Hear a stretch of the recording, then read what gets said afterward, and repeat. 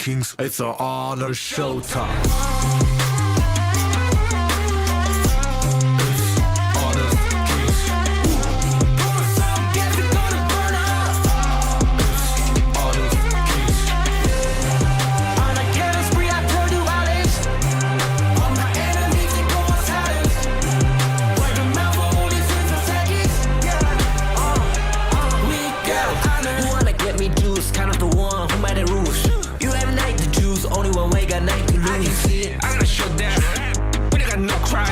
We burn it out, there's one question pieces you can cheat. First blood, double trouble, then I take a pen and kill.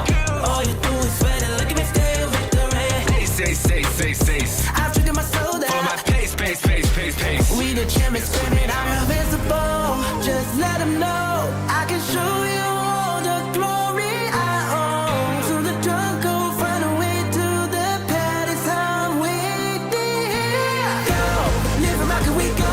It ain't a river, tiny big storm is coming out of your cold. It's my kingdom, fire, grow it up. We the kings, it's an honor showtime.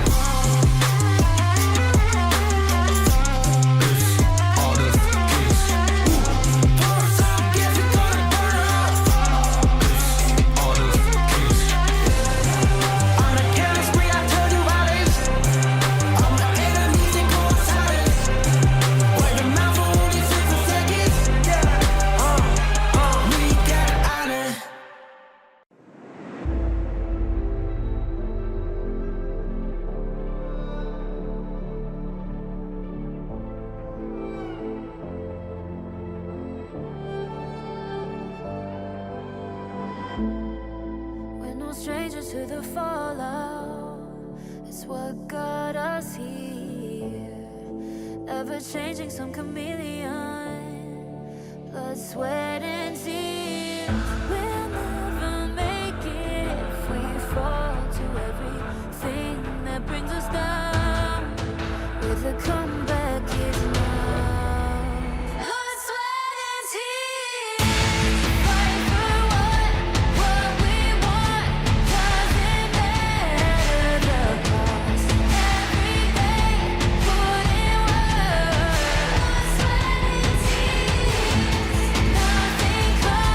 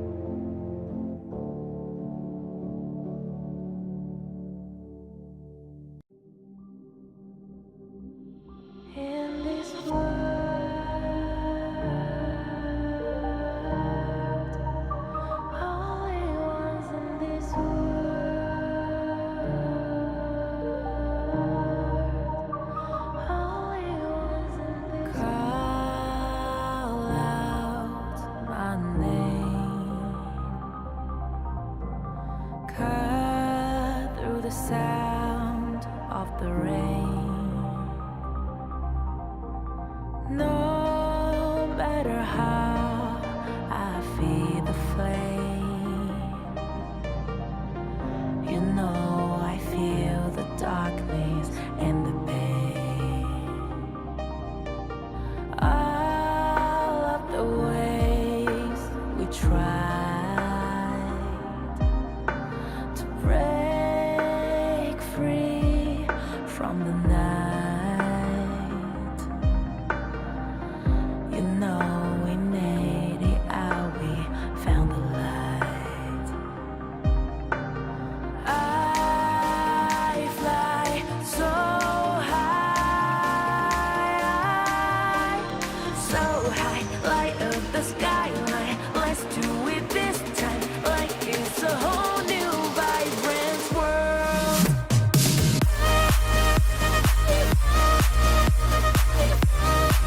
Like we're the only ones in this world. Like we're the only ones in this world. Now I see that I got everything.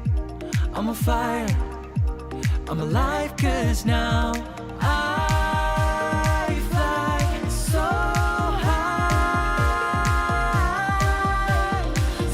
high, light up the skyline. Let's do it this time, like it's a whole new colorful world.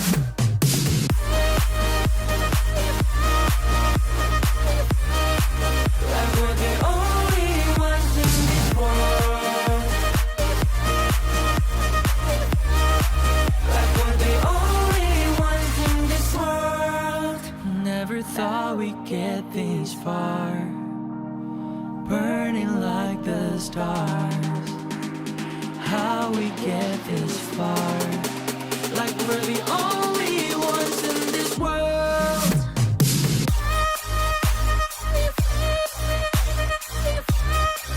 Like we're the only ones in this world. Like we're the only ones in this world.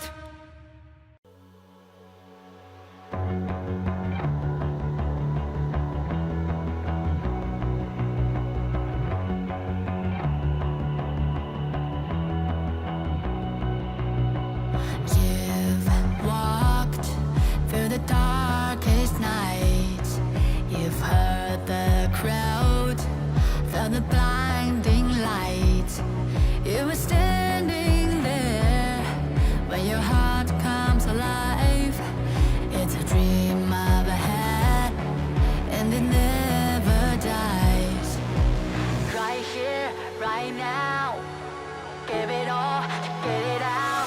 Never surrender, I fight and never fail.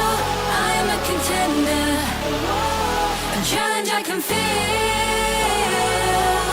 The smallest lies become the brightest enemies, relentlessly.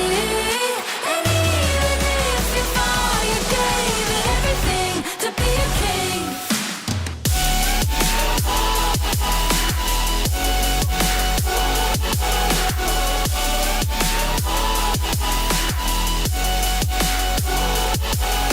The smallest lies become the brightest enemies, relentlessly.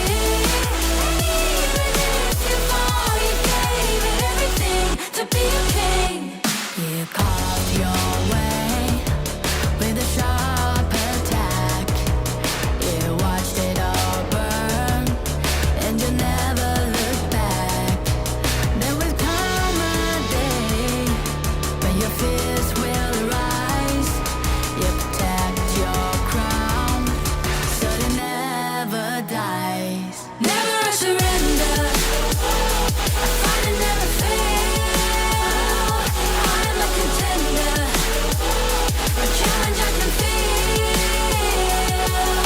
The smallest lies become the brightest enemies, relentlessly. And even if you fall, you gave it everything to be a king. On my way Find my way, find my way. On my way, on my way. Dream my way, dream my way. Never a surrender. I find it never fail. I'm a contender. And change I can feel. The smallest lies become the brightest enemies. Grenadity. And even if you fall, you gave it everything to be a king.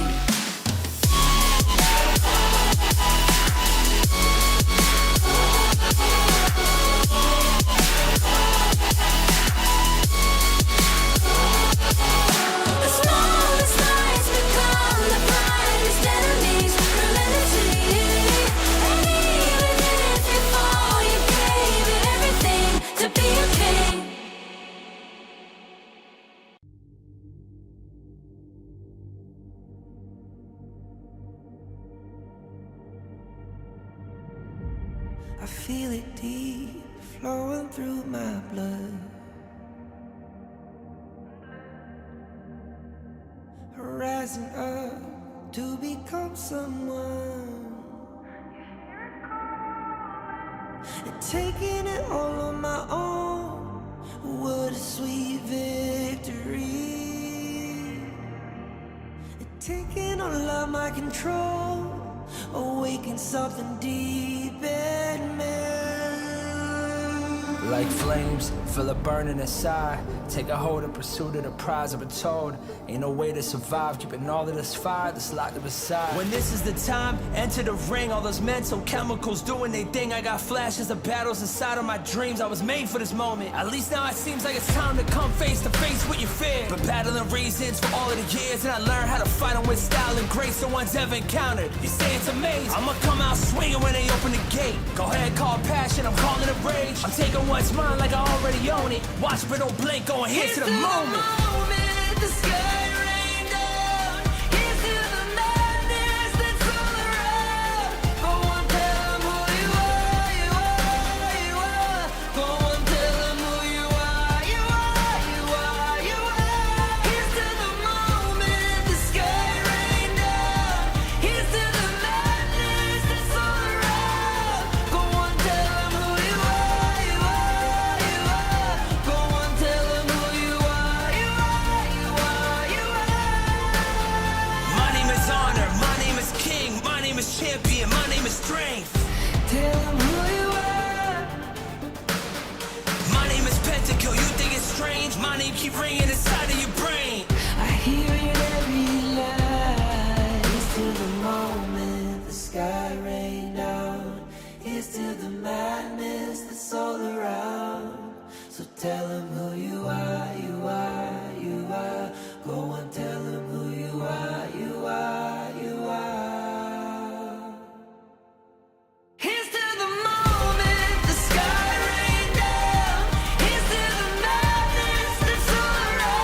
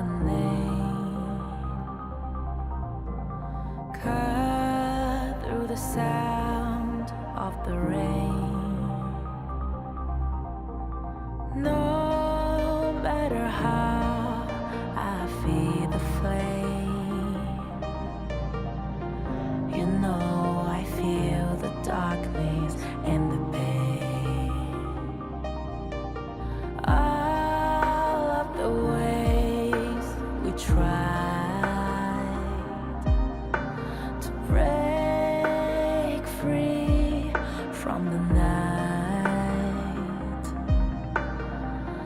You know we made it out, we found the light.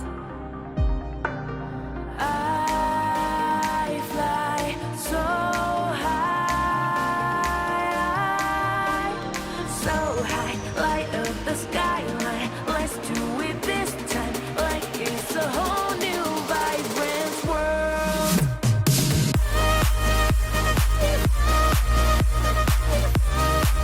Like we're the only ones in this world. Like we're the only ones in this world. Now I see that I got everything I need. It's alright, I'm on fire, I'm alive, 'cause now I fly so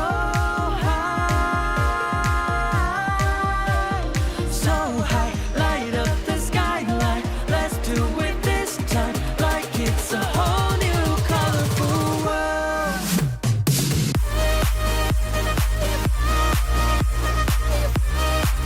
Like we're the only ones in this world. Like we're the only ones in this world. Never thought we'd get this far, burning like the stars. How we get this far, like we're the only ones in this world.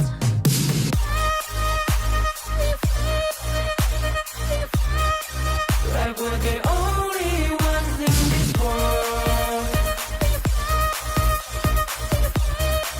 Like we're the only ones in this world.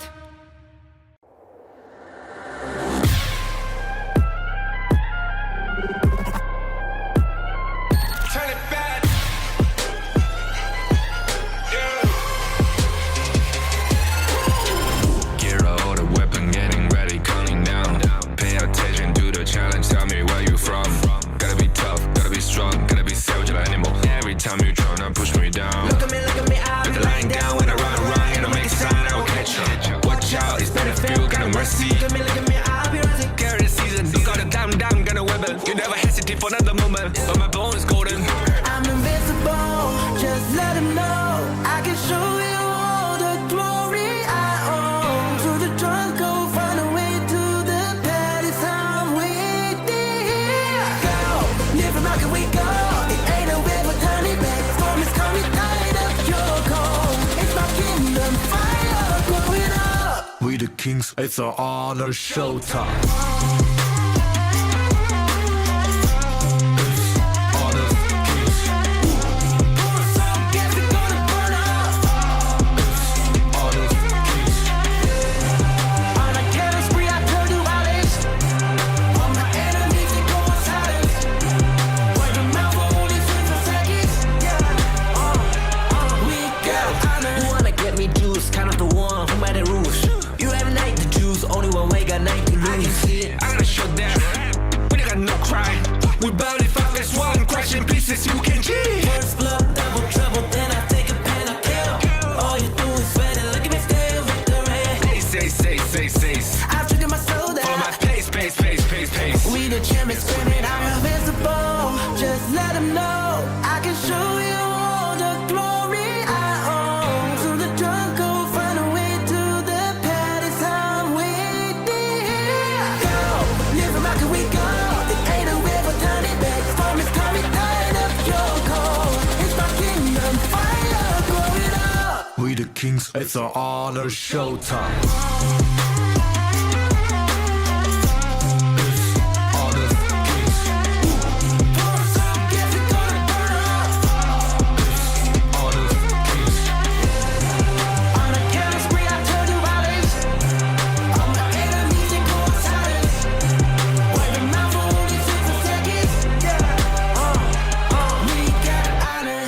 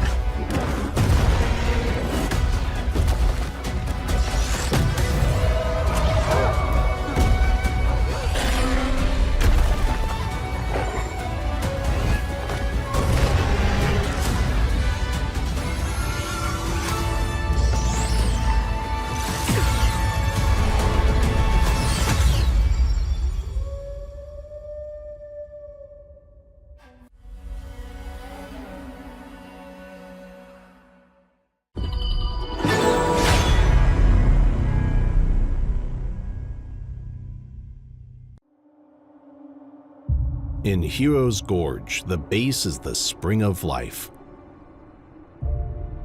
In the real world, every forest and plant is the Earth's spring of life.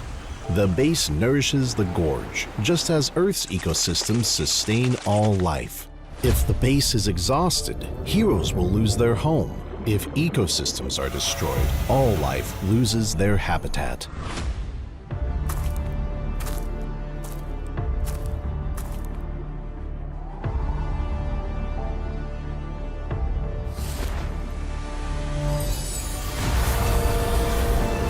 Honor of Kings is working with players worldwide to support real-world environmental causes and protect our planet's future. By participating in Protect Nature, Protect All Life, all efforts in the event will contribute to real-world causes, protect the environment, and let us defend the honor of our planet together.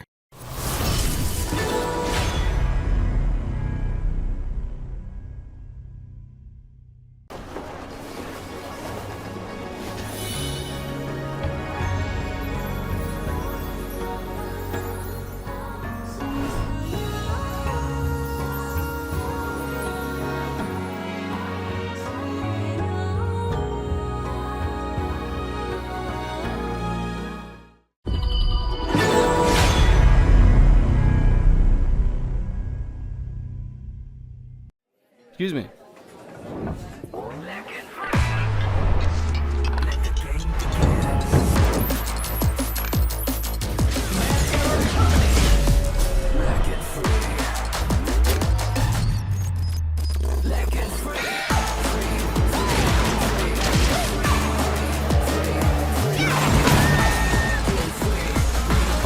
Hugging stinks. Victory! Yes, yeah. Another round. Sure, but how about a smoother phone next time?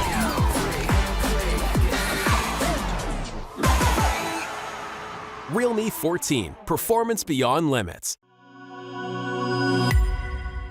Welcome to the Honor of Kings Major East League Spring and Major West League Spring 2025. Two independent tournaments, each featuring 7 top teams from rising powerhouse regions across the globe. Major East features teams from South Korea, Japan, Middle East and North Africa, and South Asia. Major West brings together talents from North America, Latin America, Europe, and Turkey. Each league has a $50,000 prize pool and a clear goal to qualify for the Honor of Kings World Cup KWC. The majors will be split into 4 phases: Ranking Week, Survival Week, Knockout Stage, and Major Last Call. Running from April 17th to May 4th, each phase will become more challenging than the previous, ensuring teams to be on their best forms at all times. The global ban and pick format is in effect from the start, limiting repeated hero picks across the series. Both leagues begin with Ranking Week, a single round-robin best-of-3 format. While it is less punishing in a best-of-3, teams still need smart drafts and broad prep from day one. At the end of Ranking Week, the top 3 teams move to Group S, while the bottom 4 head to Group A for Survival Week. Unlike traditional slow-paced formats, this Week 1 is anything but forgiving. Every match counts. Survival Week ups the ante with double round robin best of 5 matches. Here, the global ban and pick rule really kicks in, and teams are put to the test. Hero pool depth, draft strategy, and flexibility becomes essential. There's no hiding behind comfort picks, only teams that can adapt will survive. In Group A, it's a ruthless fight. Only one team advances, while the rest are eliminated. One stumble could mean missing the knockouts entirely.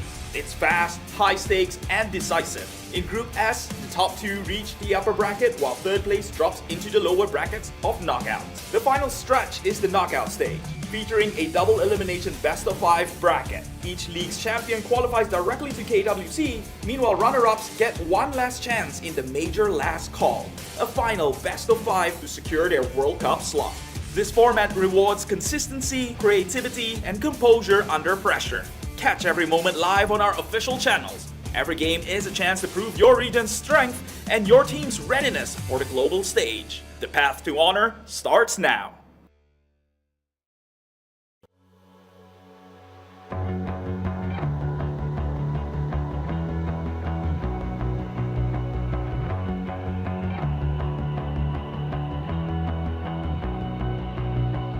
You've walked through the darkest nights. You've heard the crowd, felt the blinding light. You were standing there when your heart comes alive. It's a dream of a hat, and it never dies.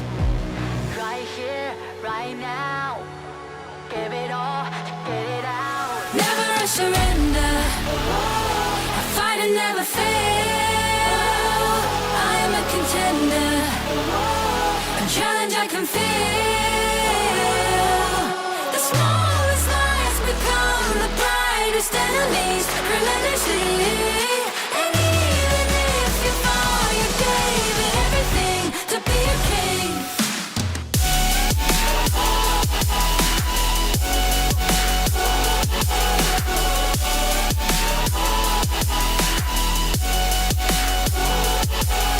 The smallest lies become the brightest enemies, relentlessly. And even if you fall, you gave it everything to be a king. You carved your way with a sharp attack. You watched it all burn, and you never looked back. There will come a day when your fears will rise. You protect your crown, so it never dies. Never a surrender, I fight and never fail.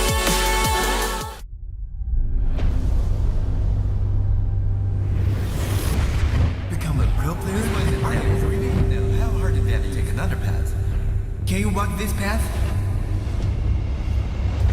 Je me suis déjà posé la même question. Posso percorrere questa strada? Il l'appelle. Le chemin et le champ de bataille vers le plus grand honneur. Posso arrivare? Je ne suis encore personne. Posso lasciare il mio nome? Inizia a salire su questo palco.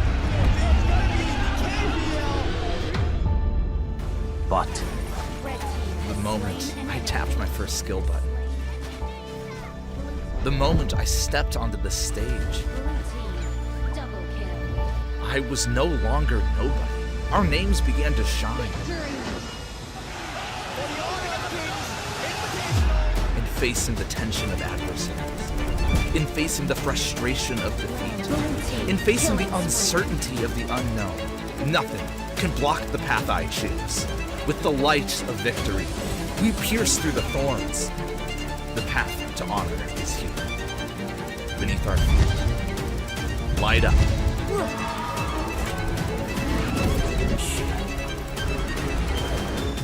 When our footsteps awaken the dawn of the gorge, to walk this path is to walk toward honor.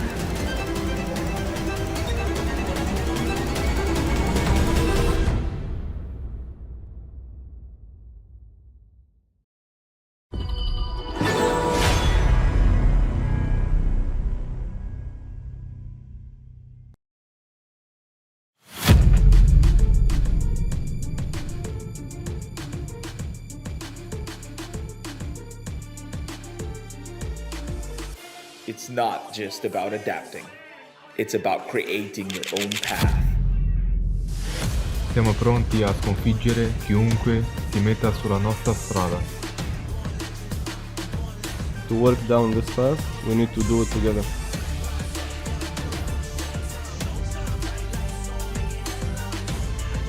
Side by side, we walk the road that shapes our fate. Es hora de cumplir con nuestro papel.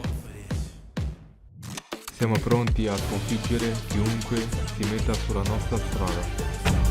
It's time to walk the path of honor.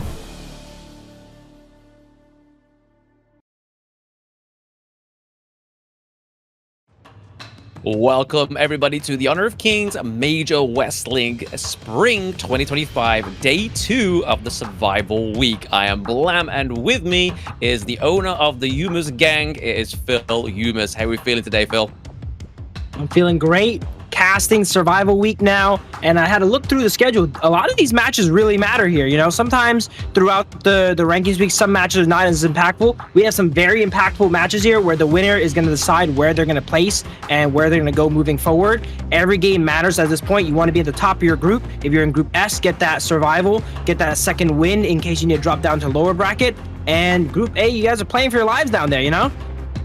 Playing for the lives of the top spot, right? Like, that's where I feel like the hardest challenge is in Group A, because only one of them can get through. But what all these teams do have access to is that 50,000 USD prize pool. So 10,000 to the champions. We have 8.5k to the second place. Third place gets 7.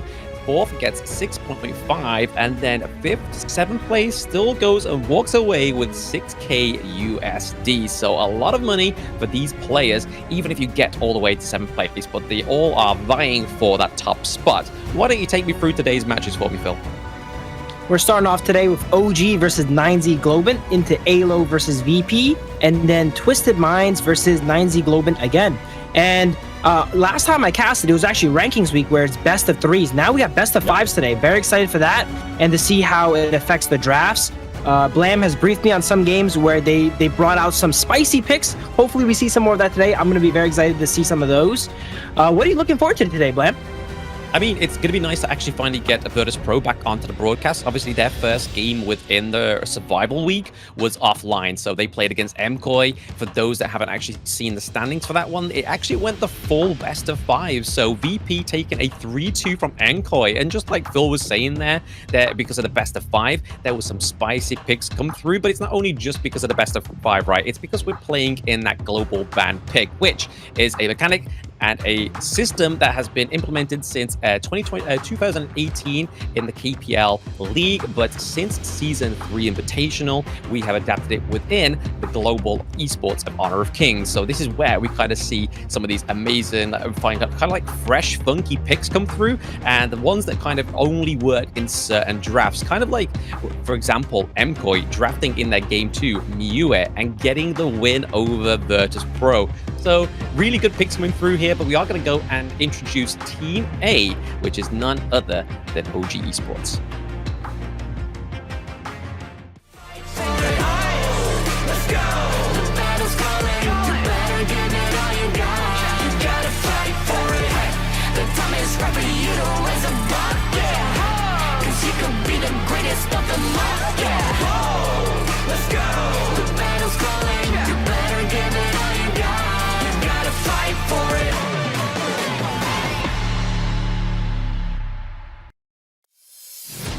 So here they are. This is OG Esports, represented by Keke into the Clash lane, Dao into the jungle, Wen into the mid lane, On into the farm lane, and that is paired up with Muchen as their support pick. And this is a Dream OG, already having a flawless run through the Major West League this far. Are they going to be able to continue it against 9Z Globant? Keke yesterday, starting off with Mulan, one of his signature picks, that you're already seeing more of these flexible characters, more hero pool come out in the best of 5s here. First pick that had a great performance on that yesterday. Hopefully he pulls it out again. I want to see it again. Oh, absolutely. It'd be nice, right? It'd be a very good treat for us, but even more of a treat is Team B, which is none other than 9Z Globant.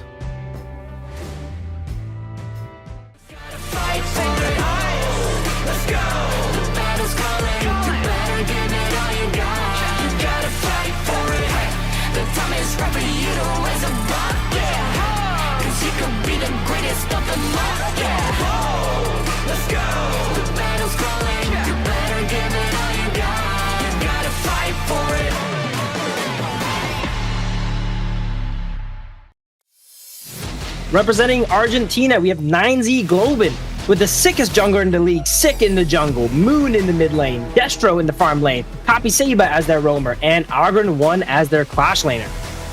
Yeah, again, a very interesting team, able to get out of the ranking week all the way to the third spot. So they are in Group S here right now. Obviously, one of the hardest groups that there are in terms of the competition that they have, right? OG Esports, like I was saying when we introduced it, the OG Esports team is they're currently undefeated all the way from the ranking week, all the way so far into the survival week. Not even dropping a round, guys. So this is not even talking about series. This is even going to the micro level and talking about rounds. Not a single one has been dropped, Phil. It's a tough hand that 9Z is dealt here. They're currently the third seed in their group, ranked third in their group, and they're against a team that has not lost yet. This is not an enviable position, to be honest.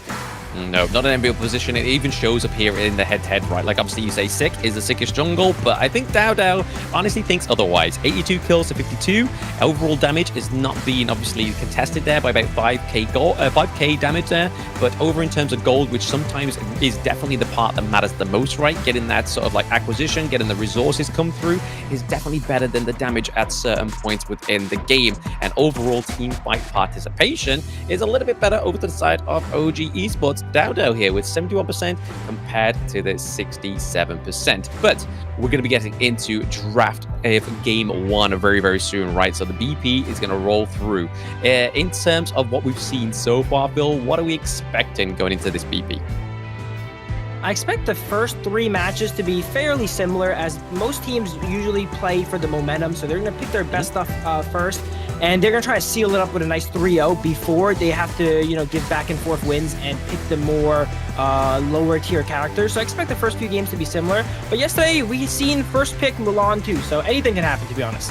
Yeah, anything can happen, to be honest, honestly. Like, onto the side of OG Esports, they're just kind of going with picks that they're doing a little bit of fan service, right? Because we know for Keke, he was the champion of the 1v1 series in the Season 3 Invitational, but already 9Z Globant are already banning out those picks onto Dao, right? The pay coming through here is a direct sign onto Dao saying, hey, look, we respect the pick, we just don't want to go against it. Be interesting to see if they actually still decide to go for or lock in the Byron in the this early BP, but over the side of OG Esports, they ban out the Ali as well. Yeah, I'm a big fan of banning the Pei, taking the Byron. Byron is one of those characters most Clash laners have in their hero pool. Pei is a little bit harder to, instantly pick up, so ban one, take the other one should disrupt OG's early game centric game plan for the most part.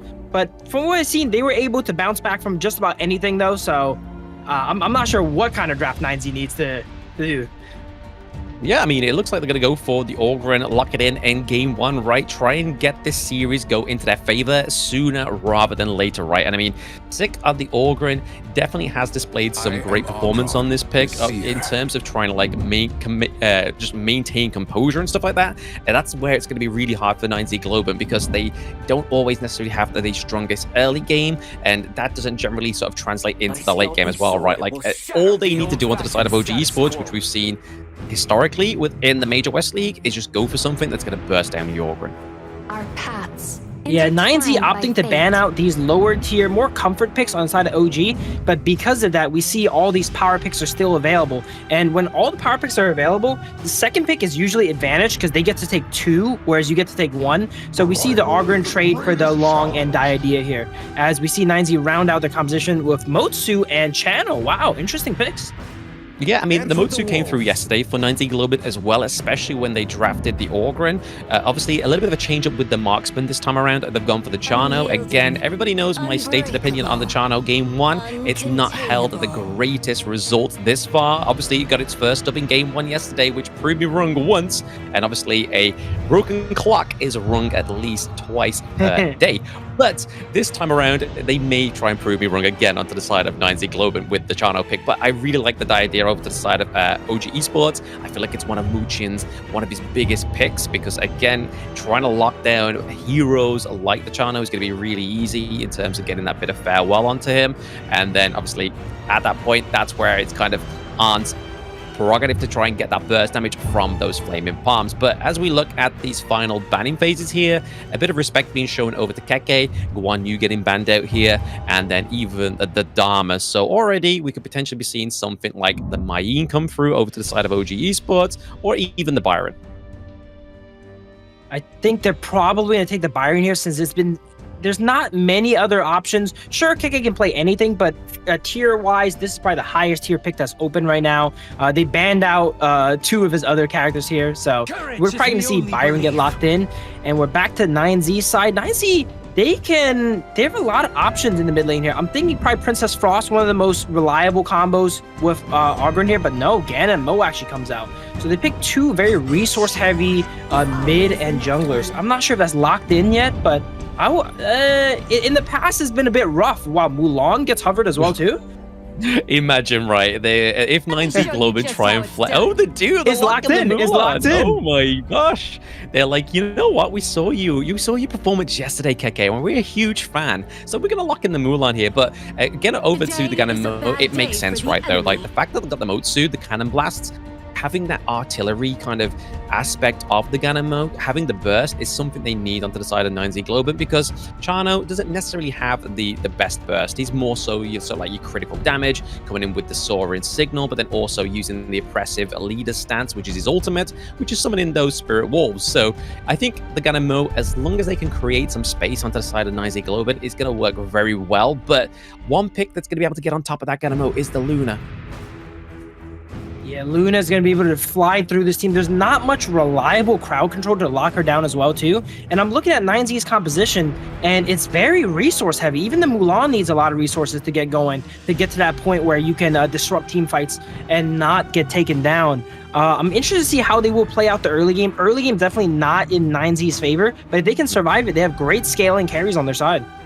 Yeah, I mean, we can see what kind of could happen here in the early game, right? The Ganon Mo pick onto the side of 9Z Globant. He's got good wave clear. Obviously, a level 1, couple blades coming through is going to shred through those minion waves a lot quicker than, say, something like the Princess Frost. Because what they're going to really be trying to do here, especially like you were saying, Phil, that Mulan needs more resources as well, is they're going to try and get that kind of level 1 advantage against the Byron for the side of OG Esports. Because, again, historically, Byron 1v1 in the early game in the Clash lane is one of the strongest. But yet, we would, thanks to this is the thrilling season of the major leagues, is made possible with the support of EWC, helping bring top-tier competition to fans worldwide. Spelling technique. Alrighty.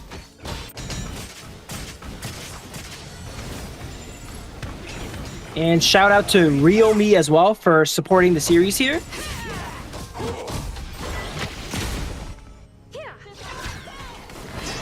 Already a lot of tip for tap though, right? A lot of tip for tap for the side. Oh, Moon getting the and first it begins. Wow. Yep. Okay. I was watching out. I was watching out for the idea how it usually Ganimos like to steal your boars. So I was watching out to see if Idea goes ahead and tries to interrupt that there, but did not end up the way that the idea wanted there. 1-0 starting for 9Z Globant. I mean, this is the thing with the idea, right? Like, once you commit that enhanced basic attack, it's kind of already too late for you, right? But over to the side of 9Z Globant, they are having a very aggressive early game, and this is what they kind of need to do with OG Esports, especially a team that's always sort of very aggressive, as we can see here, Keke. It seems like 9Z has definitely studied up on OG's tactics here. As I mentioned in the past, the first week, usually there's a lot of variance because it's your first time you're playing these teams, right? You don't have much research to do on them. Sure, you can watch the games in the past, but nothing's like the week of. But it seems like 9Z is definitely very studied up, knows OG's rotations, able to catch out Muchin there with probably one that he's done before. Yeah, I mean, we've already seen it with the mid lane as well, is obviously that they need to kind of rotate to the top side of the map as Keke. I mean, Angro 1 is looking pretty low already, as we can see on the minimap there. He's just about survived by the skin of his teeth, just to be able to get back, but recall. But this is going to give Keke a little bit more breathing room to kind of just clear this minion wave with the help of Wen. It looks like Muchin's going ahead and helping Long clear some of the jungle here, trying to get that level 4. Wow, 4 blades coming out and drops Long onto 1. Barely survives there. One more attack from Wolf would have taken them out here. This early game is actually very impressive from 9Z. They're controlling the game very well against OG, mind you, too. Yeah, so far, right? Like, honestly, we've seen a little bit of a gold lead already go over to the side of 9Z Globant, but that's going to be kind of like the aid of that First Blood. Obviously, gives you a little bit more of a bonus resources in the early game. But right now, I feel like it's just enough to curb OG Esports in the early game, which is probably not going to be enough to get you to win the game. They have to make sure that they maintain this pressure. Cannon Blast coming through thick from Capo here into the bot side of the map, just really trying to give over the advantage into the farm lane. Looks like Mulan's giving Byron a bit of trouble here as we see Flash come out, combo onto Byron. Byron left on one, forced to retreat. Usually the health position is traded in this matchup here. Byron's the one with full HP and Mulan's on one. But it looks like Argon 1 showing that he can... Oh, wow! 4 blades over the wall. If I'm not expecting it, there's no way Keke was expecting that. No, I mean, they clearly didn't have any check of where the mid lane was, right? I mean, that should have definitely come over from Wen, right? Because he was going up at 1v1 against Sick into the mid lane. We knew that Moon was missing, but where he was pretty much down to a wild guess at that point, and it was a bit too late. Sick with a dive onto the bot lane here as we see one go down. Muchin goes down, Long forced to pop the ult, and Long goes in with the ultimate, actually.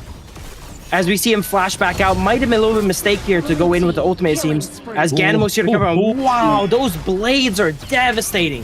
4 blades always connecting with them here, Moon. And Dao forced to retreat as well, as it's a 4v2 here in the bot lane. Yeah, very well set up here down to the bot side of the map, especially with the neutral objective coming up here as well. Tyrant should be a easy secure here for the side of 9Z Globant. Looking to contest the Azure Golem, though. Are they able to get it from Dao? Oh, yes, it looks like they did. The healing on Arger in there was amazing. He was dropped to 20% HP, hits a 2 to 3 man ultimate, and heals all the way back up here. Look how healthy he is. Steals the blue buff as well here. This early game is looking amazing for 9Z, and I dare say they scale better too. Yeah, they scale better. I mean, as long as they get items and maintain that space for Moon on the Ganamo, right? As long as they start build those like AP heavy items. We saw the Scepter of Reverberation come through as well, which is kind of like a box standard item for the Ganamo in the early game. There we see Sick finally get the Eye of Phoenix. So he wasn't even actually at critical sort of like HP regen at that point, what we saw in the pit of the Azure Golem. He's now got that full 3rd tier item, which is going to really help and give benefit to the Conductor of Souls. But right now, we are still seeing 9Z Globant ahead by around about 2.4k gold. Yeah, this is super impressive. I'm gone for 1 week and everything has changed. Like I mentioned, teams are studying up. This is not the 9Z I know from the past. This is definitely not the OG I know from the past here. As we see, I was coming in just thinking it was going to be a bit of a stop, but it looks like 9Z has way more fight in them than I expected. Yeah, it was like, hey, Bill's gonna broadcast. We need to make sure we change things up. We gotta make sure we catch him off guard. Oh, they caught me off guard, right? And I'm liking the way they're playing, too. They call OG off guard as well, too, as they're up 2.5, 3,000 gold here against OG. Yeah, they got to make sure they maintain this T1 in the mid lane, though, right? Because I think if that opens up, that's where the cookie starts to crumble, right? The dam starts to bust a little bit farther for the side of 9Z Globant. Means that Dao has a little bit more access into the jungle. Right now, we're seeing 9Z Globant access into the enemy jungle. Constantly keeping the pressure on. Every single time that blue buff is up, they go ahead and they pressure it. Every time they do it, I get a bit worried though, because things could go really awry and they can give that lead back up. But they're doing a great job of kiting it and pressuring it without actually putting any of their members in danger. Yeah, I mean, this is the space that like the likes of the Motsu and the Ganamo really sort of like shine, right? It's like they're able to kind of just lay down the Cannon Blast, but at the same time, Sick on the Orgrin, it's able to kind of go in with the Path of Passing, just being that kind of anchor for the side of 9Z Globant that's really just able to soak a lot of the skills from OG Esports. Because right now, the damage from the likes of on the Lung isn't going to quite come through just yet, but whereas Moon, he's now like, he's way past level 4, right? He has his freshly forged daggers come through, his couple blades are hitting very hard, and now all he needs to do is just get the resources, build the items, and it's just become a lot more hard for them. Yeah, Moon is extremely patient, playing the vision game, always throwing blades out of vision to try and catch the enemy team off guard here. He's definitely been scaling up. He should have Savant coming up, and it's important to note that he's in a lot of these kills here, and Ganimo's passive gives him more damage for participating in these kills, so he's gonna be a menace if he's not already. Absolutely. I mean, it's proven that way, right? Like, he's already... I mean, majority of those kills are definitely going to go over to Moon, right? They currently are behind by 4 kills onto the side of OG Esports, but something... Oh, okay, Dao here. Oh, here we go. Luna testing their luck here going in, does not quite get the combo they need as they're backed off, and once again, that blue buff gets contested here. Argrin in the front line. I don't know. He hits a 3-man skill too into a heal. Is it enough? It is unfortunately not enough as they burst him down. Yeah, a lot of damage going on with the side of OG Esports now. I mean, we're getting to around about that 8-minute mark, right? They were able to kind of get the Azure Golem back in a way because it goes over to Arn for the takedown onto Sick. But really, Dowdow's still going to get punished. He doesn't have the Azure Golem, which for a pick like the Luna is pretty much detrimental, right? But now it means that OG Esports can try and set up this one for the side of themselves. Try and take 90 Globant's Azure Golem. Yeah, look at this rotation from OG. Instantly after that, they know to walk all the way around and rotate and pressure the Azure Golem, knowing that they do not have the tempo advantage with Sick down for that fight. Yeah, I mean, they just need to keep that pressure on, right? But it's looking like OG's definitely started to get a little bit more. Yep. Oh, here we go. It could go either way right now. Keke pops the ultimate, gets a huge shield. Mulan is charging up the skill 1, does not connect, unfortunately, but he does go down. Channel coming in and cleaning up a nice little double kill. Yeah, I mean, a little bit of a drive-by there from Chano, right? His very sort of like unique ultimate that allows him to kind of just keep shooting, even though he's moving a little bit like Aaron in a way, but it's just a little bit more frightful. You're just running forward with those Spirit Wolves. Great mobility. 9Z is doing a great job of getting catches. It looks like OG is getting constantly caught off guard. Their vision game is not as good this game, maybe because the Motsu is able to provide so much pressure and keep people out. Yep. They're not able to walk up and get vision, so they're constantly caught off guard. It looks like Luna into a 1v3, and Luna's fighting at Dowdow. Dowdow might be going back for more here as we see Channel on 1 as he gets flanked by the Long on the map. Whoa. They're still going. Motsu gets flash ulted on, and there he goes down. Wow, great flank from Long there. I didn't even know how he got there. He got behind them, actually. Yeah, I know. He was literally just circulating around the bot side of the map, right? He goes through the enemy jungle, catches up Destra, and then also Kappa Sleeper there as well. So this is already starting to show where OG Esports can come back, right? They've already turned a few K gold deficit to around about 700 gold. OG starting to catch up, but I do think, and that there we go, 3-man mid here catches Moon. Unfortunately, Moon was holding on to big shutdown, I'm pretty sure, so that's a lot of gold going back over the way of OG as they are still fighting, this time for their own Azure Golem. Yeah, it's kind of like the page is turned, right? It's now on the other foot. The shoe is on the other foot for the side of OG Esports. They're now dominating into this mid-game as we get into the 10-minute mark. And honestly, I feel like this is the problem with 9Z Globant's draft, right? As soon as one of those main components fall, like now, Kappa Zipa potentially falling here.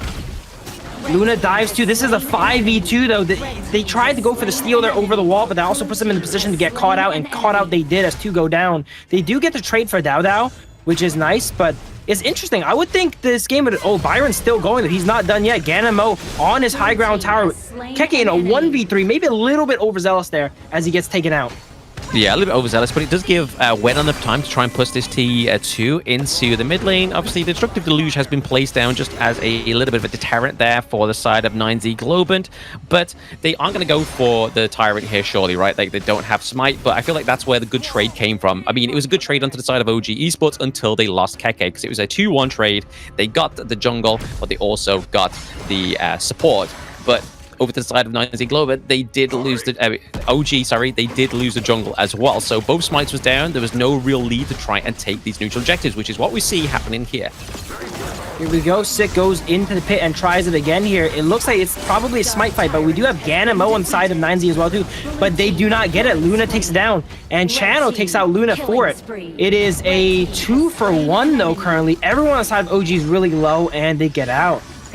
They do get out, right? I mean, that's the only problem with the Ganamo. As soon as you lay down those couple of blades, you know that Dowdow knows where you are. So he just dived right on top, did a lot of damage, and then it just gave way for OG Esports to make sort of like a headway to just try and take him out. But they do have to put some pressure. They have to give some kind of housekeeping over to the side of OG Esports, down to their farm lane. Obviously, they are at the higher ground turret, down to that point of the map, which could be frightful for them. It's a little bit of a niggling in the back of your head. They have to maintain that housekeeping down to the farm lane. Here we go, another fight comes out mid here. There's not much fight here. It just looks like a bit of wake play, but they're turning into a fight as Keke goes in onto Argon 1.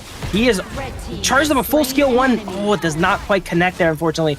It looks like 9Z starting to rush things now. They're not as calculated as in the early game where they played out of vision. They're playing a little bit more reckless here, walking up, No real objectives to take there. We know that the Primal debuff is on OG, so they're not really worried about losing the Overlord.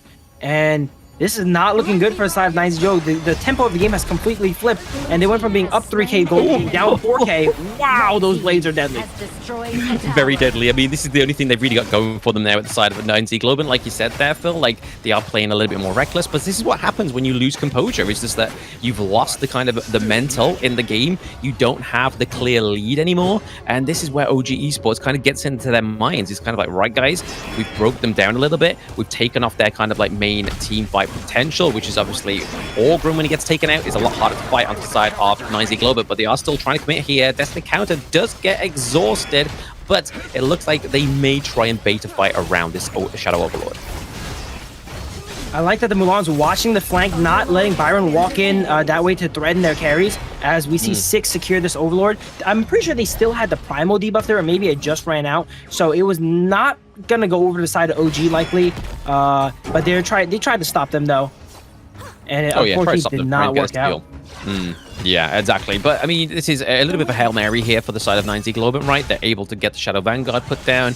You can already see that the Succubus Cloak is coming onto Angra 1 here. A lot of that magic damage resistance come through, and already Path of Passing being committed here, trying to just poke and prod the side of OG Esports. No real fight to be taken just yet. It looks like teams are going... 9Z is actually working their way into OG's jungle here. This could be deadly. It looks like OG is aware of it as they're trying to collapse on them here. Motu, Ganimo, these characters are not good at getting engaged on though. So if they get caught in a bad spot, it is rough. Keke in a bit of a 1v3. Box comes out, catches Keke. Keke takes a lot of damage as he goes down here. Luna dives in and out and barely gets away. The Mulan pick is surprising me here. Is doing a lot in these fights, being able to shove and move around Keke, not letting their carries get dove. Yeah, I mean, it's the CC immunity as well, right? Those properties from the Mulan is really going to help Angra 1 into these team fights, because in terms of the CC, obviously, they do have the likes of the Destructive Deluge, the Frozen come through. They have the Diadea as well as the Byron with the knockup, and then obviously Luna as also. So there is a lot of CC in terms of like single target onto the side of OG, but that CC immunity from Angra 1 on the Mulan is definitely paying dividends into these team fights. Looking to take a few T2s here. They take it down into the mid lane with the Vanguard here, potentially. Looking to push this high ground turret. Luna goes in here and gets boxed up, and she gets out. Luna's just so mobile here. We see Diadea ultimate come out. This is not actually looking like a good push to the side of 9Z. Argren's getting caught up a bit here, but there's just so much healing. I don't think they're gonna go down here, but it looks like they do not get the push they wanted as OG clears up both the Shadow Vanguards. Yeah, just trying to creep a bit of space here, but Arn is not giving them there. Oh, the flaming bombs onto Capo. Look at Mulan in the bush here, trying to get a catch, but the enemies do not come his way. As who did go over? It did go over to 9Z as they secure it, but they will lose sick for it here. Even Dasher as well. Nice trade there. Both marksmen trading. And we see Mulan get a bit caught out here in a 4v1. Can he get out with that CC immunity? He's immune to CC, but he's not immune to damage, and he gets 4v1 in front of his high ground. Yeah, unfortunate there. I mean, even though Moon does a lot of damage, it's just not enough to keep Angra 1 alive. And now they have the minion wave down to the bot side of the map. It's all down to Moon to try and mitigate this minion wave, but he's too far away. They are potential to be able to get this higher ground turret into the side of 9Z Globant. It has been a valiant effort for the side of 9Z Globant, but now we are starting to see their base is falling apart. OG playing it really safe there. They could have probably made a push for the end there. 4 was down on the side of 9Z, but they decided to play it safe, back up, regroup, and it's interesting to see how one failed push can really turn a game. 9Z had 2 Shadow Overlords down in the bot lane, and OG turned that from them getting pushed by 2 to getting the high ground on the side of 9Z in like a 30-second span. Exactly. That's all they need to do. They need to make sure they're maintaining that, right? Like, if they get those kills into the team fight, it becomes very troublesome for the side of 9Z Globant, especially when they don't have that front line like Angra 1 on the Moonland or even Orgren right now. But they have to make sure that they can just make sure they take these next few team fights onto the side of 9Z Globant in a positive spin. They have to give priority down to the bot side of the map as well. They have lost their high ground trait. They need to do a little bit of housekeeping on their own side now. I like how 9Z is approaching this fight, looking for some poke with the Ganon Mo and the Motsu. Unfortunately, not much connecting, but if they did connect a few more of those skills, they maybe could have pushed in and fought them on the Overlord while they were softened up. And if they approach fights like that going forward, it should be fairly advantageous. 9Z, even though they're down to high ground, they have very impressive wave clear. I'd say better wave clear than OG from range. Motsu and Ganamo gets dived here, Splendor being popped. And here we go. It looks like OG's making a push for the end here with the Overlords now. I mean, this is the problem when they... Oh, okay. Yep, still a lot of fight going on here. Mulan here flashes onto 2, but it's just not enough damage. If they were softened up, that skill 1 on 2 would have probably taken him out, but they were full HP. And Ganamo survived, so they're still able to wave clip, but 2 high ground towers down, they might start getting choked out now by these minions. Yeah, choked out of these minions, but so far, right, like they have to just make sure they're pushing these vanguards onto the side of 9Z Globant. They have to watch out. There's a vanguard at the crystal that we have to think inside the box being used here for the side of 9Z Globant, but now they're able to wave clear that vanguard off the table, right? They're trying to push this there. OG Esports need to press the execute now. OG is up 3 high ground towers. They're still fighting here. Keke bought a lot of space for them to go ahead and take out the middle high ground. Even if they do not win off this push, though, it's looking pretty bad. It looks like they do win off that push here. Even if they did not win off that push, they had 3 high ground towers down. And that is one of the most insurmountable things that can happen to you in this game.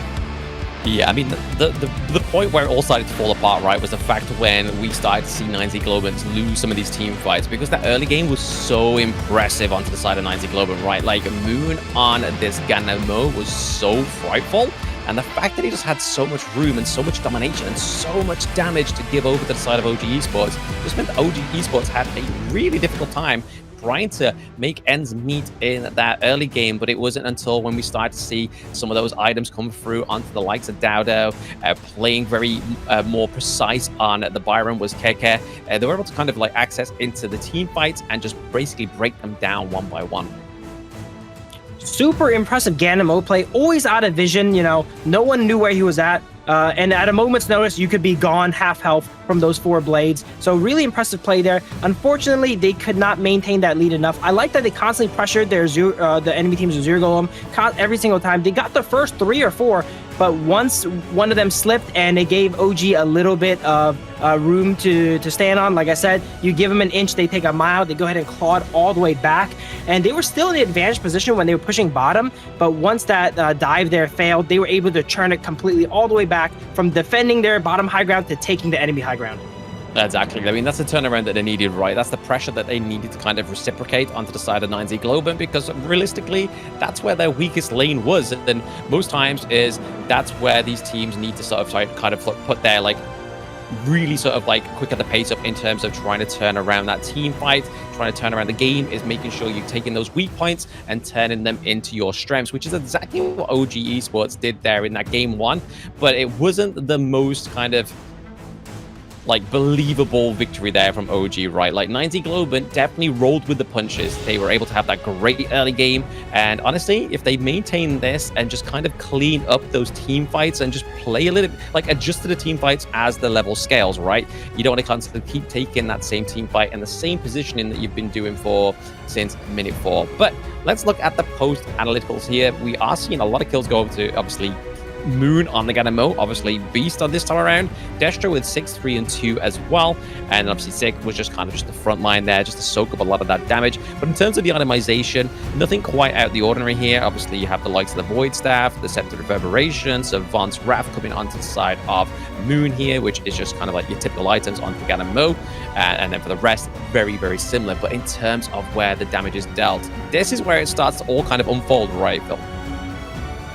Of course. Interesting to note, I'm looking at some of these numbers. Dowdo got invaded all game by all of the side of 9Z Globant, and he's at 14,700 gold compared to 11,000. So even though he got invaded, he was able to find gold elsewhere. He didn't get that many kills, but he was able to dive and get those shutdowns when he did get those kills. The damage is pretty split on side 9Z. 3 carries. They're not one person carrying the team in damage. I'm surprised the Ganamo didn't do more damage. I think most of it came out in the early game, whereas later on he was forced to itemize into the Splendor and kind of keep himself alive from the Luna and Byron dives, so he wasn't really focused on doing damage. But look at that graph. Topsy-turvy right there. Started all red. It looks like it actually went down the opposite way of how I expected. I expected OG to win the early game, but then if 9Z can survive, they claw back the late game. But it's actually the scaling team won early game, and then OG, the more early game focused team, ended up winning the late game, right? Exactly, but looking at the MVP here, it is going to be On. Again, had a really good performance. It definitely was like a sneakier kind of approach that we had to the Lung, especially like when we saw the pick up onto where 9Z Globant was trying to retreat into their own jungle, right? And then out of nowhere, boom, On comes in, takes down Destra, takes down Capasaper as well. So just coming out of nowhere, out of these brushes, just with the flaming palms, it's like, guys, I've got you, OG Esports. I'm going to make sure we create the room for ourselves. And with 8-1-5, we're going to see how this all played out in the highlights.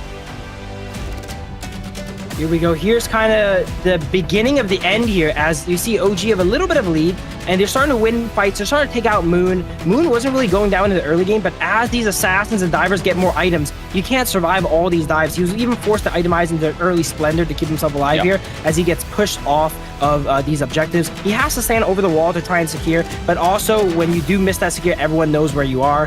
Here's the Mulan 1v4. It was close. Not that close. Yeah, not that close. And the fact that they dropped the Destructive Deluge as well, it was kind of like there was one exit for Angra 1 to have, and they dropped the Destructive Deluge at the higher ground turret. It's kind of like, guys, it's kind of GG. I'm stuck between a rock and a hard place right now. So he had to take the L there, unfortunately. But like you were saying, Mulan did definitely play very well into this one, especially with the CC immunity aspects of this hero. Came through very well for the side of 9Z Globant, but it just wasn't enough to kind of create that sort of mid-game menace that they needed to, right? Like they knew onto the side of OG Esports where to focus, and it was definitely Moon on the Ganamo, and then follow up with either Capo, because obviously that was the creation of space from the Cannon Blast. But speaking of creation of space, we're going to get a bit of mind space here for both of these teams as we take a short break. So don't go anywhere, guys. Game 2 coming soon.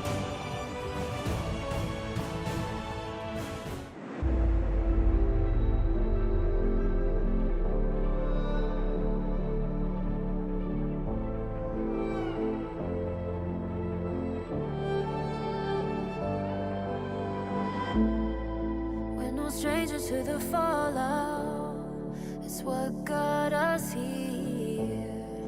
Ever changing, some chameleon, blood, sweat, and tears. We'll never make it if we fall to everything that brings us down. With a comeback is now. Blood, sweat, and tears. Fight for what we want. Doesn't matter the cost. Every day, put in work. Blood, sweat, and tears.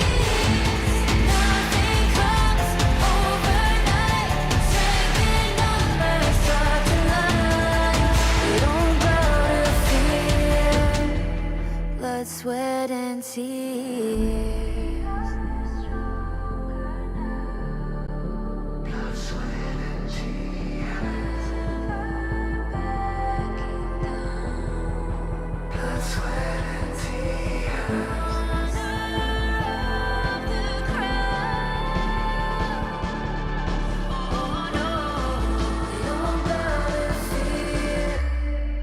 Blood, sweat, and tears.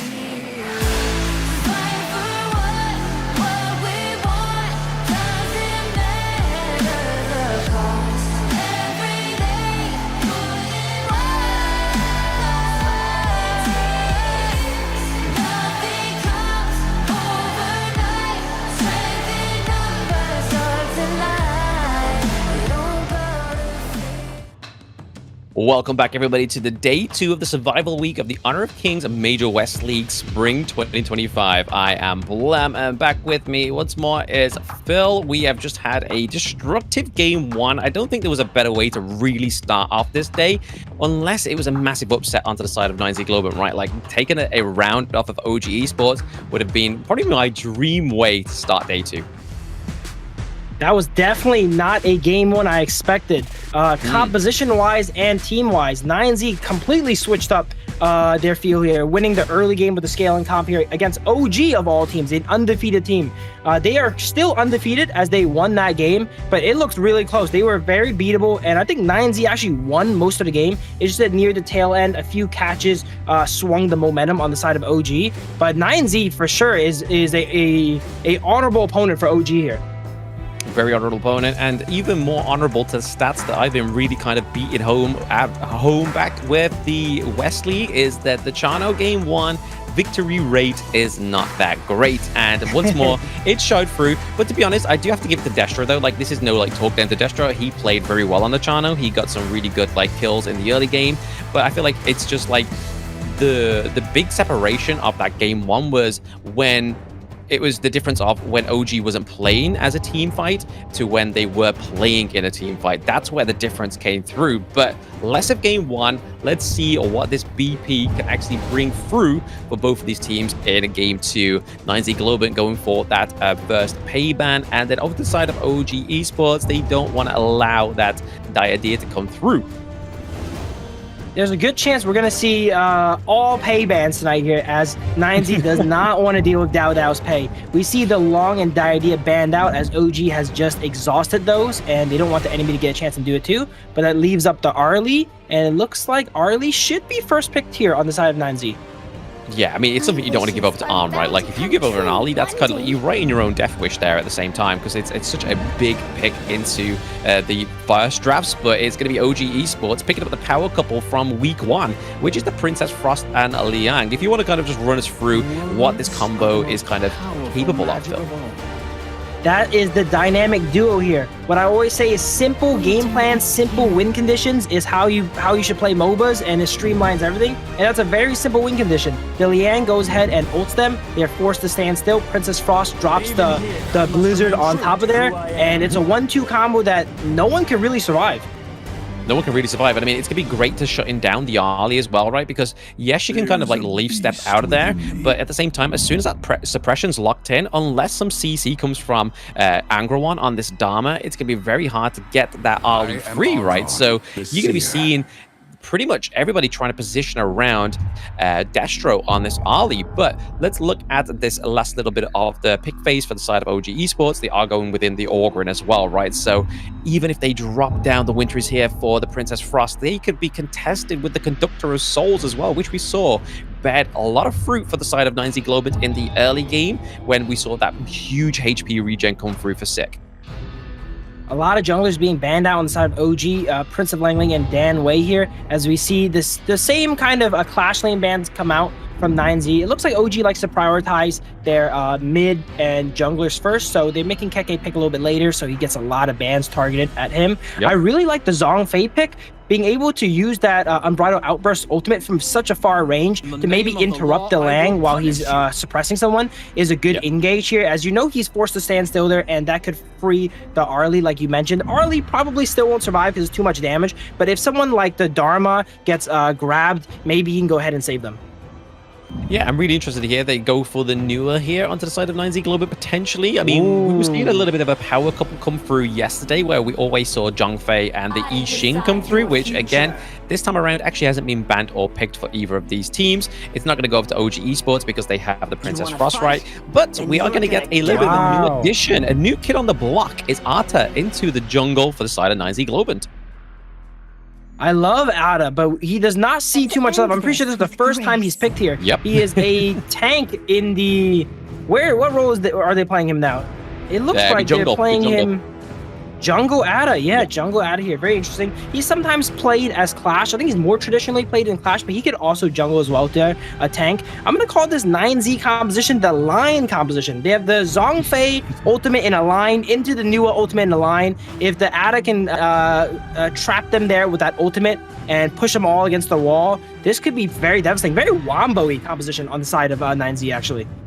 Yeah, I mean, that's the whole thing though. Like with a combo orientated draft, you have to make sure you execute it with finesse, right? Like if you don't if one little bit of that combo falls apart, it becomes a non-starter. So they've really got to put kind of like all their eggs in one basket here with this combo, like you said, with the Ghost Ship, with the Unbridled Outburst, and even Dharma here. You could be really setting up some kind of like out of the park field kind of truth mantras when you mix it up with the Ghost Ship. But at the same time, the side of OG Esports, they have the Orgrim, right? So the Path of Passing is going to come through. You could just glide over the Ghost Ship. He's going to be like, you can put that down anywhere, bro. I can go over it with my Path of Passing.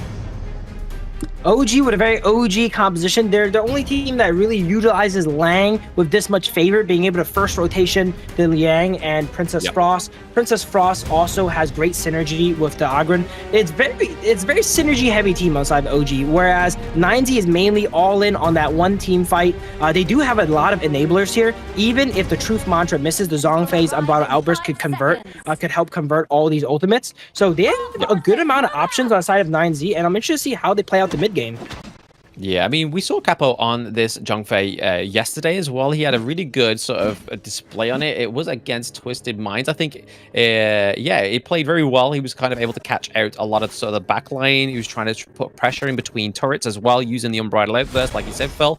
But this is all about now, right? Game 2 between 9Z Globant and OG Esports. Obviously, first game, 9Z Globant had a very dominant early game. Are they going to be able to kind of trade this with this draft in Game 2, Phil? We actually see the Zhongfei start bottom. That's not something you see very often. Usually, especially if they go Smite, they like to mess around in the enemy jungle and cause some havoc. But they really want to make sure that the Arlie does not fall behind. Starts in that lane here. Doesn't go for an invade yet. And it looks like both sides are invading each other here, as there's a little bit of a skirmish top. Early game, there's not much damage. Oh, Moon making a play for it, maybe? Yeah, early game, usually no... Early game, no kills usually go out. There's just not enough damage in any of the characters. But I'm not sure who secured that boar there, but it was good of OG to go ahead and threaten the farm on the side of 9Z. Yeah, they got to do something inside again, right? I mean, Keke expanding the flash there of Angler 1, so they know that he's low health and is susceptible to a gank in the next few moments whilst that common skill's on cooldown. But like you were saying there about the Zhongfei down to the bot side of the map, Capo knows that 1v1 against the Arlie and the D-Ranger doesn't normally always favor the Arlie, right? Yeah, especially early game here, the D-Renji has a much more utility than the Arlie, which needs to kind of stack some items, get some Doomsdays going on. But Arlie will take down Dao here before it goes down, and On cleans it up. Very bloody bot lane here. Okay, I see why they sent Kapasuba down there, because they will force a fight on the Arlie if they get a chance. Yeah, they need to, right? They need to, because they can't let Arlie just have a free game. They can't let Destra just farm up and get into that late game potential, right? Because you know he's going to be going for his staple first item, which is obviously the Doomsday. Oh, okay. Enforcing the flash from Wen there is going to be sort of the pejorative there for 9Z Globant to make sure that they do have a little bit more eyes onto Wen into this next team fight. Didn't use the Winter is here, so he still has that ultimate, a little bit of a sort of get out of jail card if it needs be. But we haven't seen any kind of free precision being landed just yet. Well, we see a skirmish here, but they're walking right into the hands of OG as we see Muchin gliding in with the ultimate, and that should be all she wrote for Arlie there. It looks like that was an amazing bait from On, making it look like he's 2v1 here, and then kites into the bush, and then out of nowhere, the Princess Frost and Liang come out, and they take out Arlie. Yeah, I mean, this is what I really like about this combo, right? Is the fact that the wave clear comes through. The main thing that the whole with the Liang and the Princess Frost is they're going to be heavily rotating to either of these side lanes just to basically change the whole dynamic for your team. And right now, it's showing dividends, right? Like, look at that T1. It's already pretty much battered before the 4-minute mark. It's put a lot of pressure down to that bot side of the map, which we know is going to be kind of very fruitful and very present heavy in the next moment also when those neutral objectives come up. And right now, OG Esports are definitely ahead in terms of the gold as well. So they are getting those kind of puzzle pieces together to set up a good neutral objective fight. Both teams super patient there. Muchin sees Moon in the bush, but does not do anything. They're just kind of all staking each other out, looking for a good play. As we see Dao come down and try to catch Nua. Does not quite connect. We see Teleport come out onto Ghost Ship. And it looks like a catch onto Wen here mid-rotation. A lot of ultimates being expended on side of 9Z. But they do get a catch. They need to now relax, as they do not have the Zhongfei ultimate for a while for the first objective spawn. And if they can just delay this until they get that back, that would be nice. But OG is not going to let that happen likely. as they know the side of 9Z is pretty weak now. Yeah, I mean, this is the good thing about the D-Ranger as well. I mean, on this pick, knows that he has the Imperial Order, and especially going onto something like Zhang Fei, so Kappa Sleeper knows that physical damage reduction as well as a magical damage reduction comes through when that Imperial Order does land, and you can already see here with the XP level difference for the side of OG on over to Destro is 1 level ahead, and in terms of the gold, he is around about 600 gold ahead, so he's already built the Stockbark Forged Daggers, so his poke potential has become a little bit better, and in terms of attack speed, it's become a lot more ferocious, but it's going to be a takedown into the mid lane onto Moon. We pan over and we see that combo I'm talking about. Speaking of combo, Zhang Fei and Dharma coming in here. We're Ghost Ship combo here. No, Ghost Ship does not come out, but they do get pushed in the wall. They get one here. They get Wen once again, but they go down for it. When they pick a composition like this with the Liang and the Princess Frost, it's like you're kind of playing with 2 supports. It's not good that Wen goes down, obviously, but it's a less crucial piece of the puzzle, I'd like to say here, on the side of OG. And it looks like Wen is going down for most of these fights. I mean, you can see where the damage is going to be coming from, right? Like, they're really focusing heavily on here, so that's why with this Liang and Princess Frost combo, that's where they kind of need that sort of splash damage to come from with the D-Ranger, the attack speed coming through, laying it down thick, and then if you're able to actually catch out one of like the tankier heroes onto the side of 9Z Globant with the suppression, you land the Imperial Order, that hero is going to get melted thanks to that damage reduction. For sure, D-Ranger, a great pick to bring some firepower to what is a lower damage team here on the OG. They have a lot. They're CC heavy, but they're low on damage until the D-Ranger pick, and D-Ranger goes ahead and gets, wow, perfect cleanse of the Truth Mantra there. It almost looked like he didn't even get hit by the Truth Mantra. Cleanses it in midair before he could even touch the wall there. That was super impressive. Yeah, it was like, Truth Mantra, completed it, mate. Like, honestly, you're not going to catch me. I do have the legal immunity here, and it's definitely going to help the pick for the D-Ranger. On is not going to get picked up anytime soon. It's a sort of like very low cooldown in terms of his skill as well, and it's his second skill. It's not like it's an ultimate as well. He has it at his dispense whenever he pleases, and right now we are seeing a takedown of the T2s into the clash lane. So right now, Angra 1 doesn't have the priority into that clash lane, which causes trouble for the side of 9Z Globant. When we say this is the best of the West, we mean it. On cleansed a Dharma combo that came from Fog of War, by the way. He did not see Dharma. He was in the bush. He was able to react in literally split seconds. And that was just so impressive. I'm almost at a loss for words of how impressive that is. I mean, it's good to be caught out of the words, right? Just be speechless at the plays of Honor of Kings Esports, but a bit of a battle here around the Crimson Golem. Oh, this could be bad for OG as they don't have everyone here ready where all 5 of 9Z is here. They go ahead and they do not convert any of it fast enough though. As OG rotates down in time, Charlotte dives, should go down here. Oh, barely goes down there. There we go. Arlie gets the kill. I'm surprised that turned out so poorly. If they maybe pulled the trigger a little bit earlier there, they could have gotten it because they had all 5 members on the bot side tower, whereas OG still had D-Renji and Charlotte rotating down, not in position yet. But I think they played it a little bit too slow, respecting the side of OG, not knowing that their teammates were not in position. Yeah, exactly. Oh, the annihilation from downtown takes down Wen, which is pretty huge for the side of 9Z Globant, able to pick off Wen. He seems to be sort of like the scapegoat in the entire of OG Esports' draft here. But hey, if they draft anybody as the most valuable player, I will disagree, because if anybody has to exhaust 3 ultimates to kill the Princess Frost, to me, that's the ultimate value. Yeah, Wen usually covering the rear of the team, letting everyone escape and then laying down those skills to get them out safely. It is getting them out safely, though, and not himself, as he usually goes down. Exactly. But Sick here, potentially get in, trying to just take a bit of prod here, get a bit of intel onto the side of OG Esports, trying to sort of just get into the backline here, but Dao is just trying to get a fight on 2 fronts. Dao is going into a 1v3, buying his team a lot of space. We see Dharma here fighting a 1v3, 1v4 of his own. Barely does not kill Keke. Keke is still going in on 1 HP. Wow.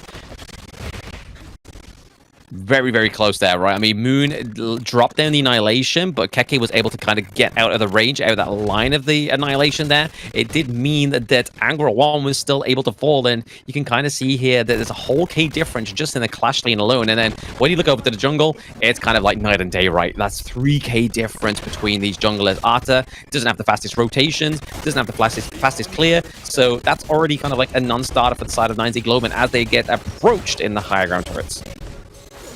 Yeah, we have not talked about the economy of these two teams because there's so much action going down. But OG is up 7,000 gold here, and the Argrin is definitely scaled up. The more I think about it, I actually don't like the Ada pick here, because Ada, usually you stay in a fight, you can actually survive at low HP for a long time. You have all those resistances, right? But, oh, as you see, it gets grabbed up here by the Liang, and oh no, he looks for a play. Does he get out? That's the thing. Ada can survive at low HP for a good amount of time because of his kit, but Argrin just canceled that all out. If you're under 10%, I'm going to kill you here. So the Ada pick, not the best here the more I think about it. Yeah, the execute coming through. The Ada is kind of just being like a bit of more of a front line, right? It was so that Angra 1 didn't have to necessarily be the front line. He was kind of trying to get the catch off into the back. But that's the whole point of the Dharma, is you need that pressure into the Clash lane to be able to kind of be like, right, guys, I've taken their T1. My T1's still standing. It means I can come and be a little bit more present into the team fights. But there has been no point in that Clash lane matchup where the Dharma has been ahead of Keke on the Charlotte, right? Like, Keke on the Charlotte, he's still got all these turrets. Matter of fact, all of OG Esports lanes still have their turrets. Yeah, there's no shot that Dharma's going to be able to contest the Charlotte here. Dharma's mainly just playing for that mid game where they can do that combo we mentioned here in draft, and they need one of those combos fast as they are bleeding gold and towers are coming up as all the waves are pushing in to the side of 9Z. If there was a time to pull the trigger and make a play, it is going to be now. Yeah, no, it seems like a little bit too late though, right? I mean, they lost the high ground turret down to the bot side of the map. We're already seeing a little bit of damage being zapped over to Capo onto the side of 9Z Globant. Able to clear the mid wave into the minion wave, the middle wave though, so it stops the takedown of that higher ground turret. But this is going to be OG Esports with the Shadow Tyrant, right? So this is where it also pays a lot of respect over to the D-Ranger pick. So he also still gets that chain lightning effect because he has a Spark Forge dagger as well. He gets the increased movement speed. He already has that promised passive. Another suppress coming out here. Anytime a suppress comes down with the Liang, there's almost no way to survive it unless they're instantly ready to react and convert it into a fight. And we see on the bottom side of the map here, Argrin taking out 2 executes here onto Destro and Kapasova, and that should be all she wrote. You just have to wait for minion waves. And Ada and Nua here forced to defend in a 2v5. Yeah, a bit of a lifeline here for the side of 9Z Globant because they don't have an immediate minion wave, but there is one rocking up into that mid lane right now as we see an OG Esports try to push this crystal. When walking up, trying to give his team space. Once again, will maybe go down for it here. No, he barely gets away. They're trying their best. They will take out Wen as a participation award in this game here, but that is going to be GG. Yeah, like I said, Wen is basically the scapegoat into this draft, right? Like, they're all focusing Wen. They really don't want the winter to change. They don't want to change the climate within the Gorge for now. But at that point, OG Esports can expend the Princess Frost. They are just able to dominate with Arn on the D-Ranger, Keke on the Charlotte as well. That's where their true damage is really trying to come from onto their roster there. But it's just the driving force of OG Esports. They didn't give 9Z Globant the chance to just get any kind of, like, real space within that game too, because they know that if they do give them space, it ends up like game 1 and OG Esports have to fight for that comeback. That game was a lot more similar fashion to how OG usually plays there. So much stuff is happening at all points of the map. They're invading top board. There's a fight in the enemy Crimson Golem. And that is the way that's the way they play that overwhelms these teams. Game 1, we didn't see that at all. They never really went to the enemy jungle, never really pressured them. Maybe it's the first game of the day. You know, they had a long night last night, but now they're locked in and they are ready, and they are taking everything. Yeah, I mean, it was like you said in the draft though, right? Like the fact that 9Z Globant was very heavily dependent on a combo lock-in there. And the fact is that if one of those kind of pieces does fall apart, that combo just naturally crumbles as well. So that's to the side of 9Z Globant. I feel like the Arta pick was a little bit of a sore pick within the BP. It's kind of like a last shot. From the top of my head, they could have gone for the Dune, right? Yes, it's a best of 5. You kind of want to save certain picks for certain parts in the best of 5. But when you're against OG Esports, the reality of getting to that 5 rounds becomes a lot more of a kind of like a pipe dream than it is a possible reality. So I would have locked in the Dune to be a little bit more sustainable, actually have a means of getting out of these team fights with the Unruly Blades. But hey, maybe they'll commit it into this next game, because if they don't use it now, they probably won't be able to use it again. But realistically, I don't think we've seen much Dune from Sick, if I think off the top of my head. Even yesterday, not one game did we see Sick play the Dune. So potentially, maybe he has a gripe against his pick, but it could have sorted out in this draft here a little bit better, I feel like, in this game too. Yeah, I would definitely not pull any punches against OG. Waiting for it to go to game 5 is a wishful thinking there. I also would have pulled out the Dune. I was thinking maybe they're potentially saving it for the Dune Dolia, because a lot of people like that combination, and they could not draft Dolia in that draft. So that's why they last picked Ada. But yeah, Ada into Agharon, not the best pick there. You want to stay alive at low HP. Any of these characters like Monkey or Ada that are very resistance-based tanks are not good against Agharon, because he can just execute you at 10% health, right? Doesn't matter how much resistance you have in the middle of combat, how much stats you built up, you will just die instantly against the Agharon here. So Dune, probably a little bit of a better pick there, but let's see what goes on. Maybe they are saving it for the Dolia combo. Dolia is still available and is a contested pick that neither teams have picked or banned yet. Yeah, very highly contested, but you saw there that Dao was like 9-1-6 at the end of that. The KDA coming through very thick for the side of OG Esports, and it is actually Dao getting the maximum damage come through as well, because obviously once he lands his skills, he kind of zaps out on all fronts, so he's kind of getting multiple aspects of damage come through for himself. But then over to the side as when he is getting 70k, I think he finished off around about 4 kills in total, so he wasn't kind of like just the very passive Princess Frost. Wen was actually getting kills, same with On, but it was more so just the pressure of the team fight. This is where the draft of OG Esports kind of seemed a little bit more like a familiar, more well-oiled machine, is because all these components work when you are playing at a team fight, whereas the side of 9Z Globant, they are really heavy on that combo, like you said, and the gold graph kind of backs us up here as well, Phil. Yeah, OG just never gave up their lead at one point throughout the entire game here. A complete departure from game 1 where it was 50-50, 9Z won the first half, OG won the second half. OG won all the halves in this game here. And the Agharon pick is amazing against all these bruisery tanks on the side of 9Z, because they don't have the damage to take him out. And if they don't have the damage to take him out, he gets to just start beaming them and sustaining here, as we see his MVP Dao. 33% of team's damage. A lot of that is probably from executing all these big tanks. Doing 10% of their max HP and true damage will definitely add up. 916 damage taken 37% as well too. The ultimate frontline, not only being able to shield your team from a lot of damage, but being able to take out the enemy team as well. Yeah, I mean, it's just it's the best of both worlds, right? You're also getting the executions, but you're also soaking the damage for your team. And 916 is a great KDA scoreboard to have there. And we didn't really see much of a hesitant kind of Dao onto the Agharon. He hasn't quite been able to pick up those big assassin picks. He has the Luna. Wasn't the biggest performance, but this time around, he was a driving force of OG Esports, as we're going to see here in the highlights. Yeah, that combo from Zhongfei is probably the only one I've seen. I would like to see a lot more combos like that, where the team piles up their ultimates and then tries to convert them here. But it seems like 9Z throughout the game, since they're a little bit behind, we're playing a little bit more scared. In this composition, you just got to know when to pull the trigger, because if you hesitate, you're just going to start losing objectives. Yeah, losing objectives, losing teammates, right? I mean, you saw towards that team fight that Keke was always diving into the backline, trying to take out Destra and also Moon, because as soon as you take those 2 big picks off to the side of 9Z Globant, they have no damage. So Nua and the Ali are huge damage outputs here, as we just saw there. The deletion of Angro One there, even though the Annihilation actually landed on the Dao, just did not do enough damage. He's just there, being able to sustain so much damage on this Agharon. That fight right there where Keke was on 1 HP on Charlotte just shows the type of player he is, all right? If I was in team play, I'd definitely be yelling at him to back off. Agharon has for sure got the kill here, but he wants to keep fighting it, even on 1 HP, risking death. But that is it for this match here. We're going to be going into Game 3 soon, but before then, we got to take a quick break.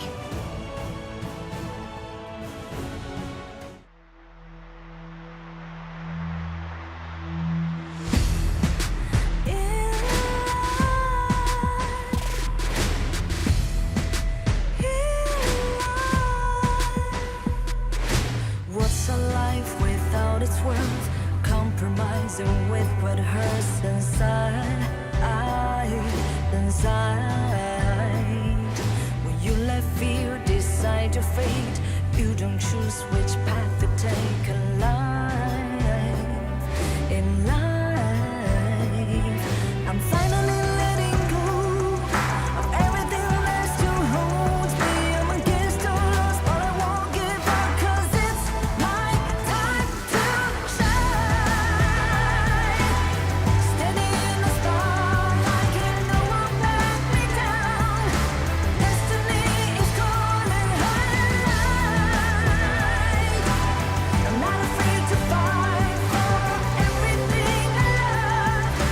Victory's on my side.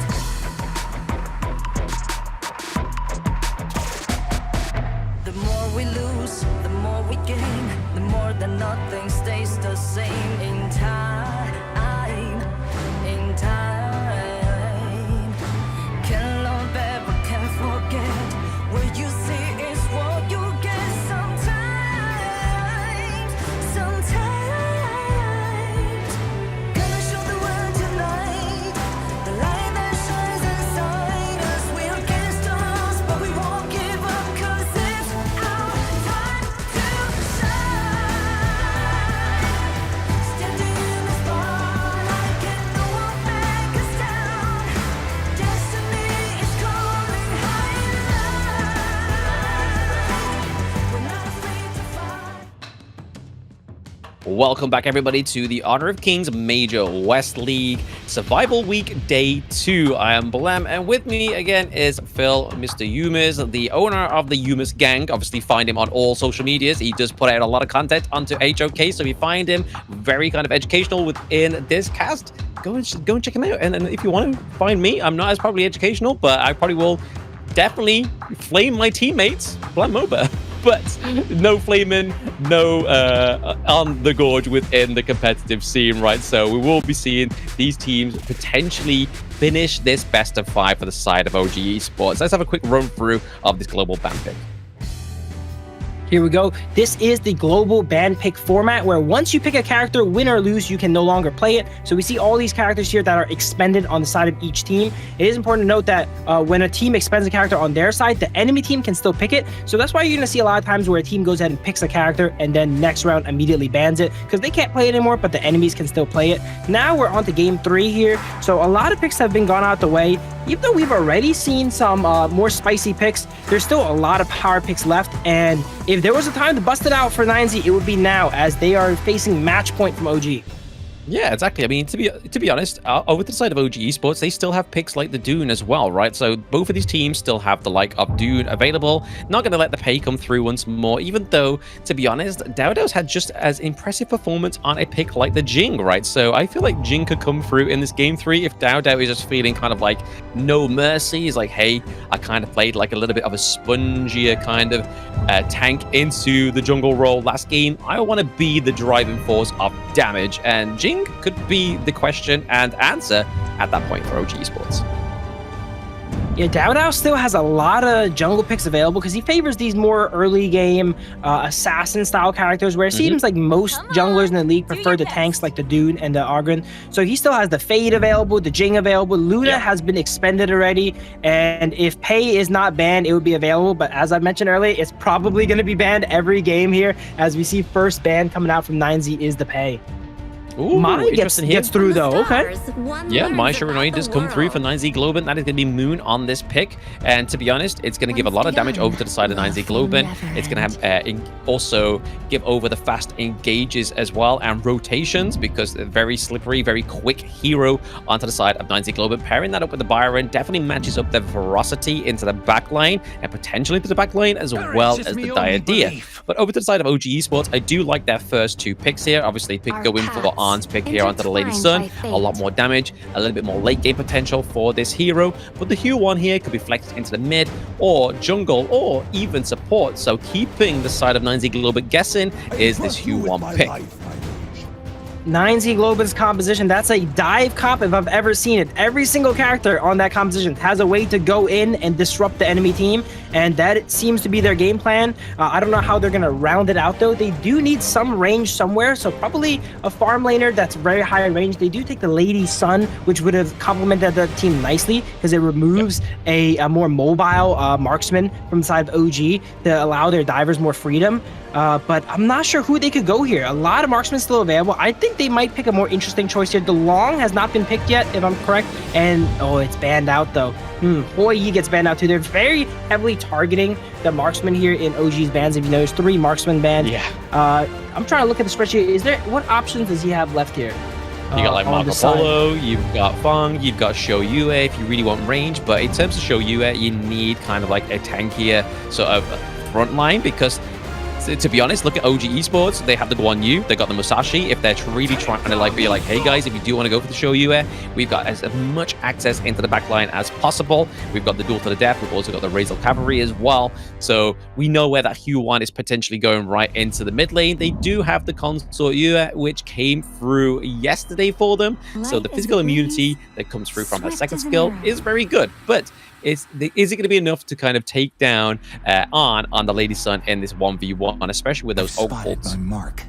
How can I forget Consort Yu? One of my favorites there. That's actually an amazing pick there. That's like, now I'm thinking about it, that's like the perfect pick, because it is able to survive the dive from Guan Yu here. Musashi cannot really target it reliably, because if you skill 2 properly, it fizzles the ultimate, which not many people know about, but they can these players I've seen can definitely use their skills at the perfect time, as we've seen from On last game here.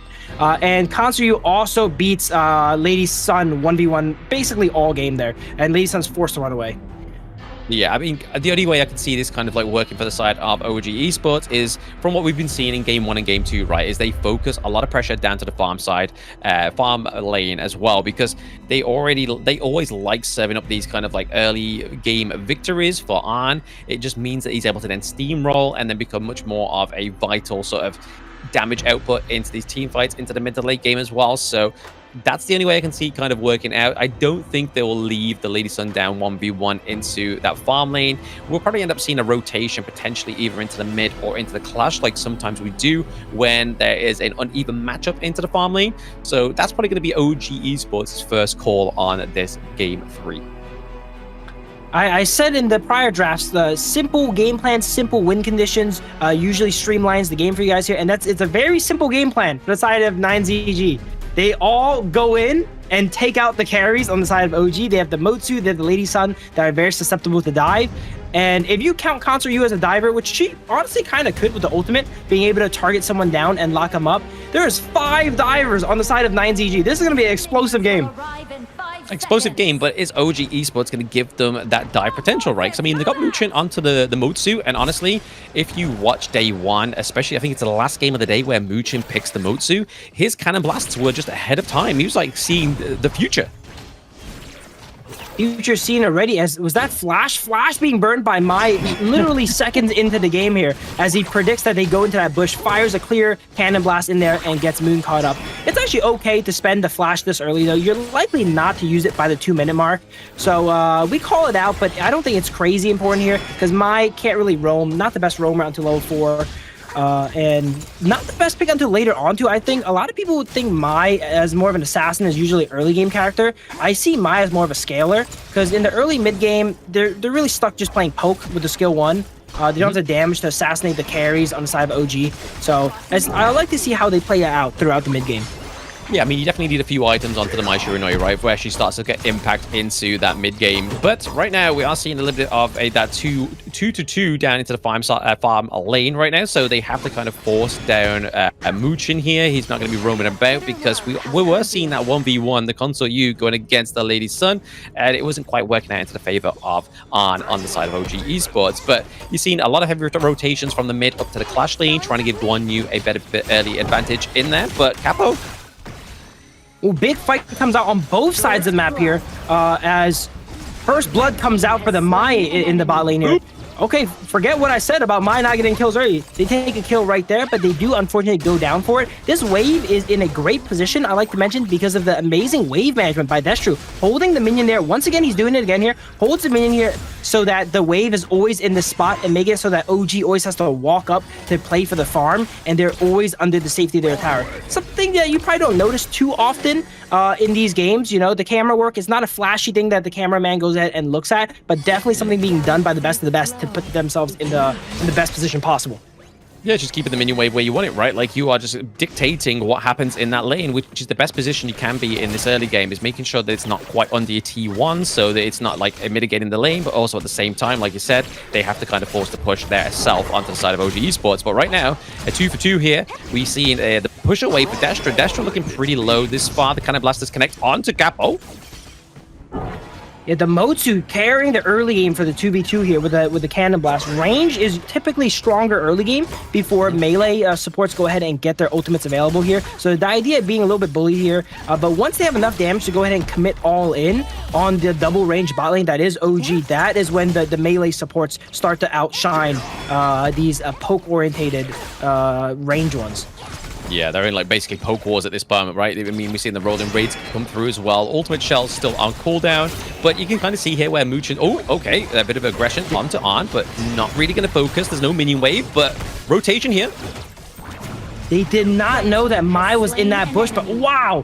Flash rolling here into the kill under tower there on Moon, and On actually gets out. That is amazing, actually. The heist that he just pulled off under the tower of 9ZG. Oh, but it gets met by... gets met by Sick. Sick was like, I can't let you live. I can't let you live, boy. Like, literally, you got out there with very little health. We need to try and punish the side of OG, but now, Dowdow going in here. He had the jewels in the bag, and then the police was waiting for him at home as Lamb goes and picks him off in front of his tower. Yeah, not the best of escape, right? Like, he was almost got free, almost got out of there, but it was just the side of 9Z Globant was like, no, we can't let that go unpunished. That was a level of violation to our teammates that I cannot let go. But we are getting into that 4-minute mark now. The Tyrant is up, and we're already seeing OG kind of navigate towards here. Sick is not that far behind as well, right? But he's decided to go for the Crimson Golem to make sure that gets locked down. We did see a potential try for the crucial kill theft there with the Kachusen. Yeah, OG pulled out the Tyrant there, and they're just in position. 9Z is not really in position to respond, being able to get it over the wall. Interesting to note that it is a little bit easier to get on the side of OG because they don't have that wall to contend with here. As, oh, speaking of walls here, we might see a box come out. Box comes out, catches one, doesn't really quite get much there. We see a trade come out. Destro and Muchin trade for each other. Not the best trade, though. Support for Marksman. This is a pretty bloody early game here for Destro. He's not really getting the time he needs to scale up and be at the Concert U level where they could split push and 1v1 anyone. I mean, they can't allow it, right? They're just, if they allow it, it kind of just gives OG Esports a bit of that itch that you need to scratch constantly. But okay, we do see the duel to death being committed here by Dowdow, as well as Keke with the rotation down to the mid lane. The potential breakdown of, well, they sent down Angra 1, sorry, to defend that T1 down into the bot side of the map. So no T1's been taken just yet for either of these teams. So it's definitely a more respectable kind of like early game. Very bloody, like you said, Phil, but still no T1 takedowns. Dowdow and Keke this game are both itemizing fairly tanky here. They know there's not many targets for them to go ahead and dive if they build damage. Their job is mainly to disrupt these team fights, get 9Z off of their carries, and just to cause havoc and make it as hard as possible for them to dive on and Muchin here on these range damage dealers. Oh, Destro's been given the space, right? He's able to take T2 down to the bot side of the map, and Dowdow was ultimately going to be facing a 3v1 there. He does lose his Azure Golem, which is a bit frightful for a pick like the Musashi, right? You're really like heavily relying on the Azure Golem to get the extreme speed a little bit faster, get that Illuminated Slash a little bit faster as well, even though they're really low cooldown skills anyway. But having that Azure Golem just makes it that you can proc them a little bit faster. Yeah, cooldown is like exponentially good on him because the more cooldown you have, the more extreme speeds you can do, the more you can get your cooldowns reset, right? So every 10% really matters on Dowdow there. Thankfully, he's not mana-based, so he doesn't have to worry about running out of mana anytime soon, but losing that blue buff would definitely slow down his clear here. But both sides kind of trading a jungle here while they were taking OG's jungle there. OG was going ahead and taking their jungle back on the top side. So very even game. 18,000, 19,000 gold on the side of 9Z versus 19,000 gold on the side of OG. And this is probably the most close game we've seen yet. You know, no real advantages from either side. The graph is just a flat line, it seems like.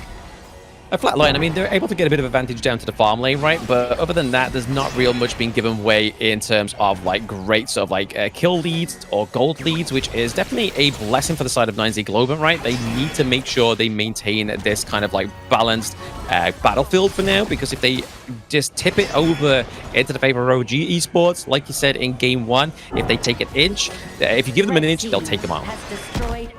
Yeah, 9Z, oh, we see a fight here. Box on the 2 flashes, but there's not many people to respond as Motsu gets caught out. He sees a good pick opportunity, it looks like, where he gets a cannon blast into a double box, but he's the only one there, so he gets put in the box here as he gets taken out on the side of OG. A little bit of miscommunication potentially there as he gets caught out. But the composition on the side of 9ZG is very explosive, just like last game, right? They can all have to go in. I would like to see 9ZG go ahead and take more initiative this game and pull the trigger, as to say, right? Because last game, it felt like they were playing on the back foot all game. This time, the gold lead is actually a little bit in their favor. If they go ahead and pull the trigger and force a nice fight, they can actually clean up this game like 5-zip, depending on how the fight goes. Yeah, like you said there, it's like for this draft to work on the side of 9Z Globant, they have to fully commit, like 100% commit. They can't be like in and out like halfway, because if they do, they kind of they dance around the inevitability of like Mooch and just set up a nice cannon blast. And at that point, that's where you see the likes of Keke and Dowdow just go in with a huge dive, when with that big massive AoE CC coming through onto the U1. So they know onto the side of 9Z Globant, if they're gonna go in, they have to go in hard. Yeah, if you go in and not everyone's on the same page, right, and you start retreating, those guys that engage, they're not getting out. These characters, they can only go in. Byron, the Lamb, they're good at chasing down enemies and hunting them down, but they're definitely not good at disengaging. Yeah, I mean, Moon's probably got the best chance of disengaging, right? Especially with the likes of Capo onto the Diadea, just kind of locking the side of the OG Esports in place to allow that. But Cannon Blast are just coming through here. You can see why they're focusing Moochin, trying to get him picked off before they take team fights. Careful though, we are seeing a Wen a little bit overextended. The immunity coming out, and if it was not for that, he would have died on 4v1. As we see a full fight breaks out here, Happy Saber goes down, and so does Argon 1. OG, very fast to respond to that there. Lamb was not in position, not able to help out, as you see Keke rotate down and barely surviving again there. Yeah, I mean, they took the opportunity when they could, right? Knowing that Alarm was not there, knowing that Sick was not going to be available into the team fight, meant that they had no death from below, kind of like anything to kind of disrupt the composure of the side of OG Esports, because we know it's a great kind of like push-pull mechanic from the Alarm there. Is a good kind of like trigger execute for the side of OG Esports. But now we kind of seeing that gold lead is slowly but surely kind of trying to slip away from 9Z Globant. It's now right about that 1K mark onto the side of OG Esports. Maybe getting punished here is Sick. Dowdow goes really, really deep. Counter you immuning all of it, but that immunity will eventually run out. Wait, actually they almost go ahead and peel it off here, but Dowdow is so tanky, full tank. Masashi here dives all the way from the Azure Golem under the tier 2 tower of 9ZG and actually taking out Consort U there.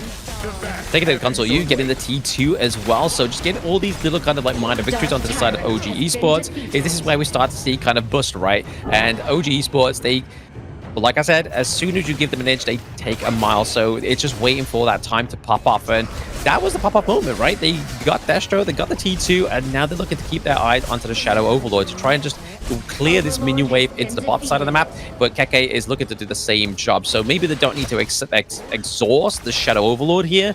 It's just a job for Keke. It seems like 9Z, they're not all on the same page here, as Mai comes in with a combination on Lei Sun. Oh!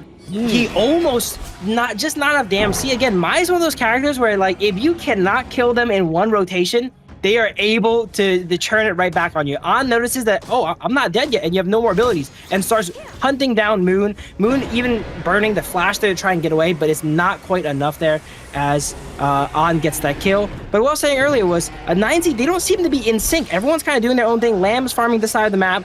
These guys are protecting the blue golem here, whereas OG, everyone's on the same page. We see Cannon Blast come out, get vision, right? Tries to go for a catch here. Look at this. All the people on side of OG are all in range to capitalize off each other's damage and CC, and Keke is always looming in the shadows here, waiting to engage or disengage for his team.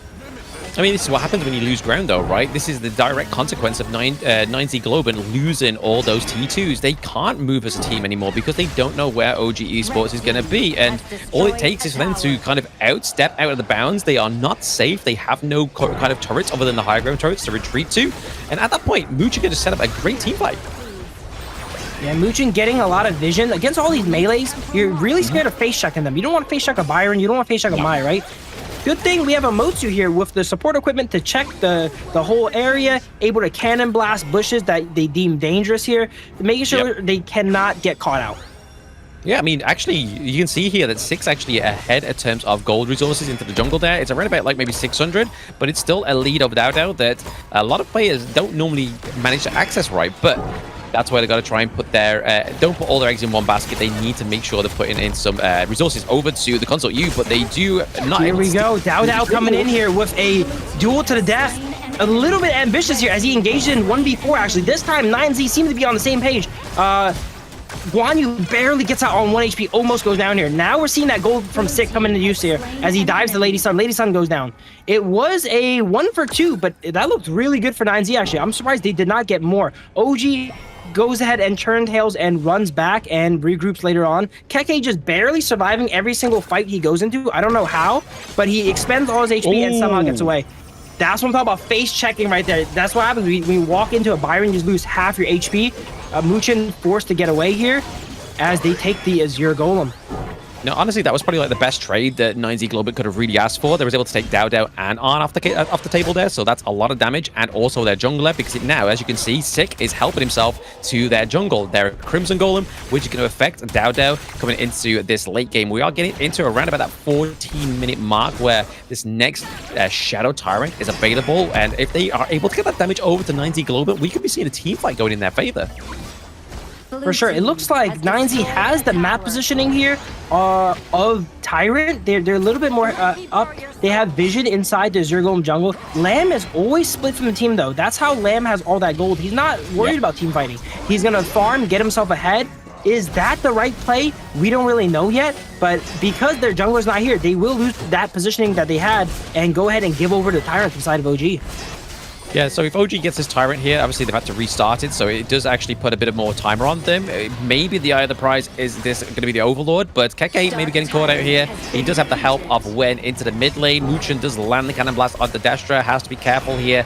Sick has his stacks up as well as the Crimson Golem, so there is going to be a lot of damage coming from Sick onto this Lamb. They're going to make sure they just pick off the right targets, right? Like try and take them on early on, make sure they don't get caught by the amazing amount of CC from Muchin from the Cannon Blast, but also think inside the box. But they've also got to make sure they're playing a good macro game.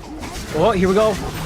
DAO is in with the duel to the death onto the Kansuyu. Kansuyu burns Flash and Skill 2 to stay away, but they're still in the fight as they actually take out DAO here. They're still alive. If he can go ahead and get another Skill 2, he will beat the Guan Yu as well. He gets another Skill 2 down, and he just survived 2 dives here. Oh, he cannot survive 3, though.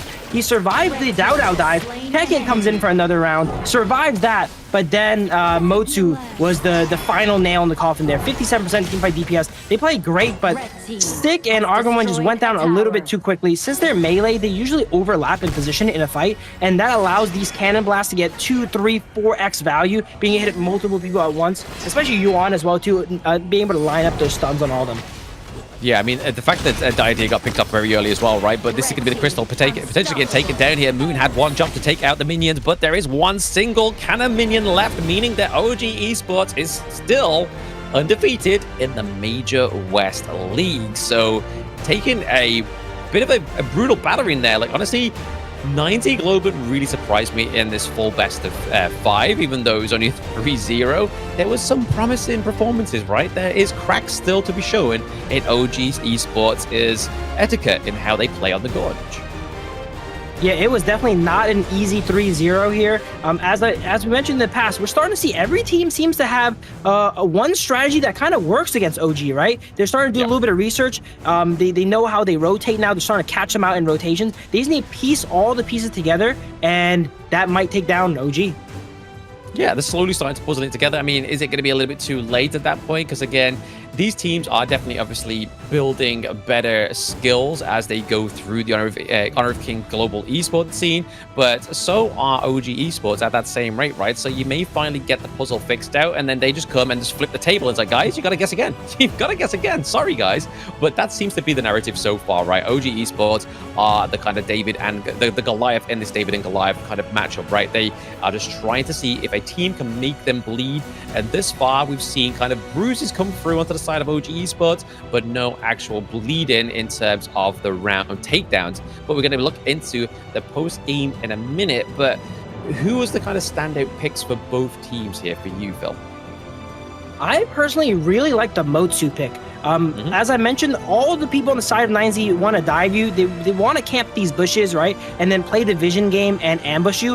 And the Motsu pick he's probably not going to get MVP. Supports rarely get MVP, right? But I think that pick is so pivotal. Being able to check every single bush with the cannon blast, right? Having the support equipment to go ahead and give your team that area vision as well, too. Allowed it so that the Lady Sun rarely got caught alone. And the one time they got caught alone, they actually soloed Moon there, which was very impressive. Solo kill Moon, exactly. I mean, it's those cannon blasts, like I said, from yesterday, they were very sort of like futuristic in a way. There's always kind of face checking it in the right way and knowing where the team was in terms of like situations and stuff like that. But over the side of 90 Globant, I do have to probably give it over to probably Alarm. The Sick on this Alarm is one of his signature picks, right? And he definitely played it to finesse. It just wasn't quite enough to kind of beat the sort of mid to late game OG Esports. OG Esports knew they just had to dive into the backside and take down as many of their backline. So it got to the point that Sick was no longer defending the damage. He was kind of just defending himself. Yeah, I'm actually not a big fan of the Lamb play in particular. He did a great job of getting himself a lot of gold, 13,000 gold. But what is all that gold if you can't use it? He was never in team fights, right? He was always off on the side of it on his own. And we seen the damage too. He has the most gold on the team, but among the least damage. I would like for him to get to a good point in gold where he's like, okay, I'm strong now. I can help out and then help out. But it seems like for the entirety of the game, actually, I never saw him really join fights or take the initiative to get any picks. Just was always on the side, getting farm and building himself up for one great fight. But OG never gave him a chance. They just go ahead and win the game. He's like, okay, you want to go farm alone? Go do your own thing. I'm going to take these towers. I'm going to take these objectives. And by the time they realized, it was too little too late. Yeah, I mean, this is where the kind of the blessing of the Guan Yu pick from Keke comes through, right? Like, he's able to kind of leave his lane as soon as he's got priority into the clash lane. That means he's kind of just a free horse. He's able to just glide across the gorge and be where he needs to be. But then he can be back in a moment's notice and take down those macro plays. But it's actually going to be Wen here with the MVP, not taking a single death thanks to the unending sorrow. Whenever we saw the death from below come through from Sick on the Alarm, it was kind of ended by the unending sorrow. Just takes to the skies, becomes untargetable, but then comes down with massive CC, heals up his teammates, dealing 27% of the damage overall for OG Esports was Wen on the Shu-1. Wen is such a jarring player. Either he just dies a bunch of times, sometimes for free, you know, he plays really aggressive, really reckless, or he puts on a masterclass here on the Yuan and gets no deaths while being able to join all these fights. Look, he's not playing safe. He's in the front line of Yuan and still not going down here, perfectly positioning and using his ultimate. Here, he's in a 4v1. I don't even know how he survives that. He somehow survived this situation here as Keke comes in with the Guan Yu here to get himself out. And speaking of survival, there's so many fights where Keke left with 1 HP. Like, probably 4 fights. Like, the fight would turn out well. It's like 1 for 1, 2 for 1, right? But all the times that Keke escapes death really adds up throughout the game. 9Z would be up a lot more gold if they got all those kills, but he just never ends up going down. He just denied him. He was the ultimate tease, right? He was just like, guys, you know what? Unfortunately, I'm just going to be the guy, the hero that kind of expands a lot of the skills from the side of 9Z Globant. And that's exactly what Huon does when they come into these drafts, right? Like, they are there, they're going to be frontline, they're just going to kind of soak a lot of the damage from the skills. And then when it gets that right critical point, you just take to the skies with your Unending Sorrow, become untargetable, come back down, heal yourself as well as your teammates, and then you're just going back to just rinse and repeat, right? It was a great pick for the side of OG Esports, because in terms of their front line, that's where it really was the Huon. They were just really hoping that the Huon was going to be strong enough for them to come through, and it was. Dowdell was always diving into the back line, just trying to shut down Capo onto the Diadea. It was always a little bit overextended, and when you used a bit of farewell, you kind of already committed to that fight, right? But then Dowdell was like, I'm already in the back line. If you try and come back here, I'm going to take you down, which is what we saw towards that end game. So Dowdell, yes, he died quite a few times, but he had the function within his team, and he functioned it very well. But that is going to be OG Esports taking another 3-0, their second 3-0 within the survival week.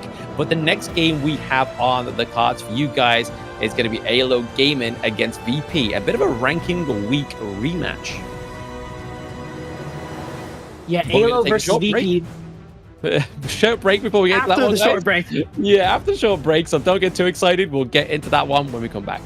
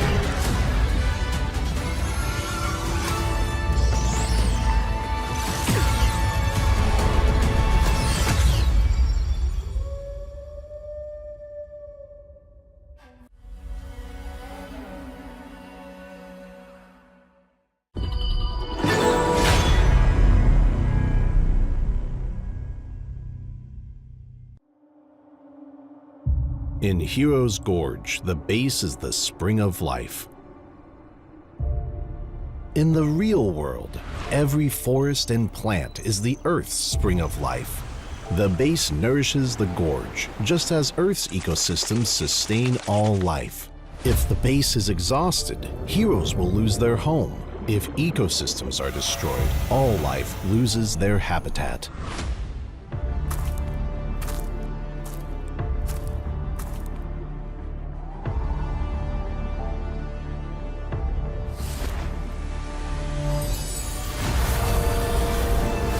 Honor of Kings is working with players worldwide to support real-world environmental causes and protect our planet's future.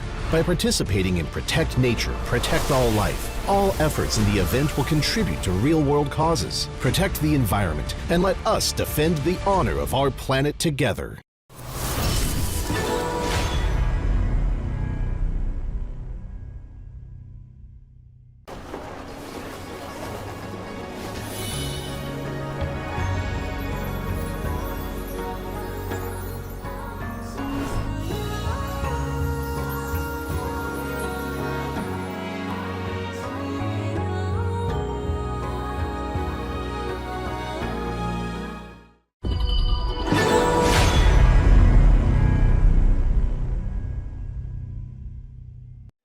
Excuse me.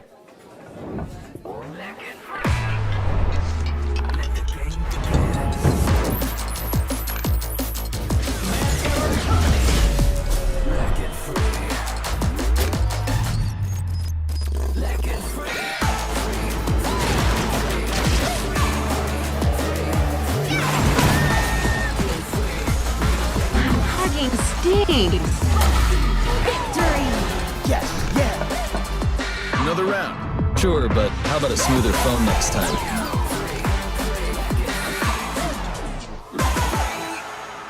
Realme 14, performance beyond limits.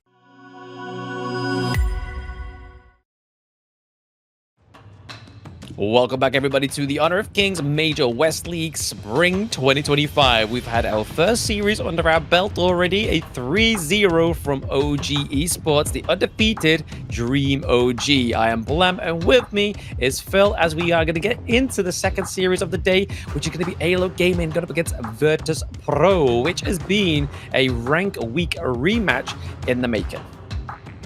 Yeah, this is going to be our only game tonight on the broadcast from Group A, and this game really matters. AYLO Gaming has 1 win, and VP has 1 win, so this is going to basically decide who is going to be on top of Group A, and being on top of Group A is very important, as only one of the teams can get out.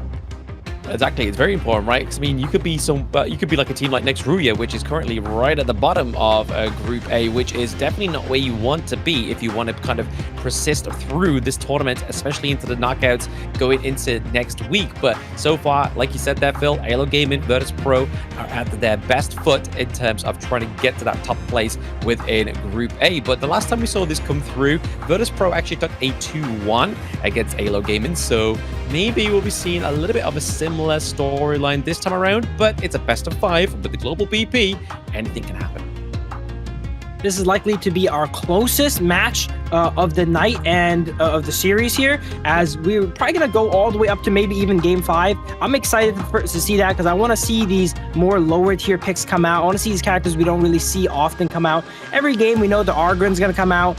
We actually did see some interesting picks here in the first match. We've seen the Ada, we've seen the Mulan come out, but the longer the series go, the more picks get removed off the table, and the more you have to improvise and work with what you have left, and hopefully we see that today. Yeah, I mean, sometimes it is down to the draft of the coach as well, because obviously, like we did point out in that last series, they went for the Arta, but Dune was still available. I mean, honestly, in terms of tier of things, Dune as a hero is more fruitful than the Arta, and it's proved statistically, not just based in opinion here by Blam, even though I am a Dune stan. And I cannot wait for these new skins to come through for Dune. I think it's Dune, Fade, and Ali that are getting those new refresh skins as well. So I'll be definitely recharging my account like I already have with these Veggie Fable skins. Got both of those for 600 tokens. I feel quite lucky. Not the biggest fan of the veggie skins, but they seem right up your alley. Agudo seems like a veggie table. The base skin looks like a veggie table already, right? And then they get some skins on top of it. Definitely very cute. Make sure to get yourself that honor pass. If you play enough, the honor pass pays for itself, you know, so that's why I get the honor pass every single time. And then, because I play the game a lot, you know, I play the game, ends up being free skins for me. So that's definitely very nice. The Dune, a strong pick. I'm also not too sure why they went ahead and picked it, but now we do have the stats. Ada has 100% loss rate, okay, 0% win rate. So we'll see if it gets picked up again. I'm not too sure, but let's go ahead and go over to the team entries.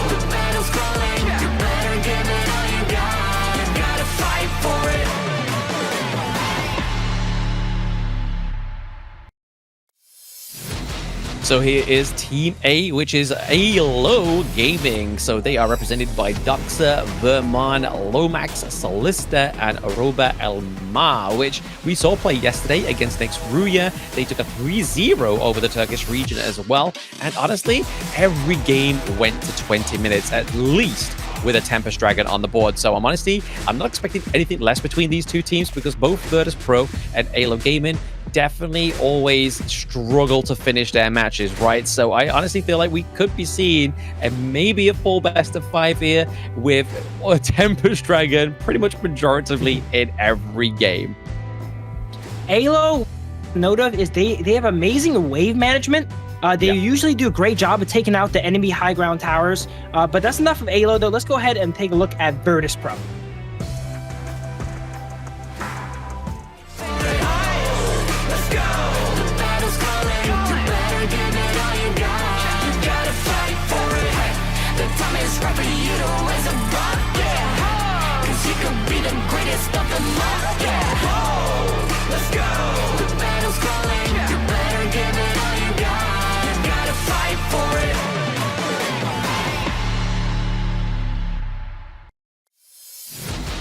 Here we go. We got Virtus.pro representing Kazakhstan here, with Sushi in the Clash lane, Alim in the jungle, Red in the mid lane, Prince in the farm lane, and Grizzly Q as the roamer.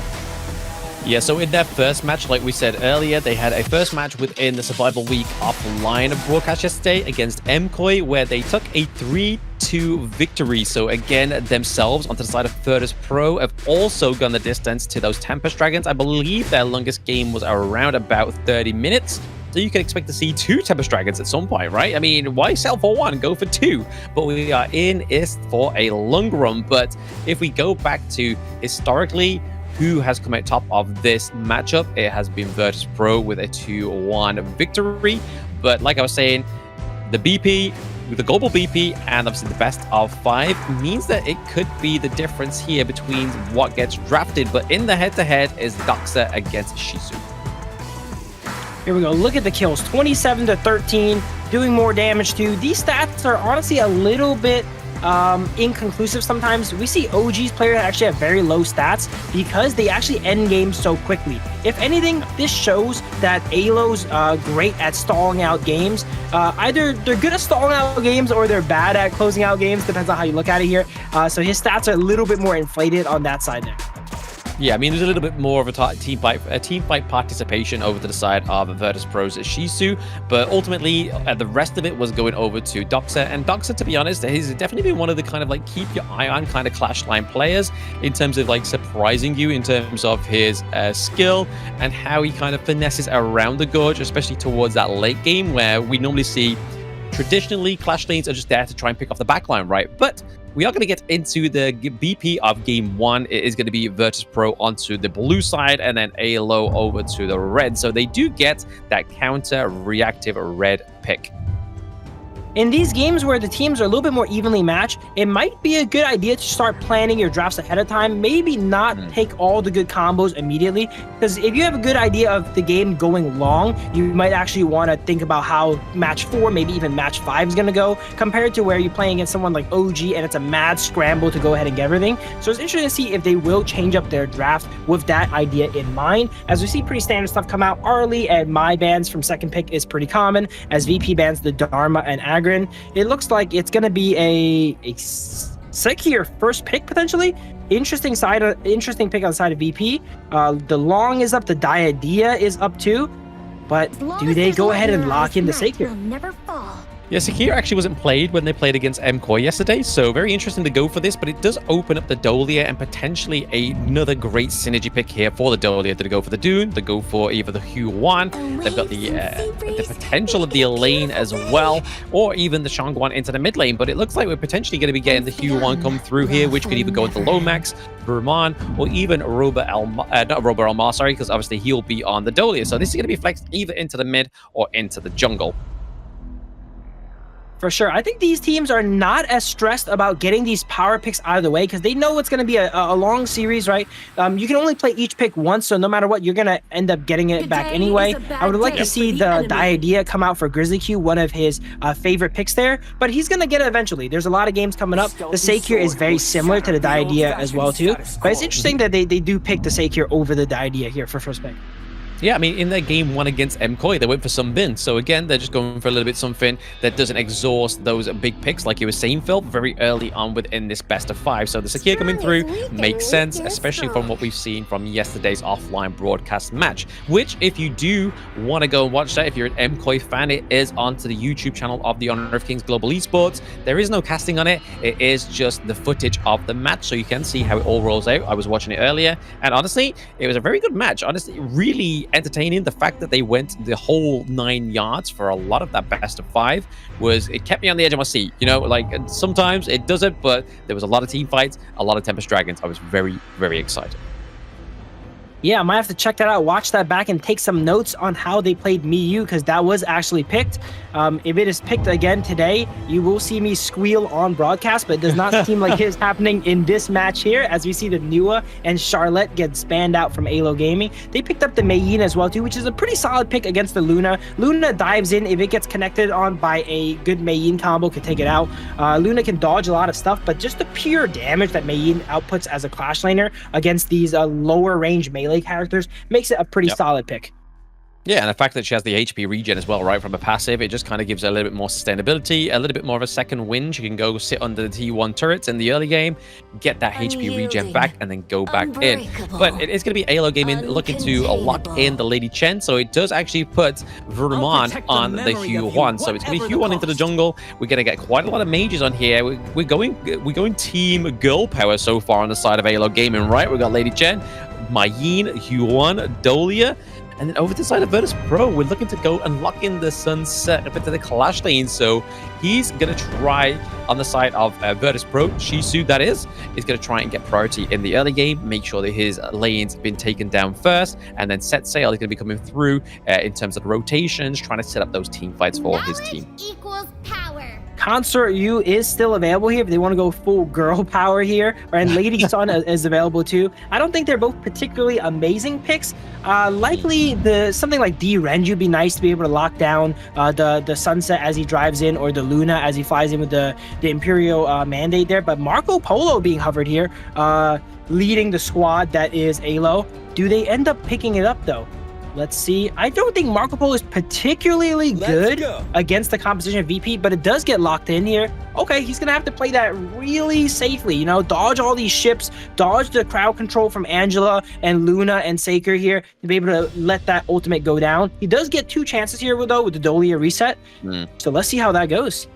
Yeah, I mean, it's a good point you make there, right? The fact that there's a lot of CC onto the side, CC immunity onto the side of Virtus.pro is going to be troublesome, because normally when we get the Dolia come through, the whole Yi comes through, right? But the fact that the Burning Sun arrow would just get completely negated by infinite vastness, you would then get the Blazing Brilliance CC immunity, you would get the Set Sail immunity, you've then got to try and get your eyes onto the Luna, so it feels like a bit of a redundant pick into this, even though normally, statistically and historically, we normally get the whole Yi come through as the marksman for when Dolia is there, but Marco Polo with 2 Fever Barrages could be pretty sick.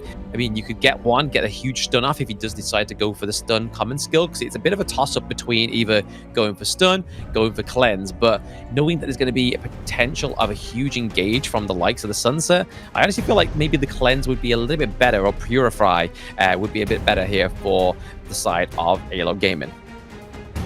I think Purify is pretty solid, but while you could cleanse that crowd control, can you cleanse all the damage they actually put out to you? There's so much damage on the side of VP that, sure, you might not be stunned, but you just die anyway, right? Like, so it's something to think about. They do end up taking the Purify. Dolia actually ends up taking the Purify too, making sure that when Dolia's take the Purify, they just really want to ensure they get that reset off, right? They don't want to make sure they're not locked up and then get that reset off guaranteed.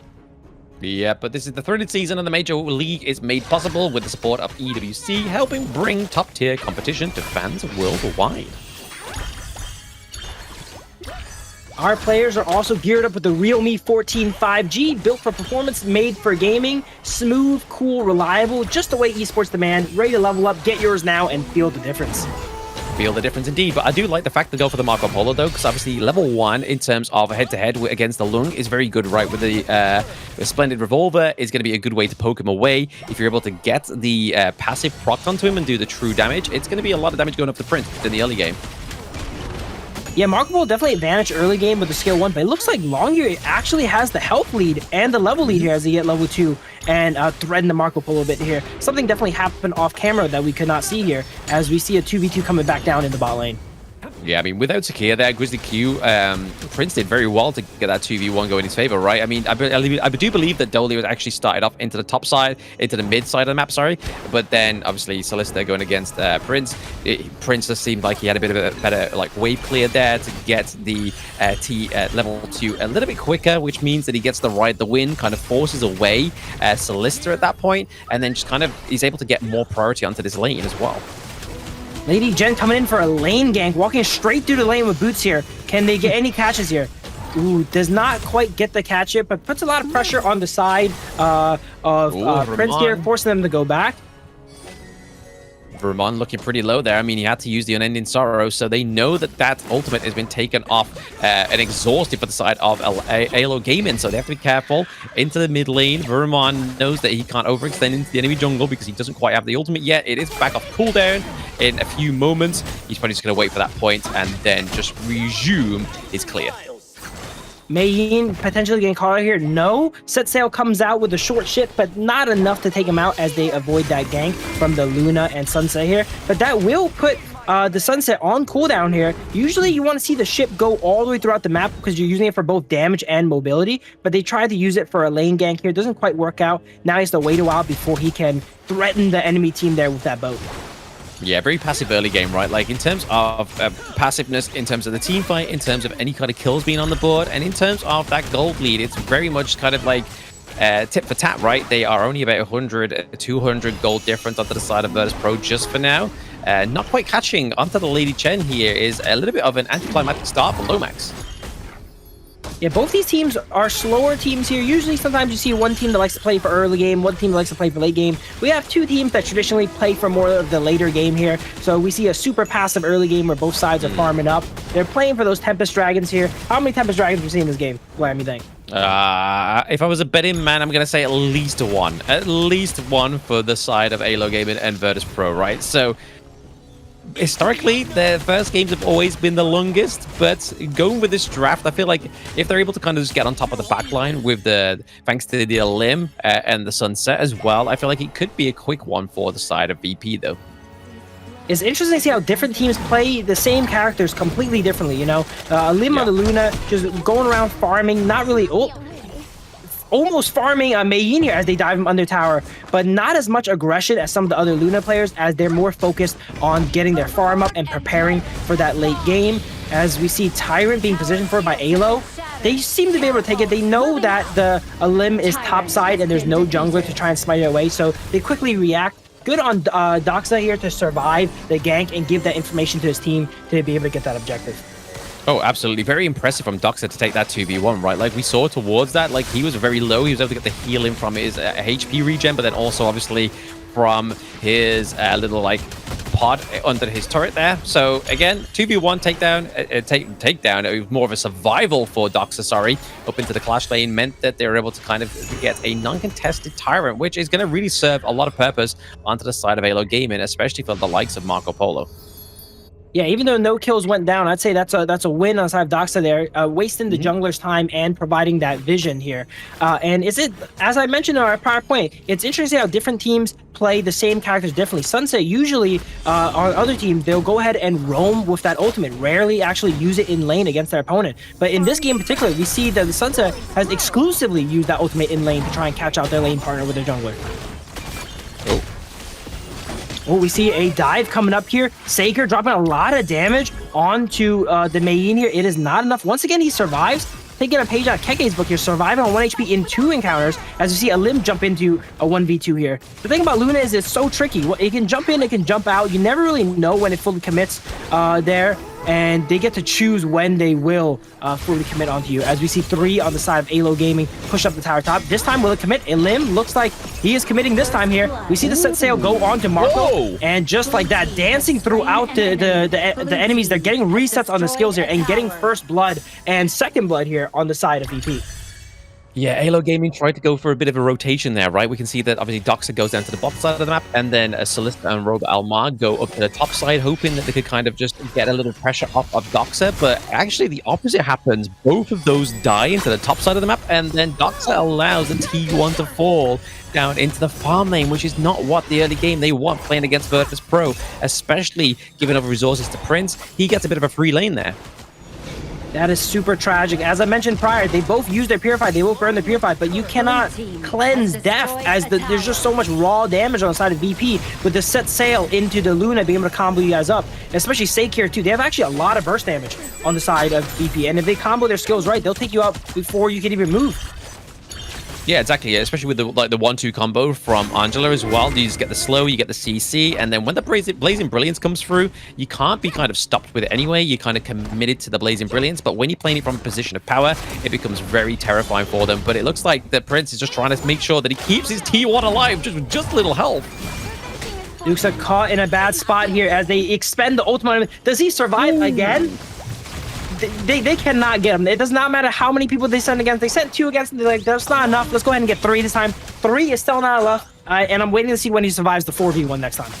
Imagine. I think that'd be like the play of the survival week. A 4v1 survive for Doxa on the Mayin would be pretty scary, but they're already trying to approach his T2 here. Sakia going in. Really huge, just putting a lot of pressure onto the front line. He knows that he can get the Mulberry power onto the Mayin, which knocks him up, and then it becomes a little bit harder for them. And same here for Robert Almar, having to use the Wave Breaker to make sure that a limb doesn't go in any further onto that pick.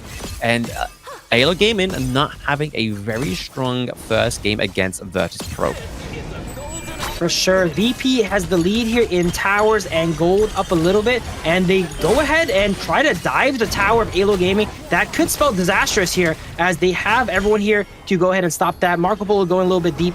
Not much happening here. Since both teams play a little bit slower, even when they're ahead, they're not ahead that much. They're ahead 2,000, 2,500 gold. They're not ending the game anytime soon. So I think AYLO is still doing all right, even though they're a bit behind. But the Luna is just so tricky, being able to dart in and out of the fight. It's hard to cast even. I don't know when he's fully committing. I don't know when he's not. And if I can't tell what's going on as the caster, for sure the enemy team is going to be caught off guard. Ooh. Caught off guard is red here as he goes down for the Lady Gen combo. Yeah, we do see the Destructive Luge come through, and a nice Unending Sorrow there completely mitigates the damage from the Flaming Palms, and exactly what we always want to be seeing here by Vermont. But I do have to give props obviously to Lomax. Using that Destructive Luge into the set sail was the great deterrent they needed into that mid lane fight, right? Like, if that didn't come through, honestly, that T1 would have been taken down by VP so quick. Well, we're not seeing the best set sails here go down. That one didn't actually connect to anyone here. It was just too close to the enemy tower, and they were all split up. I would like to see them try to maybe combo the Sake here with the set sail. They can actually charge up the skill 1 on it for a really devastating combo. Not sure if we're going to see it this game, but if that happens, that's a highlight reel for sure. Oh, absolutely. A good, a very excruciating combo for the side of VP if they are able to set that up. But Alim gets the Tyrant here, which means it's going to be a lot more damage going over to VP Prince, the Blazing Brilliance. Wow, it got burned down. I'm not sure if they had ultimate available, but it didn't feel like they even had the chance to use it here as Vermin gets burned down. Vermin gets burned out, and even more coming through here as well. Mayin, Doxa. Long ultimate comes out defensively. They are struggling to push this tower here. AYLO Game is doing a great job of holding this tower. It seems like VP is going a little bit too hard in this, committing too many resources. They're getting a bit impatient. I would like to see them split a little bit more instead of trying to push this tower, as AYLO definitely has the resources to hold it here with the Lady Gen, the Marco Polo easily being able to wave clear from range. Red is ulting down the wave here. Not much is going to happen. They probably got the hint here that AYLO is sending here. You're not going to get our tower. Let's just go ahead and take the wave out and then rotate around the map. Yeah, they definitely need to reset, right? They don't want to be sticking around in that mid lane, just basically playing like everybody in a mid, try and get a good team fight come through. They need to prioritize some macro here, or they will start to lose that kind of privilege and momentum that they have onto the side of Virtus.pro for now. I mean, they're only ahead by around about 3k gold, if I'm being charitable here. Ooh, another combo comes out. Committed. Yeah, but also the Destructive Deluge gets landed as well. Yeah, it's kind of just a fight of ultimates at that point. battle of attrition here as both teams just trade ultimates, basically all on cooldown to attack the enemy wave and the minions at the same time, trying to get some 2-for-1s. But we do see AYLO having positioning on the Tyrant here, but the Angela just gets that ultimate out so frequently. Those 2 ultimates in like 10 seconds almost here. AYLO does have the position once again. Is it a smite fight? Will they contest them for it? Set sail is available. This could be a good time to send the ship into the heart of AYLO Gaming. They do not end up pulling the trigger there though, and they give up the Tyrant.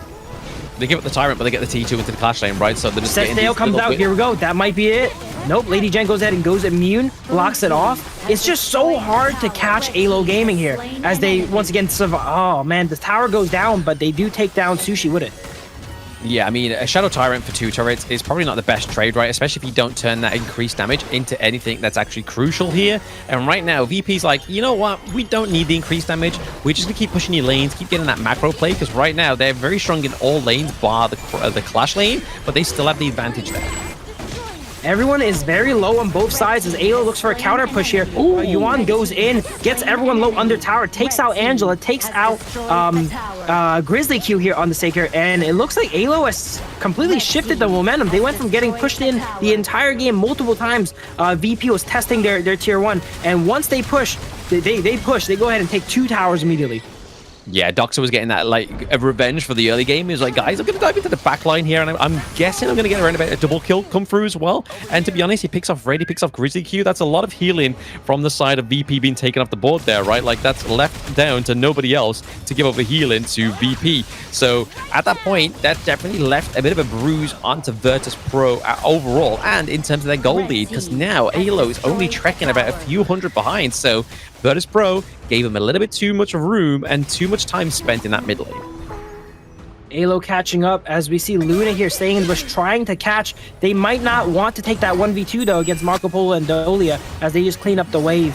But yeah, AYLO given Virtus.pro a class on how to push because they've only done it once this game and it was very, very successful. Yeah, I mean, out of all the lanes to do it as well into the mid lane, it just opens up all your enemies' jungle. So AYLO Gaming has access to it if they can get more access onto this the Overlord here, but it's not going to be it. The Shadow Overlord does go over to the side of AYLO Gaming. Critical kill thief coming out from Marco Polo there. They had so much damage on it, but when there's so much damage going on, it's kind of hard to smite sometimes, right? We have the Angela combo on it.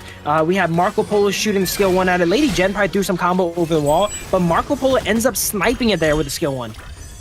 Yeah, a good little bit of a Hail Mary come back for here, the side of AYLO Gaming, right? They are able to kind of push this down into the pressure, maybe even to the top side of the map here, negate that minion wave as it comes through out of the base as well. So trying to basically pay back the revenge of that Clash lane takedown early on for VP. Yeah, AYLO was down a little bit of gold early, but I never felt like they lost control of the game. You know, it felt like calculated losses there from the side of AYLO Gaming as they go ahead and catch back up now. Now they build a gold lead. Vermin taking a little bit low here, and he still plays very aggressive, still has the ultimate available, knowing he can go untangible anytime he wants. He does have to be careful. There's a lot of bursts, you know. You gotta make sure the enemy does not take you out before you can even react now.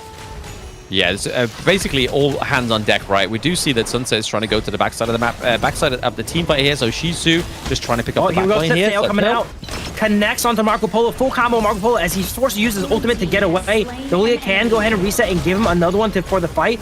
It does not seem like it matters. So Angela gets away with 1 HP. Vermin somehow in that encounter ended up going down. They were really low last time we checked. Probably ended up having to burn that ultimate, and then someone followed them and finished them afterwards. Alim goes in here with the Luna, tries to catch the Dolia. Dolia barely surviving the Angela ultimate there. And a big fight, but not much kills going down, actually. Not much kills, but because there's a lot of deterrents, right? Like we saw there towards the retreat onto the side of AYLO Gaming, they dropped down, obviously, the knock-up from the Lady Jen. So it meant that if Alim tried to take the chase, he was going to get knocked up anyway, which could have been a bit more of a cause for concern for the side of VP, rather than a little minor victory in terms of trying to take the kill onto Aruba Almar. But right now, they're able to take their next Shadow Tyrant over to the side of VP, so getting some more damage over to Prince is definitely where they're going to be looking at trying to reclaim this late game, right? Because, I mean, they need to get some dominance now because AYLO Gaming, they've definitely come back in this game 1. what we learned from that engage here is that Marco Polo has hit the point where he's not going to die to a Sunset combo here, right? He has a Frigid Charge, he has some armor, and they need to actually work together. Probably maybe Sunset bringing the Luna in, bringing the Saker in, getting that little bit extra damage, because Sunset himself cannot take out Marco Polo. Yeah, exactly. I mean, he's kind of hoping with the Frigid Charge, right? We can see it's off on cooldown at the moment, but Celista's gone for the Frigid Charge, so he's looking for the stun on the unsuspecting victim of Virtus.pro, so he can kind of just open up the team fight that way. I mean, his main targets, he's probably looking for something like the Angela before she procs the Blazing Brilliance, but from what we've seen from Red, he kind of always pulls it out very much early within the team fight, so he knows that it cannot be dived on.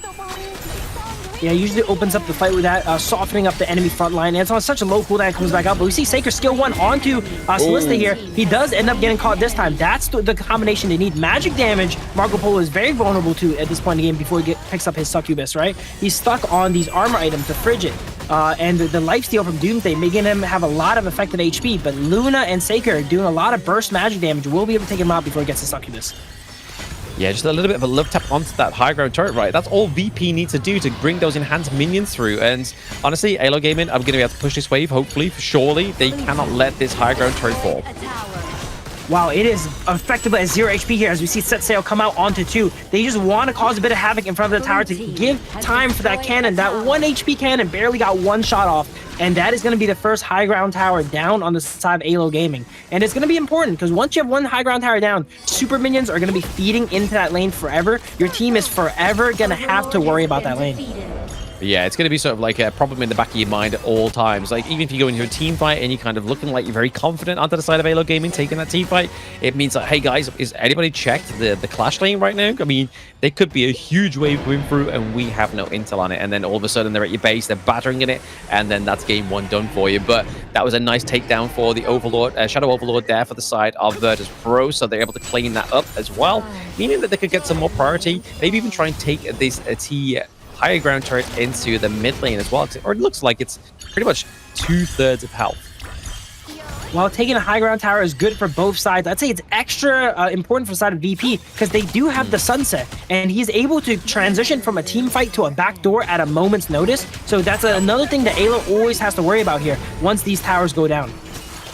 Yeah, we're already trying to get a bit of aggression onto the side of VP, onto this higher ground turret into the mid lane, but nothing comes out of it just yet. They're able to mitigate these minion waves, but now Vanguard here. Angel Ultimate coming out, softens up the side of AYLO Gaming, but they are 5-man defending this though, as they take out the Shadow Overlord here.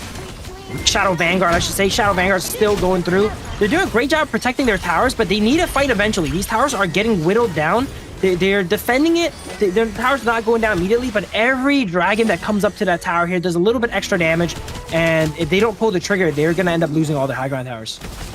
Yeah, it's just delaying the inevitable, right? Like, if they don't take any kills here onto the side of VP, that is AYLO Gaming, they are going to be making sure that, well, they're just basically just, like I said, delaying the inevitable of that higher ground turrets falling into the mid lane, because we're already seeing a bit of a nursing up to the top side of the map thanks to Celista. He's looking to just get that Splendid Revolver onto those minion waves just to clear them out and get some resources for himself. But overall, the resources are going over to VP for now. About 2k lead just at this moment in time. VP taking very aggressive positioning because they know, oops, Set Sail comes out onto 2. Not much comes of it. It seems like he was only using that to threaten the enemy away, to give his team the freedom to take that Tyrant. VP not afraid of the Tyrant here as they can all walk in. They see the Marco Polo clearing top on the map. They know they cannot walk into a bad fight, and they just walk in and just take the Tyrant right in front of AYLO. AYLO was the one that actually started it, but they're forced to retreat because they know they got to watch after these waves. Exactly. They've got to watch the waves as well, right? I mean, the Set Sail is also being used to kind of bait out the Destructive Deluge as well, right? Like, you can see it all the time. Whenever the Set Sail comes in, the Destructive Deluge gets put down. So it's kind of a bit of a dual thing coming through for the side of Virtus.pro. They're looking to try and push this team fight, but also get these ultimates exhausted from the side of AYLO Gaming. For sure. Sunset now, late game, has all this cooldown items. He could Set Sail like every 10 seconds almost. They have really low cooldowns on the side of VP. They could practically expend their ultimate every wave, and it would be a good trade. Tempest Dragon does arrive. Upgraded items will come in handy now, as we see a lot of gold on both sides. There looks to still be one more fight. While AYLO Gaming is going to be hemorrhaging the minions top, they are going to look for a fight here on the Tempest Dragon. Looking for a fight. Setsail comes in. He does not pick anyone up. He gets a knock onto Vermont, but there's going to be no follow-up there. There is nobody for the side of Virtus.pro able to actually maintain that one. You can kind of see that Lomax is just waiting in the brush by the Azure Golem as they are trying to go for this Tempest Dragon. Like I said in the introduction, Phil, Tempest Dragons are going to be coming in thick and full in this series. For sure. AYLO Gaming tries to get into the pit here. That Setsail gave VP a lot of space. Now it's forcing AYLO to actually walk into a setup pit here. Another Setsail comes, amazing 3-man Setsail, but again, he's using it as kind of a zoning tool as opposed to an engaging tool. He's rarely picking up his teammates. He's just shooting the ship into the enemy side, causing havoc, giving vision here. Once again here, he's basically frontlining on Sunset, giving his team enough time, and his team does get enough time to go ahead and take out the Tempest Dragon. Bullfight breaks out. Yep. Sanctuaries popped on both sides. I can't really tell who's going down. Destiny's being popped as well. Marco Polo barely gets away with that Destiny there. Good micromanagement with the items there, being able to buy the Destiny while under the Sanctuary here. As Virtus.pro, even though they got the Tempest Dragon, they're forced to run away.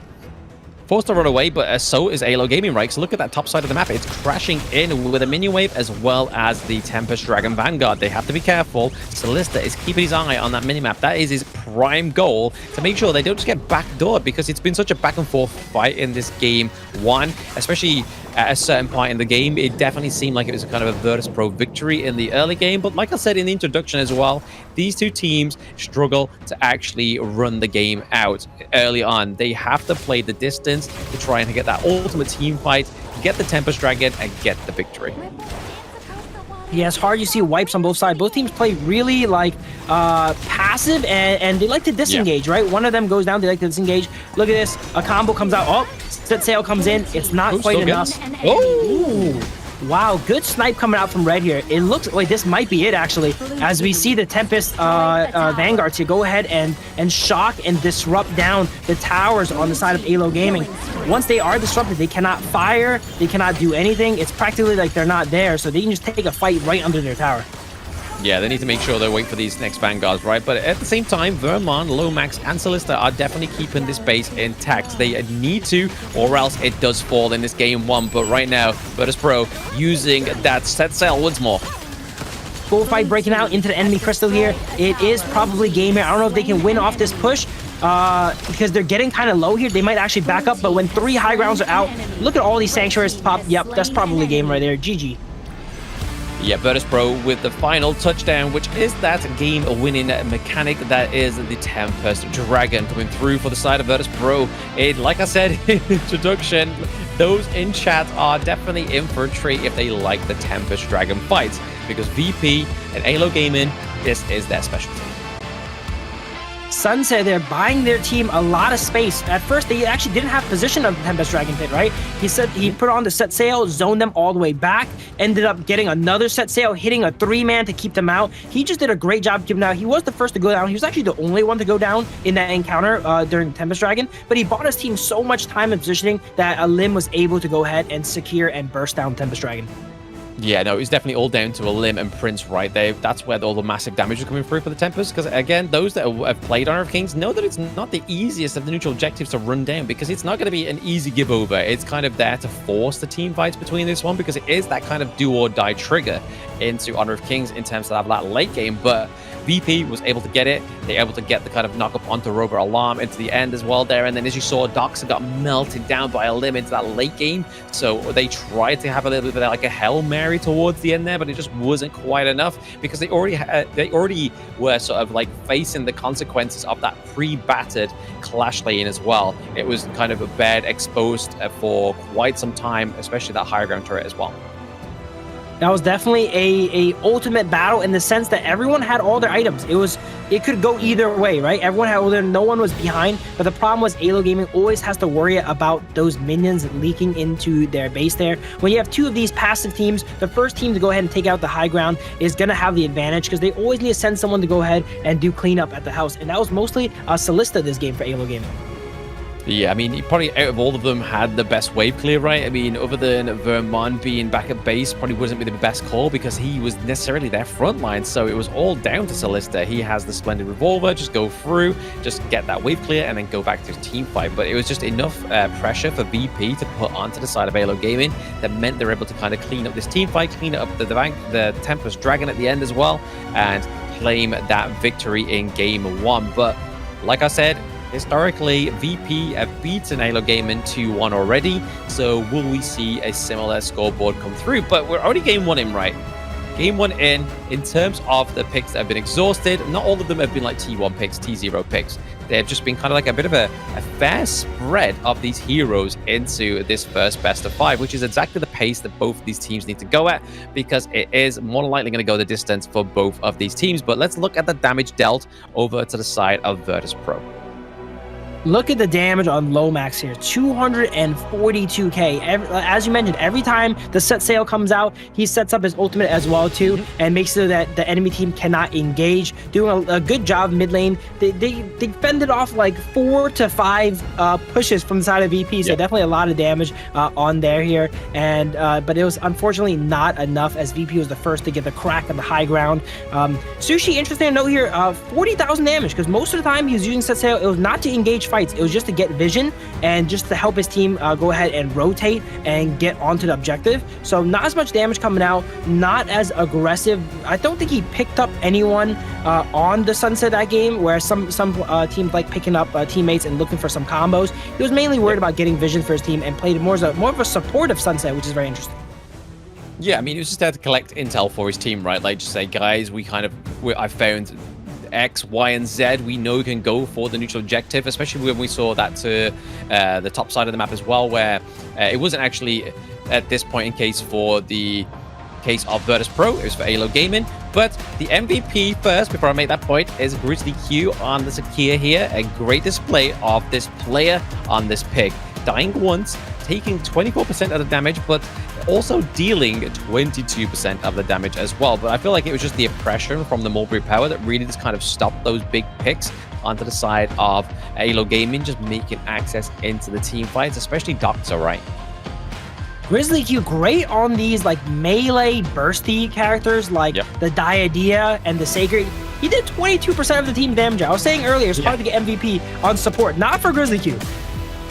Yeah, he's like, hold my drink. I'm going to prove you wrong, Phil. I'm going to prove you wrong. But the point I was going to make, right, is the fact that they were giving intel over and making sure they're able to kind of take these objectives when they knew that their enemy jungle was kind of like not present on that side of the map, which is exactly the point where you want to take them, right? Especially with how scrappy these team fights have been all game between Virtus.pro and AYLO Gaming. I mean, at this point here at the Crystal with the Tempest Dragon Vanguards was definitely at the mercy of the set sail from Shisu there into the backline, as his team just basically nurses these Vanguards into the turret and then ultimately takes down the Crystal. Yeah, this is probably the game we've seen the most set sails like possible. Sunset crafted like 15, 20 ships that he sent into the enemy side there in that game there. He rarely brought people with him, but he definitely got a lot of vision. Very interesting way to play Sunset. I never really see that, so learn something right there, right? You'd be able to use the set sail as not as a engage tool, but as a vision tool as well too. But that's enough of this set here. Let's go ahead and take a break before we get into the next game.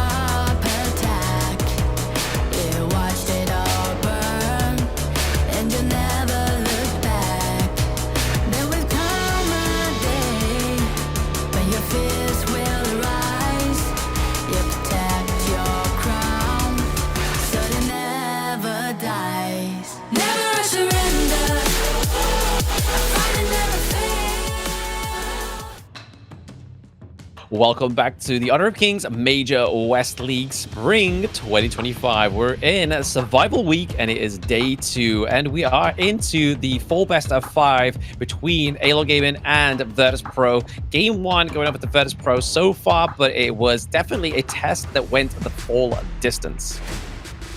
This series is going to be a test of stamina here, as both these teams like playing a little bit slower. They like playing a little bit into the more later end of the game, where we see more Tempest Dragons come out. You see all these heroes with their full potential, full builds, upgraded active items here.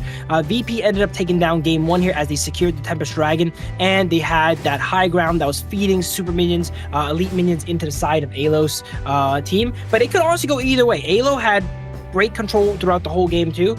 And it's gonna be interesting to see who goes ahead and changes up their strategy here, or will they do the same thing and give it another crack? Yeah, I feel like for AYLO Gaming, they was just kind of playing a little bit too defensive. They was waiting for the reaction to come through from VP, like where we were seeing that they were using the Sunset Set Sail, so Shisu using that big boat just to kind of set up these team fights. And AYLO Gaming just seemed like they were just waiting for it. And then in that mid game, there was kind of like, you know what, let's just wait for it to come through. Let's expand the Destructive Deluge, and then we'll get the pick off. Because there was at certain points where Docs are really shining those team fights, but none of those picks can get picked now. It is the global BP. The other teams can respectively pick those ones as well if they really want to, or the same team who have just picked out the likes of the Mayin can ban that also. Still, they can't pick it, but they can still ban it. We go into game 2, BP here, Liang ban, as well as the Mai Shiranui. Pretty much staple bans so far within the West League. Yeah, it's going to be interesting to see how VP goes ahead and drafts this game. Will they still take a more balanced approach like game 1, where they ended up leaving the Diadea up for the sake here, right? Or are they going to try and make a mad dash for the win here and get that 3-0 as quick as possible and start picking up these power picks? Potentially, right? I mean, we'll have to wait to see what they actually do. Draft here, Dharma gets banned out as well. So AYLO Gaming, they probably want to look at banning maybe out the Ali here, or end up giving it over to VP. So they ban out the Jinx. So it does mean that Prince can go on at one of those, another big picks here, and it is going to be the Ali being locked in here for Virtus.pro.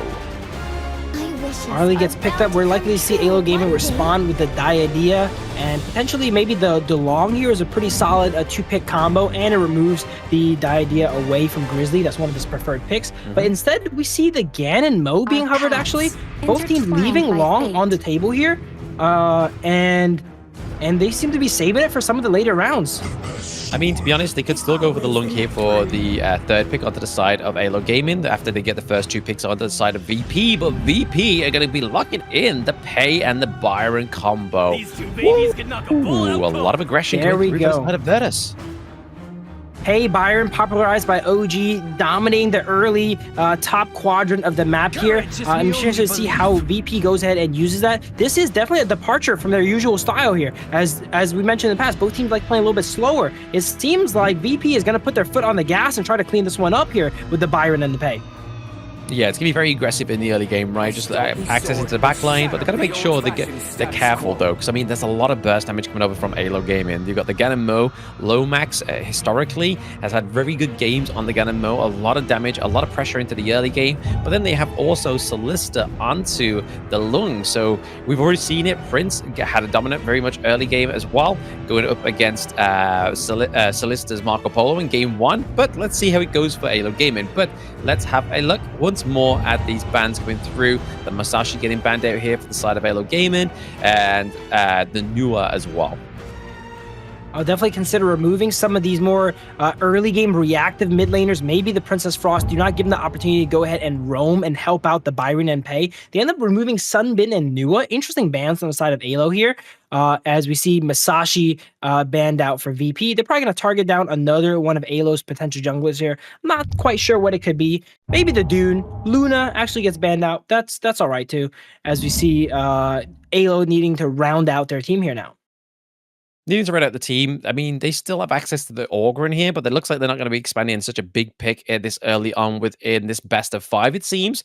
It looks like they're going to be locking in potentially the Agudo. It's a good driving force here. It's a bit of a front line that they need as well, right? It's able to try and like get the CC onto launching Furball to try and get onto the back line of VP like the Ali. But then also you get the healing from the Wild Growth as well. So good potential here for AYLO Gaming, but at the same time, Virtus.pro may be locking in the Mutsu, and we've already seen some very impressive Mutsu gameplay so far.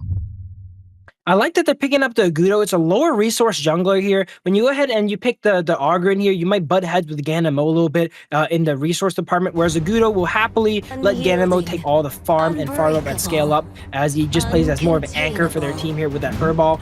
The Motsu and Lady Jen being locked in aside of VP, giving them a bit more reach as they picked Pei, Byron, Arlie, not the highest range characters on the side of VP here. So the Motsu and Lady Jen being able to round that out kind of complements some of their heroes here.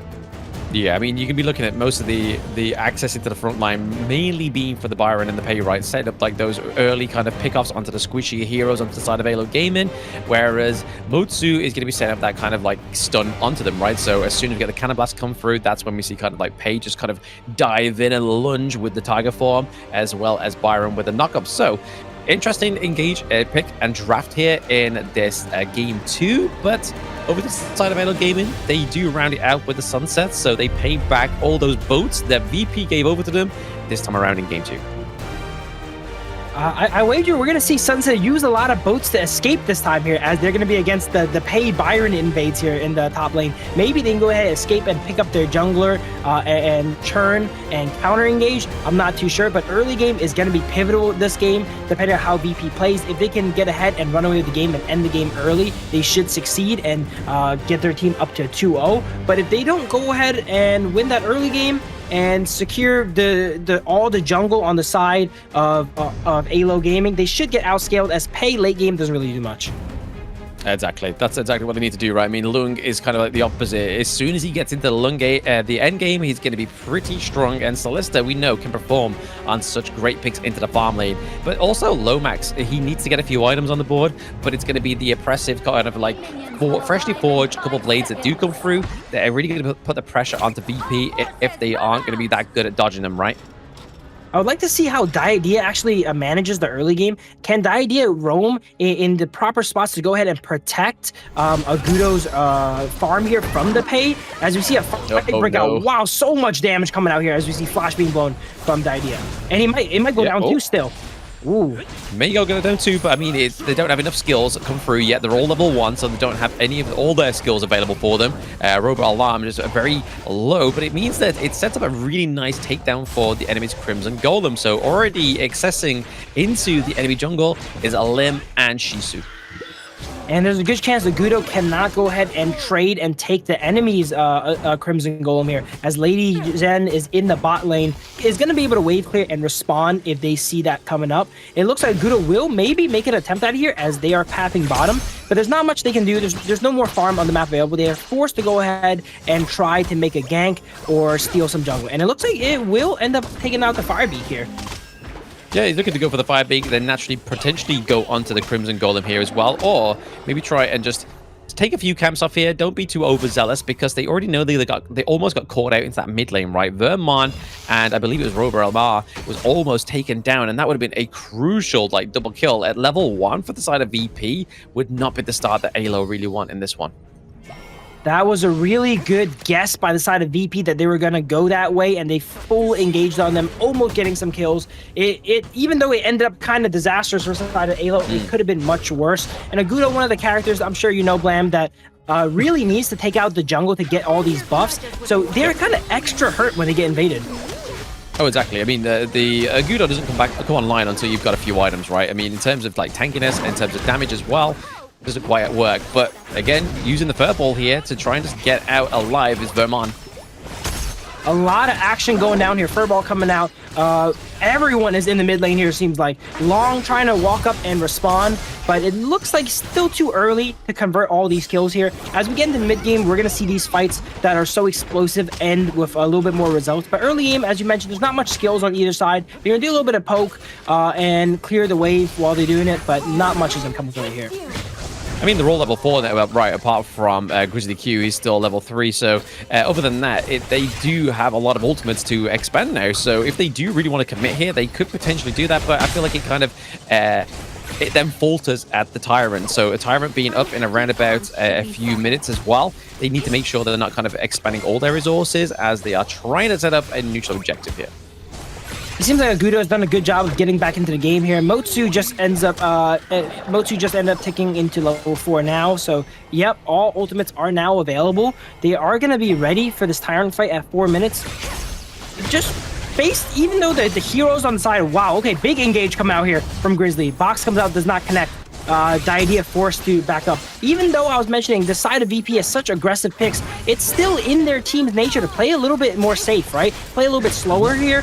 Combo comes out in the Ganon mode, barely, while good positioning there, barely walking beside all that damage from the Lady Gen and the Moxie there. And do we see a dive come out? Byron flashes on the tower here with the ultimate charging up, and he takes out 2, but he will go down for it. Infinite Vastness comes out aggressively, actually, into a Lady Gen combo. Probably a bit of a mistake there as he gets taken out.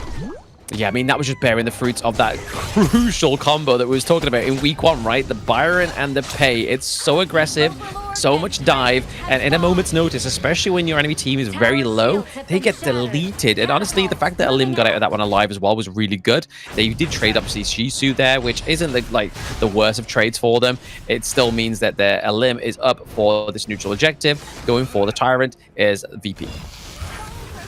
Sushi flashing on the tower, they're knocking up 2, making sure he was the one that tanked the tower, as Pei is not great at doing that. He did go down for it, but we've seen that Sushi is no stranger to going ahead and tanking and playing for the team with the Clash lane. Last game, we saw him get a lot of vision with the boats, and this game, he's going ahead and being the tank for his team, making sure that he was the one the tower was focusing, he was starting the fights, and taking the brunt of AYLO Gaming's damage. Yeah, I mean, look at that T1 down to the bot side, right? That just needs, literally just one more range attack from Prince. He gets it, and it's gone. So they've already got, 3 kills in their bag, as well as a T1 turret, as well as a neutral objective.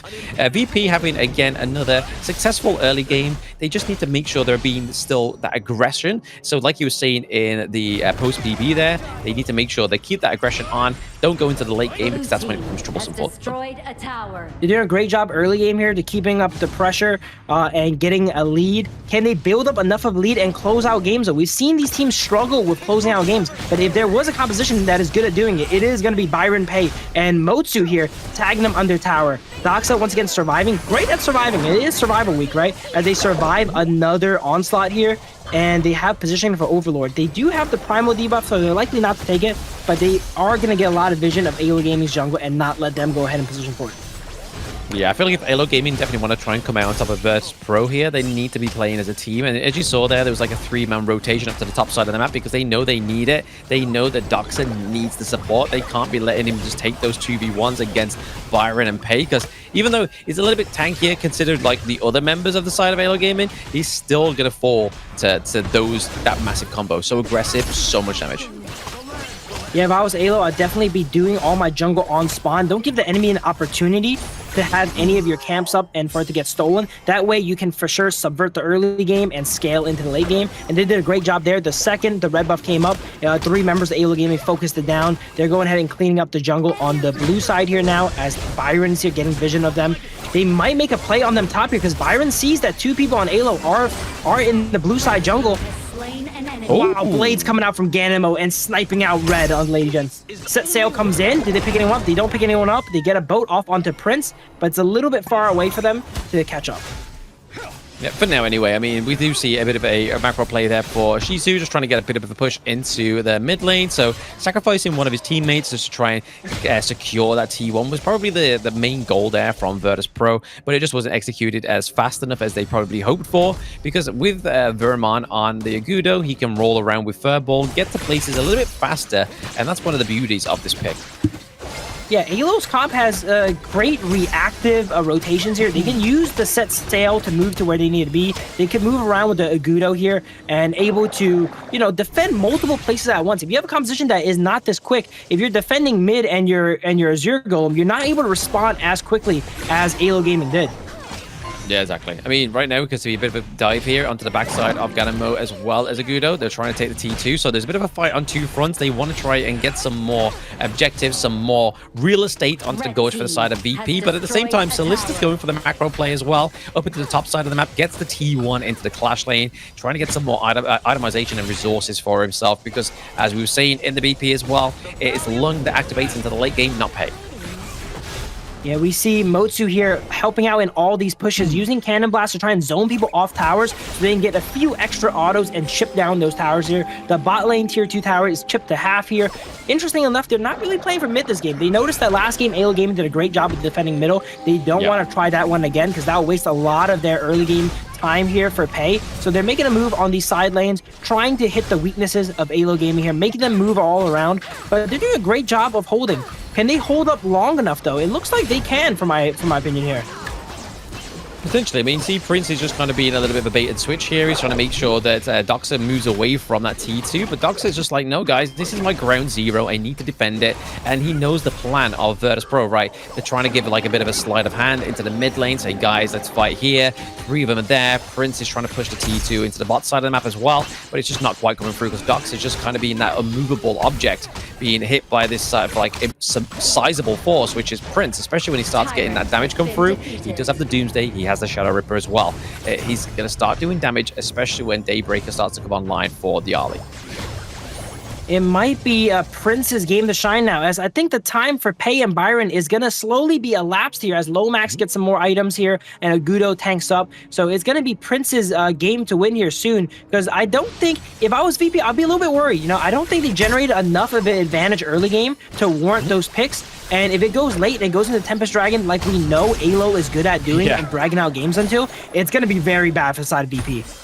Yeah, the fact they're not able to catch out Lomax is that easily as well. I mean, I say that. It might be just a little bit too quick for me to say that. They did land the Cannon Blast here. Oh, you might be getting caught out now. No. Set Sail comes in onto the Byron. Byron's caught in a bit of a bad spot here, but he's actually doing a great job of holding. Can he hold long enough? Barely goes down here. He's just caught behind the enemy tower. They tried to dive Lomax. As you mentioned, Lomax is super slippery. They're not able to take him down. Another fight comes out. Furball comes out, and wow, Flaming Palm takes out Pei.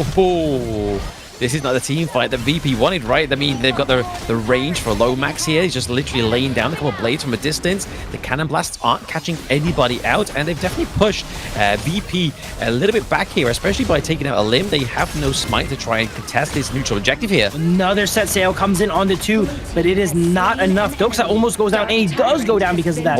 But as we've seen in the fight prior, Long gets a double kill. That is not what you want to see. I think it's Long's time to shine, as he has gotten his items. He is ready. Pei has fallen off. Byron is going to slowly fall off here. Now AYLO Gaming is going to look to try and control the game.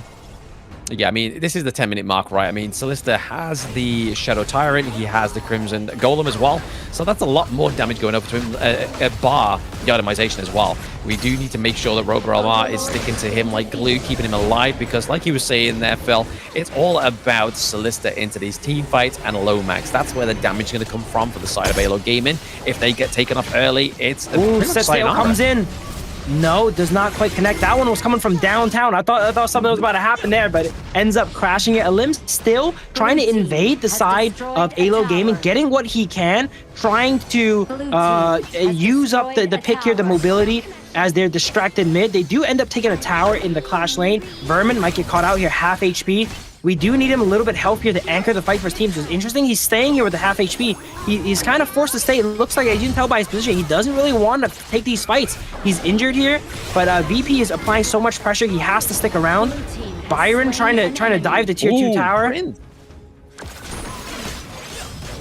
Prince, oh, there's Byron here. They end up forcing a fight here. Vermin's Blood Rage gets popped. Not the best time to fight here. They're not giving AYLO time to reset. They're not giving them time to breathe here. That's what they need to do, though, right? We don't want to be seeing another 20-minute game for the side of VP, because like we're saying, the win condition falls apart there because Pei falls off, Byron falls off a little bit there as well, but they need to make sure they aren't getting falter to Solista or give up any more kills, but it is going to be Shisu on the run there, very low health.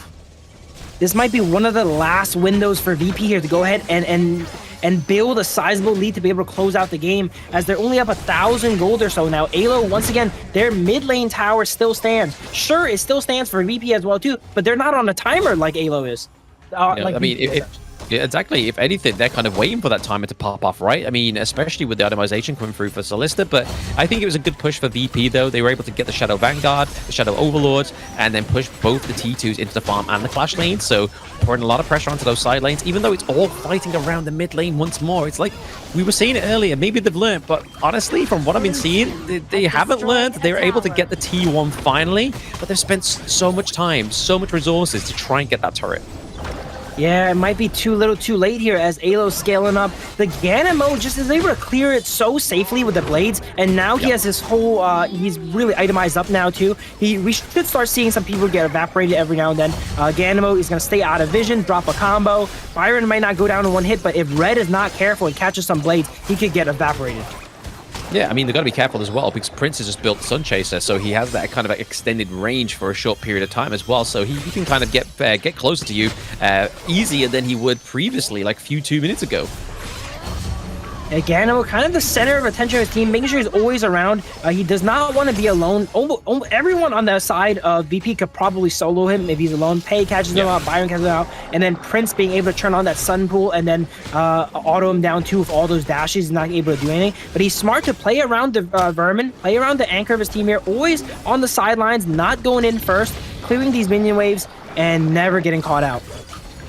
Exactly. I mean, they're definitely trying to go for another... neutral objective here. Set Cell just get coursed onto. Doxa here. It might be a bit of a smite fight here as we see Agudo onto the Tyrant and Pei ends up securing it. Agudo dropping really low, turns on Blood Rage. It's not enough, goes down. Here we go. This fight might be a big decider. VP needs to win this and convert it here. Splendor comes out from Ganemo, but once you're alone in Ganemo, Splendor or not, you're going to get taken out. And this is a great fight for VP. This might be what VP needs. They need to somehow convert this into a lot of objectives here. That was a 1-for-5 ace coming out for VP. Yeah, for a limb to die here is fine because they were able to get the neutral objective. They got the tyrant, so they do have the increased damage, which really aided Prince into that team fight. They have minion waves into the bot side. They have minion waves into the mid as well, so they can really just push here. It's like 8 seconds and 3 seconds for Doxa to come back on here now. So it's all going to be down to the side of AYLO Gaming. Can they defend this base with this set set? It looks like they're playing for the win here with their 1 minion. They're all 4 staying in the bot side. Looks like they ended up changing their mind. The set sail onto them kind of changed their mind there. Sunset goes down, and so does the tower. And this is disastrous for the side of AYLO. 1 bad fight, and they leaked 2 high ground towers, and they're never going to be able to get those back. Can they somehow break out of their base from this point on? I mean, they gotta hope so, right? If they do, they have to make a pick up onto the side of VP first. But right now, with that 1 high ground turret remaining, that it means that VP Lim was just like, guys, they're pretty much pushed at the base. They've already just spawned back. Let's go for the Overlord. The tempo is completely shifted, and AYLO is end up getting their deaths staggered. Once their deaths are staggered, they're never really around, and they can't protect their teammate. Ganemo caught alone here because all the deaths are staggered here, and not everyone's up at the same time, and that should be GG, as we see the minions being able to push in mid here for the side of VP. Yes, it's only down to Solista here to try and clear these minion waves, but there's a lot of damage over to the side of VP. Gets the crystal as well. But it's not enough.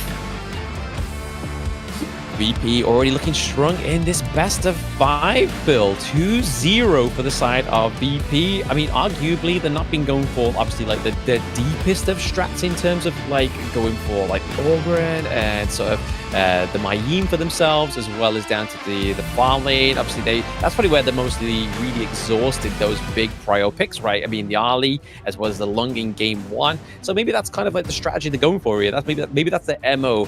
Feed Prince his picks, and he will feed us the victory. They're picking these really tried and true combos, you know, very easy win condition to theorize. Byron, Pei, control the early game, pressure these towers. In the mid game, it looked kind of suspicious for them there, you know. They weren't generating as much of a lead, but they ended up finding a great fight, 1-for-5. And when you get aced, that was not very characteristic of AYLO. Usually they don't get aced there, but they end up getting aced, and that leaked so many towers. And from then they started going in 1 by 1 to try and defend, and it all just started falling apart.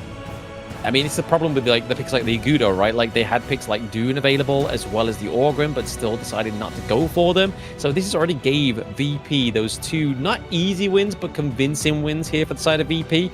But that's the problem now, is that AYLO Gaming are down by 2 points, so that's already going to be a bit of a chunk to the mental coming through. But the Agudo, as much as I love Agudo, and I'm an Agudo stan, I love playing Agudo into ranked, it's just not the tank you need in this one. You needed something that could soak and sustain whilst the backline was doing a lot of damage, especially when you've got such great picks like the Lung and the Ganamo. It just feels so sort of wasted on the side of AYLO Gaming at this round. And in the Agudo early game, you know he can't really respond to a pay. There's not much you can do. And as I mentioned in the game, the Agudo gets extra punished, right? The character's balanced around being able to get a full clear of their jungle and get all those jungle buffs. But when Pei eats half your jungle and threatens you for the other half, you're not really scaling up. You're half the character that you're supposed to be. Yeah, even with like the release mechanic of Agudo, right, where you just basically pop that skill, wait a few seconds, and then it kind of just takes the camp and you still get the gold, but you also get a blessing. Just wasn't fast enough in terms of the jungle clear here, but you can see that the damage was actually being taken by Agudo, so Vermon was definitely doing his due diligence within that fight, being the only real front line there. Obviously, they did have Doxer as well that took 71k of the damage, but when you sort of see like 105k coming from Red, and then you got the 65k, and then they're also down to Grizzly Q as well, onto the Motsu, getting 75k. So there was a lot of damage, like left, right, and center onto the side of Virtus.pro. Was way too much for Agudo to keep up with. Grizzly Q might be one of the highest damage support players in the league here. Every time I see the damage numbers on, I get confused. Is that a carry? He's doing 22, 23, 25% of his team damage on support. I don't know who's not doing damage on that side, but it is not Grizzly Q. If we look at the graph here, in the mid game, that's what I was starting to mention. This could be bad for VP, you know? They didn't build up enough of lead. If anything, they're actually giving a little bit of back at AYLO. So that gave AYLO a lot of life there, but they ended up taking one bad fight, and in a game that's as short as Honor of Kings, one bad fight, you're gonna lose the game. Oh, absolutely, especially if it's at the right point of the game as well, right? Like if it's in that mid game, like around about that 10-minute mark, and you lose, and you've already kind of got those both the T2s down into the side lanes as well, and there's minions pushing, it just spells disaster for your opponent. But looking at the MVP here, it is going to be none other than Grizzly Q 2 times in a row. 4, 0, and 9 in the KDA. Like you said, Phil, is he the Mystique carry in this one? How does he do? He's making me eat my words. It's really hard to get MVP on support, guys. Trust me, I play a lot of support in solo queue. Those of you guys that play support in chat probably know, even if you think you did really well, usually the fruits of your labor here go onto your carries, and they end up taking your MVP. It's okay. We're supports, you know. We're trying to do that. But how is Grizzly claiming all these MVPs? Oh, absolutely. I mean, he's mobbing them up, right? Like, maybe we're, like, underestimating him. Maybe, like, all the visions going up with the Prince into the draft, when really it's Grizzly Q that got the Sakir in game 1, got the Motsu in game 2, clearly carrying here in this game 2 as well. The Cannon Blast did connect. Some of them did whiff, but it was just basically impressive enough to keep the side of AYLO Gaming away from these neutral objectives, as we just saw there, into the fight for the Shadow Tyrant. But once more, it was just able to kind of catch and lock down Solista when he needed it the most, right? Like using this, there's the Cannon Blast onto 2. Look at that. Huge. All right, I can see how he could get MVP, actually. If you're landing Cannon Blast like that, you deserve MVP. Nice 2-man Cannon Blast coming out. Motsu combo is great with Gan and Mo, but when they're on opposite sides, if I was Gan and Mo, I'd be really scared of the Motsu. I'm kind of immobile, slow pick. If I get caught by a Cannon Blast, it can easily convert into a pick there. But that's game 2 here. Let's get ready for game 3 as we take a break.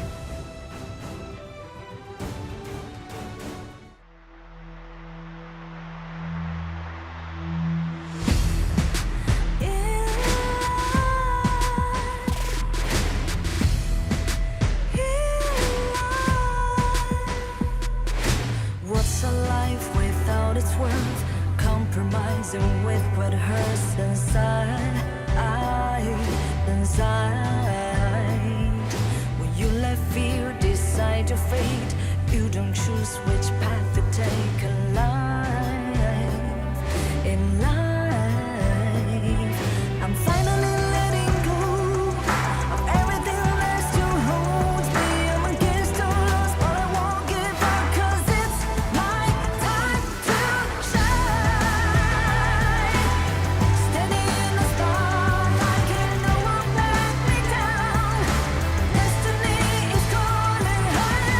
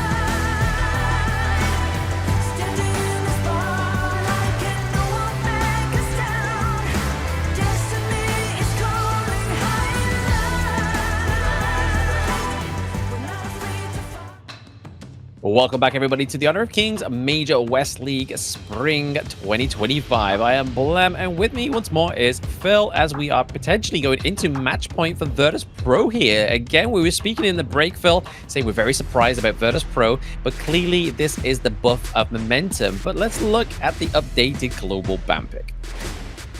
They pulled out a composition that we've only really seen Twisted Minds and OG bust out, right? The Byron Pay, as we see teams are starting to learn from each other. They noticed how oppressive that combo can be, and they're starting to pick it up and practice it themselves, and they played it pretty well here. They didn't end the game as quick as usual OG fashion, but they still cleaned it up and got it done. In the beginning, I really thought it was going to be a bloody series. It was going to be really back and forth, but VP with the momentum, with the wind in their sails, I think they might actually clean this up 3-0. Exactly. I mean, this is the thing we haven't quite beat home about as well recently, is the fact obviously AYLO Gaming is at the top of Group A at the moment. Virtus.pro is in a steady second place. If Virtus.pro takes this victory over AYLO Gaming, it cements them into top place after day 2 in Group A. The next time that this team actually fights is not all the way till the end of the 4th day of the survival week, so it puts Virtus.pro in a very good position if they're able to take this series from AYLO Gaming, especially in a 3-0 fashion as well. Super important for either team here to take the win, as they are fighting each other for that first place spot. The other teams, sure, it obviously matters if you get a win against them, but this is the team that could knock you down, so you really need to take a win. Yeah, I mean, they've already basically displayed that they can beat AYLO Gaming, right? They beat them in a 2-1 victory score into the ranking week. But let's go into the BP here. They ban out the Dolia again for the side of AYLO Gaming. They don't want any kind of Dolia synergy coming through for Grizzly Q. Because again, we seem to be thinking that maybe Prince has all the power picks here, but Grizzly Q has been back-to-back MVP in this series. Prince is there to take all the focus, while Grizzly Q is truly carrying here as they get a support ban off of him here. He still has not played the Diadea yet, and it looks like it might go through as AYLO Gaming played it and they did not ban it. They do get the Mai though. Mai, one of the highest presence picks here in the Kings Major West League, but I don't know how I feel about the Mai. I feel like usually Mai underperforms for how much respect teams give it. Usually first pick, first ban. But they do end up picking up the Mai. You really can't let it go. But the Diadea, as I mentioned, comes out for Grizzly Q here. This could be the game 3. VP is not pulling any punches here. Argrin and Diadea being locked in. Yeah, Coach Hydro there's like, guys, press execute. Because, I mean, here we are with Diadea and Orgrin. These are the kind of picks that we were seeing in these best of 3s, right? Come through in game 1, actually bear a lot of fruit. But over to the side of AYLO Gaming, I mean, yes, the Mai Shiranui, like we said, has a lot of presence and hasn't had a lot of kind of like fortuitous presence within the Honor of Kings Major West League this far. But pairing it with the likes of the Motsu and the Monkey is really good, right? Because there's a lot of single target CC for then the Mai Shiranui to then basically climb on top of and burst down those unsuspecting targets. But who would be the target in this case? Survival is the greatest challenge. Not too sure. They have not showed anyone yet. Maybe a D-Renji is going to come out to possibly hamper the tankiness of Monkey, but I actually don't like Monkey into Argrin. We've mentioned prior is not the best. There's the D-Renji being locked in to shut him down here. I'm actually a coach for VP as well, as you can see here, as they go ahead and lock in the D-Renji. It's interesting to note that the Motsu is so high priority in the best of 5. In the best of 3s, we saw it a little bit. You know, some teams pulled it out. But in the best of 5s, it seems like one of the most highest presence, highest impact picks. And it just goes to show the format really matters when it comes to hero selection. Oh, absolutely. It definitely changes the whole dynamic of the tournament, right? The fact that you've got Motsu coming in and obviously bearing a lot of victories as well. Like, I mean, honestly, you can see it come through as like 2 times in a whole series. But in those 2 series, 2 times in the series, it's generally within the win there. But VP are definitely trying to work down the marksman pool for the side of AYLO Gaming, because they've already used Marco Polo. They've already used Lung. Shoyue gets taken off, so there's no Lung range, especially with the Motsu here. And then Chano as well. So already using the Marco Polo, we're probably looking at something maybe like the Lady Sun here if they want to try and go for some late game potential, a little bit of a bigger poke, bigger damage onto the D-Ranger. There we go. Okay, you're the coach of AYLO Gaming. I'm the coach of VP, as we see Lady Sun locked in on the side of AYLO. I have no reason why they're losing. They're losing right now. I don't want to be coach. Whoa, Blam instantly gets off that. Oh, I was not coaching. They were coaching. It would have been different, you know? Let's end this with grace. Well, they did pick the Agudo. Hold on, Blam. Hold on now. Nah, not me. Hold Not me, on bro. now. Wait a second. But no, over Shah comes out. Yeah, Shah coming out here. Normally he picks against like a counter for Orgren here, but this time around, obviously, they have their mid lane already locked in, which is the Mai Shiranui. But it could be just as a frightful counter for the Mai Shiranui as well, especially using the Silk Beauty to just move them around. It's going to be a lot harder for Lomax to try and sort of like dictate the pace of his engage, especially when they have a Shah on their team. Red on the Shah is one of his signature picks. We see it in the team profiles. It's actually his favorite pick here, puts in the background. And I love when players take these like not S tier characters, A tier characters, and they play it so well that it becomes a top tier threat. Kind of similar how Guan Yu is with Keke. And I'd say Shah with Red is another one of those picks.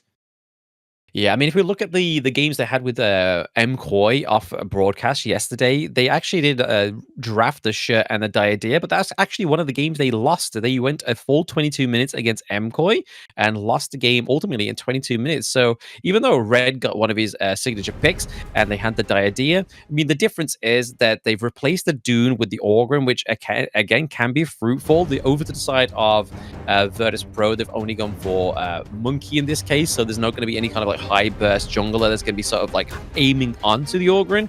Maybe they're going to be really putting that down to Lomax onto the Mai Shiranui, and then obviously they have the Mayin once more as well. So 3 out of the 5 drafts at the game 4 that they lost against MKOI are in this one, just with the difference of the D-Ranger compared to the Lady Sun and the Orgren over the Dune. So let's see how Virtus.pro actually try and perfect this 3 out of 5 loss already.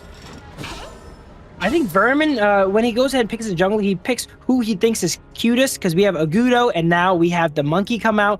But what happened to Dune? Dune is not seeing any presence in the best of 5s, it seems, as one of the strongest and most picked characters in the best of 3. So it's interesting how the different formats really shape the picks here. I'm actually not a big fan of the Monkey pick. We mentioned prior that Monkey into Agudo, into Orgren actually is not the best pick, especially now he has to navigate against Red on the Shah here to be able to pull him back in for those executes. This is going to be a really tough game for AYLO composition-wise. Yeah, I mean, in terms of, if you look at AYLO Gaming, right, they have a lot of kind of like access into the backline, especially with Doxa onto the Charlotte and Lomax onto the Mai Shiranui. So you can kind of see what they're going to be trying to go for into these team fights. A big, huge engage from the Monkey is a bit of a distraction, whilst you see Doxa, Lomax rotating from a bush nearby, trying to kind of capitalize in onto the D-Ranger, which is going to be pretty hard, because obviously he does have the legal immunity, but it all depends on how well that early game goes, right? For sure. I think this game is going to be very execution-based. We have not seen AYLO Gaming play a composition like this. As we mentioned prior, they're more of a slower team. They like playing the map. They like playing for waves. So they might be switching up. They noticed their past gameplay has not been working out. They're 0-2. They're going to switch it up, try and play a little bit more dive-heavy. And while I do think draft-wise, VP has the compositional advantage, if AYLO Gaming can execute all these characters at the highest level, they could take it down. Yeah, I mean, they have the Shah and they have the Diadea, right? So 2 great kind of like counter-engage heroes coming through. Lomax might be a bit of trouble here, trying to bait them into the enemy jungle, as they know that both Lady Sun, Solista, and Robert Elmar can actually just rotate around and try and capitalize onto that. But they know they're not going to take the bait at this point. VP know how close they are to victory. They're going to be playing a little bit more cordial in this game. For sure, but that might play into AYLO's favor. I feel like AYLO's been performing so poorly because of their aggression on VP that they were not ready for, right? So if they go ahead and slow down on game 3 here, it might give AYLO the game to come back. They might do, right? I mean, they definitely don't want that to be the case onto the side of VP. They want to try and take a clean 3-0, which they haven't yet to do with... Oh, what happened here? Look at that. There we go. The Shah pulling Motsu all the way under tower here.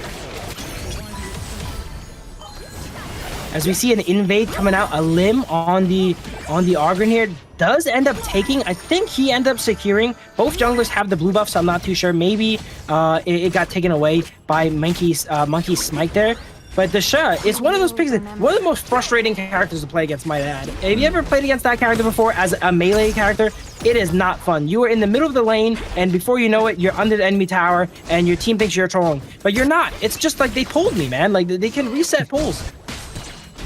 Yeah, they're taking control of my phone. Don't blame me. It's the hero.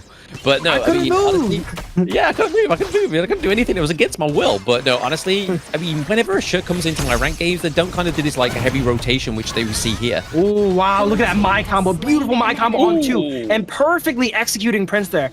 We rarely see Mize get kills in the early game, but that was beautifully executed by Lomax. Hits all his abilities onto multiple people, and he comes back for more here as he goes ahead and takes out Grizzly Q. Wait, this might be one of the games that's making me eat my words about Mai. Mai is popping off this game. So far, right? So far. I mean, everything the Azure Golem off of Lim as well is going to be a bit crucial for the side of VP. Vermon is now got both the Crimson and the Azure Golem, but that was a good start for the side of AYLO Gaming, right? This is where the Motsu comes in and is very oppressive, but I feel like it was a bit of an overplay or an underplay there by Grizzly Q, right? Like, why would you go in with the enhanced basic attack of the Diadea, knowing that there is some damage over time waiting for you in that circle below you? Yeah, Grizzly Q, that's one of the downsides of being more of an aggressive support. To get all this damage, you have to play a little bit more aggressively, and sometimes it gets punished. As we see Monkey here look for another dive, potentially, on the side of VP. They're forced to stand behind their tower. Cannon Blast coming out. They don't want to get dove by Lomax again on the Mai. And this is some of the most impressive Mai play I've seen all tournament. Usually, Mai's are so passive, but Mai being able to maneuver around the maneuver around the DRNG stuns and getting some kills early game. And this is probably the weakest point for Mai, I would say, too. Yeah, absolutely. I mean, as soon as she starts getting more items, then it kind of becomes a bit more troublesome for her. But overall, we've seen a bit of a trade between the two turrets. Obviously, it became a bit more fruitful for the side of AYLO Gaming rather than VP. Shisu was just a little bit too slow in terms of the damage. But with a little bit more of one more basic attack, we could see that T1 into the Clash lane be taken down. But right now, in terms of the gold lead, AYLO Gaming are definitely kind of getting a sizable kind of lead at this point in the game. They're trying to get onto Vermin here, but not enough juice. Lim is going to be great at executing Vermin if he gets low, but he can't even get low here as he jumps in and takes out Red. Oh, man. VP side of the jungle is going ahead and getting invaded multiple times by the Mai here, the Motsu. The more we watch Motsu gameplay, I feel like that pick is so impactful. I feel like teams are just now discovering how strong it is, being able to use those cannon blasts to stun up the enemy team, get vision. It's kind of like a range engage if you think about it here. It's huge. I mean, look at that. Setting up for lowbacks is so easy when you've got the Motsu. Yeah, and all of these teams have great Motsu players, it seems like. Makes sense because Motsu a really fun character to play, right? As a support. You don't really feel like a support. You play more like a carry, and a lot of Motsus are carrying in this tournament. Absolutely. Absolutely. Right now, we are seeing that the lead is still going over to the side of AYLO Gaming for now. They are about, 2.5k ahead, and they were able to get the, obviously, the Shadow Tyrant, the Tyrant, the first objective of the game this far, and they're able to actually get a sizable lead down to the bot side of the map as well, which really helps. And not only Celista gain kind of control over the Gorge, but it also means that they don't have to rotate too much down into the farm lane now. They can just focus on mid and the Clash lane. Really like the gear shift from AYLO Gaming. I was a bit skeptical at the start, but they're playing it really well right now. And VP is not ready as they're down to 3,000 gold almost now. And Mai constantly cleaning up the enemy jungle. Mai pay, I'm not too sure.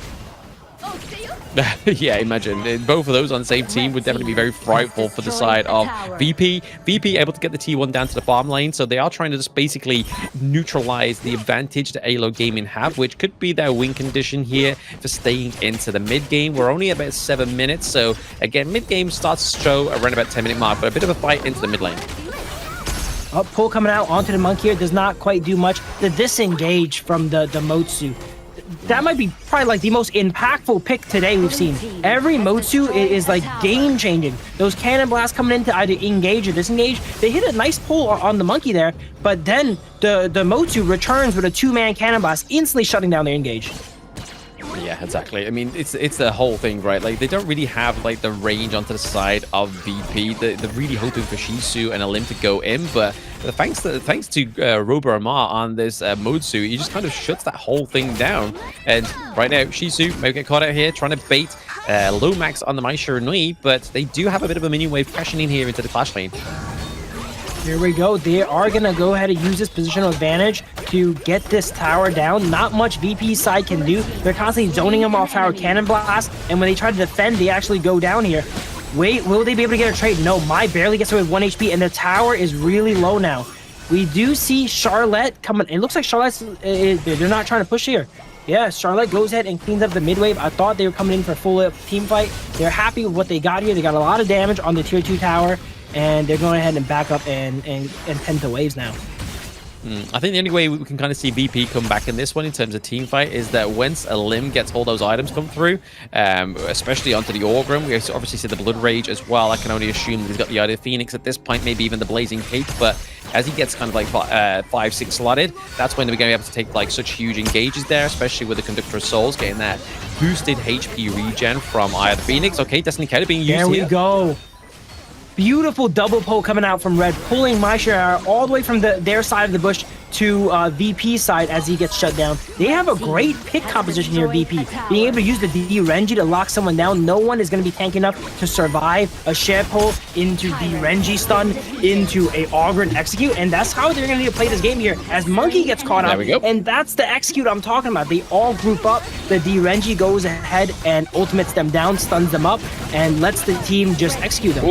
Charlotte comes here onto the back line. It's not enough as the side of AYLO goes down to Ogryn. Ogryn takes a triple win, and that completely just flipped the game. I mean, are you sure you're the coach of VP here? I mean, I just called it, right? Like, as soon as Ogryn starts getting some items and gets that great, like, early team fight, it's like, come on, like, it's going to be hard for the side of AYLO Gaming to come back. And I mean, they picked up all the right heroes as well, right? They got Vermont down. Rober Elmar means that they're not going to have that great setup on the Cannon Blast for at least another 6 seconds, which is where we need to see VP try and be a little bit more aggressive into these side lanes, which you can see towards the top there. Prince looking to try and push this T2 with the help of Grizzly Cube. For sure, VP going ahead and completely switching up the tempo of the game. Tempo is very important when it comes to MOBAs, all right? It can shift in instant, especially this MOBA here that's so volatile. They were just a second ago, they were losing their tier 2 top tower to AYLO, and then they defended it properly, and now the tempo is completely shifted. VP has the advantage. They take one tower here, chunk down the enemy Clash Lane tower, and it looks like they will have to give up the Overlord here, potentially here. As we see Motu trying to zone him. No, Alim goes in. It's going to be a smite fight as Alim goes in and smites it away. Alim just smited away. He's looking for a bit more of aggression, though, here coming through onto Slister. Ogryn has hit critical mass here, it seems, as he goes in, smites it away, and takes out 2. This is not good for AYLO, man. Match point, and we see a really fed Ogryn here, diving under towers here. This might be GG right here. Yeah, minion wave down to the bot side of the map as well. They are able to open this high ground turret. They have the Vanguards coming through as well. That's an ace. That should be game. That should be game. A clean game. VP 3-0. That just goes to show how quick the game can turn. In the span of, what, 1 and 1.5 minutes, it went from AYLO pushing the tier 2 on the side of VP to VP winning the game in 1.5 minutes. Wow, VP is really ramped up. I think that's their shortest record of match time. I mean, 11 minutes and VP are not synonymous at this point from what we know statistically. That is not a downplay to this team. That is just all we know about stats-wise. Like, they are kind of into like the 17, 18 minutes. And then if it's not that kind of range of match, it's always into the latter parts of the 22, 24, 30-minute match they had against MKOI earlier. And now they're coming back with an 11-minute decisive victory against AYLO Gaming, taking a 3-0. VP has now got top place in Group A for now. With the help of my expert coaching and not Blams, it seems like VP has gone ahead and figured out AYLO Gaming. First game, they were still figuring them out, 22-minute game. But then as they play it more, it dropped to a 15-minute game. Now it's a 10-minute game. If they play him again, it might be a 5-minute game here, Blam. Getting ahead of ourselves. Not even a tyrant on the board. Like, you know what? Let's finish in 5 minutes. Coach Phil says we could, so we're going to do it. We're going to execute it. But no, that was a good way to end out the series for VP. Because even though the draft looked solid, obviously AYLO Gaming generally had a greater early game. But as we were saying, sort of towards the sort of like middle part of that game, as soon as Alim sort of gets that right team fight and picks off the crucial heroes onto the side of AYLO Gaming, which he did, it means that the team fight just opens up, like, just basically like cutting open a cake, right? Just like boom, slay it down, knife through, eat the cake, yum, then bear the fruits. But it's the side of VP, they now get a 3-0, which really puts them in a good standing now into Group A. I really like the gear shift by the side of AYLO Gaming here. They really switched up their style here, and in the early game is really working out. But I think it's a bit of an inexperience with that playstyle. They were not able to keep their foot on their gas and maintain that pressure that Lomax was putting out early game on the Mai. I was very excited to see Mai do more. He made a lot of plays in the early game, but in the mid game, it was really hard to start to find more of those angles against the Sha, and then being able to get caught out sometimes here. He ended up itemizing second item Splendor here, so really prioritizing keeping himself alive when he gets pulled in. But I think the MVP is Sha, being able to pull in all these enemies, feeding his team those kills, you know, playing more of a supportive mid laner. Sure, Alim did a bunch of damage, but who, you know, basically spoon-fed him all those kills, right? Making sure that Mankey could not run away, and it was constantly pulled in. Yeah, I mean, 0, 1, and 9, so a lot of assists going over to the side of red, but I think it's also down to Alim, because that's really where the shift changed, right? Like, it was all based around this player. The fact into the mid game, where we sort of started calling it out, into the mid lane, and we saw up to the top side of the map, where the fight came through, and it was just Alim basically just dominated, and he got the steal onto the neutral objective as well. And then, obviously, 47k damage going through to Alim. Orgren, not always known for his best damage output within these games, but definitely very oppressive damage output overall. And here is that goal graph, right? Like, we see here that there was definitely sort of flirting with the victory of AYLO Gaming at certain points. But then all of a sudden, it just turns around, and then there we go. VP gets that 6.5 lead, which is what they needed to get the itemizations and claim those team fights for themselves. The matches today, they've been 3-0 each time. But unless you've watched the games, you might not know. These are 3-0s that could go either way, you know? Both teams can, even the set against OG, right? 9Z Globant, they put up a great fight. Very competitive, and we are seeing the competition start to close that gap in skill that we've seen in, there we go, MVP called it here on the red here. 0-1-9 KDA, 22% damage dealt, not much damage taken here. And another thing that's important to note, WoW players can do really well with a lot of gold. Red was among the lowest economy players here on the side of VP, yet he was able to still provide all that impact. And it's not because he's playing poorly or he's farming bad. He's using his character to its fullest by giving his allies the kills, right? Giving his allies the farm, and he was just there as a utility mid. Exactly, he was just playing Mama Bear in this Grizzly Virtus.pro lineup, right? Like, he was just like, guys, I've got some food here for you. I need you to get fed up a little bit. Alim, guys, you're looking a little bit slim. We need to get you some more food onto the table, get you those resources. And this, like, literally giving up that triple kill was the thing that really just opened up the whole prospect of Virtus.pro coming back in this one. And then obviously takedown of the Overlord as well. Huge. Picking up Solista into this team fight. Solista had a very bad positioning in that whole team fight. This enabled Alim to just come through, take him down. Then Lomax goes down. And at that point, AYLO Gaming has no damage, so it just becomes a much easier team fight and a much easier sort of takedown and execute for the side of VP. It seems like AYLO Gaming, once the game went off the rails, they were not able to get it back on track. They were doing really well when they had the lead and they were able to control it, but it seems like when they're losing these games, they kind of send people in one by one, you know? They don't regroup. They're not very good at that regrouping and 5v5ing again. Once some members fall down and the devs get staggered, they get a little bit lost, as you can see there, and they just go in one by one, and then Alim loves that, right? Getting all those executes off, being able to take people on one at a time. And amazing play by Alim there, too. Jumping over the wall, securing the Overlord, popping Blood Rage at 1 HP, and then walking into the enemy jungle, securing all these KOs. Very well played. Very well played. I mean, this, again, back to your point, the fact that when they start to fall apart, the dominoes start to fall onto the side of AYLO Gaming, is also the falter of the Motsu pick, right? So as soon as you have that early game lead, you have to make sure you execute it and stay onto that oppression, onto your enemy team. But if as soon as that starts to crumble, like we saw in OG's game as well, it just, the Motsu starts to fall apart because the enemy team your team starts running on its own. The cannon blasts aren't quite setting up team fights. But what we are going to set up here is just a short break before we do get into our last series of the day, which is going to be Twisted Minds against 9Z Globant, the rematch from day one.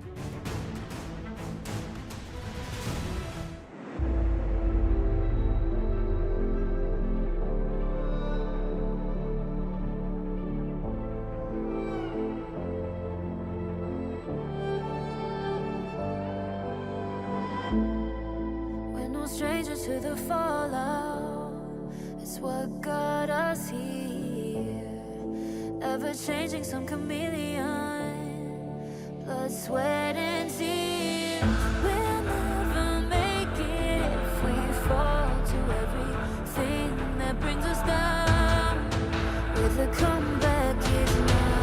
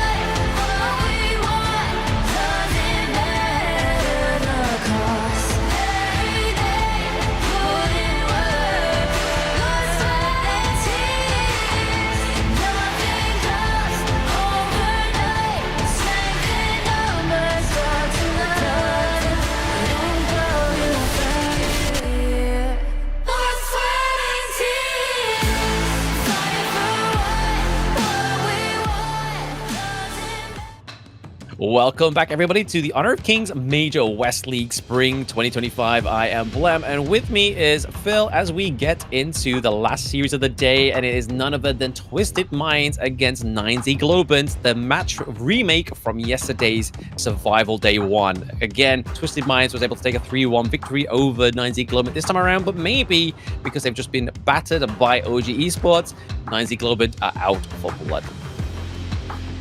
If I was making predictions, before the games, actually, I would say last set was going to be the most bloody. End up going 0-3. Now, after watching the first set with how well 9Z Globant did against OG, the dominant, undefeated force that they were, sure, they're still undefeated, but they really put on a good fight. And Twisted Minds plays a lot like OG, probably not as strong. So 9Z Globant, they just felt the wrath of OG. Maybe they're ready to take on Twisted now. Potentially, right? I mean, they definitely went blow for blow in that first game. I think that's the problem with 9Z Globant is that they always have a really strong game one, but as soon as they lose, it's kind of like, oh man, like we got to try and do this all again. We got to try and get that momentum again. We don't quite have the Ganon Mo, which is probably one of Moon's and 9Z Globant's probably one of their biggest sort of like power picks that comes through. It always delivers, and maybe Twisted Minds may not let them get that throughout the entire of the series, and that's how Twisted Minds try and take like a very clean sweep here. But we'll be getting into the BP very soon. Obviously, we do need to introduce these teams as well, but they honestly don't need introducing. They have some fans. We know them very, very well, especially Twisted Minds and 9Z Globant at this point. But honestly, the way that it works with the best of 5 with the global ban pick, anything can happen, right? Anything can happen. 9Z Globant have already taken a round off of Twisted Minds yesterday. Can they take a little bit more? Yeah, and these best of 5 stamina and mental is very important. We don't talk about it too much. We only talk about the picks and stuff, but you got to have a deep hero pool, And like you mentioned, with 9Z Globant, very good in that game one. They seem to unravel a little bit as the series goes on, and that's only going to get harder and harder from here. We start off with the best of 3s, we're going to go into best of 5s, and if I'm correct, we're going to do best of 7s later on. So if they want to make it to global battle, make it to ultimate battles, they need to be able to have the stamina to go through a really long series. No, we're looking for them just to go best of 5s, so it's still going to be best of 5s in the playoffs, so they don't have to adapt to that best of 7s, thankfully, for these teams, but it's still going to be a test of strength, will, and resilience at that point within the competition, so they are going to be all kind of like feeling out for themselves. They all have the kind of the details that they need and the intel that they need, knowing what they are going to draft, what they're good at, what they're not so good at, and basically it's at that point where these teams decide whether they divide and conquer or they are the conquered. Okay, while they might not do best of 7s anytime soon, if you want to be the best of the best in Honor of Kings, eventually you're going to need to get through the best of 5s and get ready for some best of 7s, right? It's important to go into every game with that peak strength, peak energy, peak mental like you are in game 1. They played an amazing game 1 against OG, and honestly, I think if they kept up that same energy all 3 games, they would have taken a game or 2 off them, right? Let's see if they can go ahead and get the momentum here against Twisted Minds, the masterminds here. And I think if they just keep up the same energy, same game 1, they're gonna take the win. And once the win's in their sails, they got the momentum. They're gonna be looking really good. Yeah, it's kind of like the same kind of thing with Virtus.pro as well. But speaking of Virtus.pro, we're gonna now introduce Team A, which is none other than Twisted Minds. See the fire in your eyes. You gotta fight for it. Let's go. The battle's calling. You better give it all you got. You gotta fight for it. The time is right for you to raise a bar. Yeah. Cause you could be the greatest of them all. Yeah. Let's go. The battle's calling. You better give it all you got. You gotta fight for it.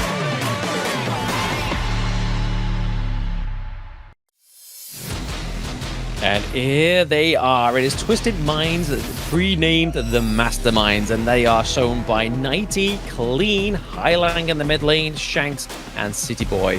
Amongst all these teams, definitely within this team, there is a lot of experience, all the way dating back to KIC 2022, all the way up to KC 2024. So within themselves, there is definitely the experience on the Gorge.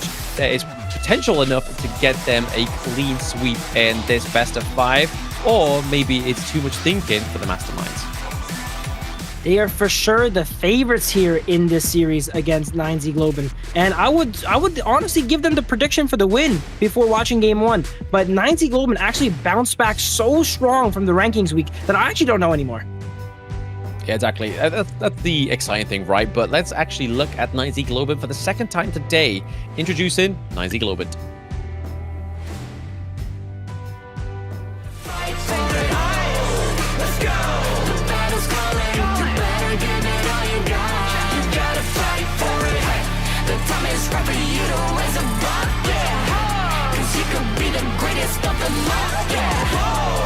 Let's go! The battle's calling. You better give it all you got. You gotta fight for it.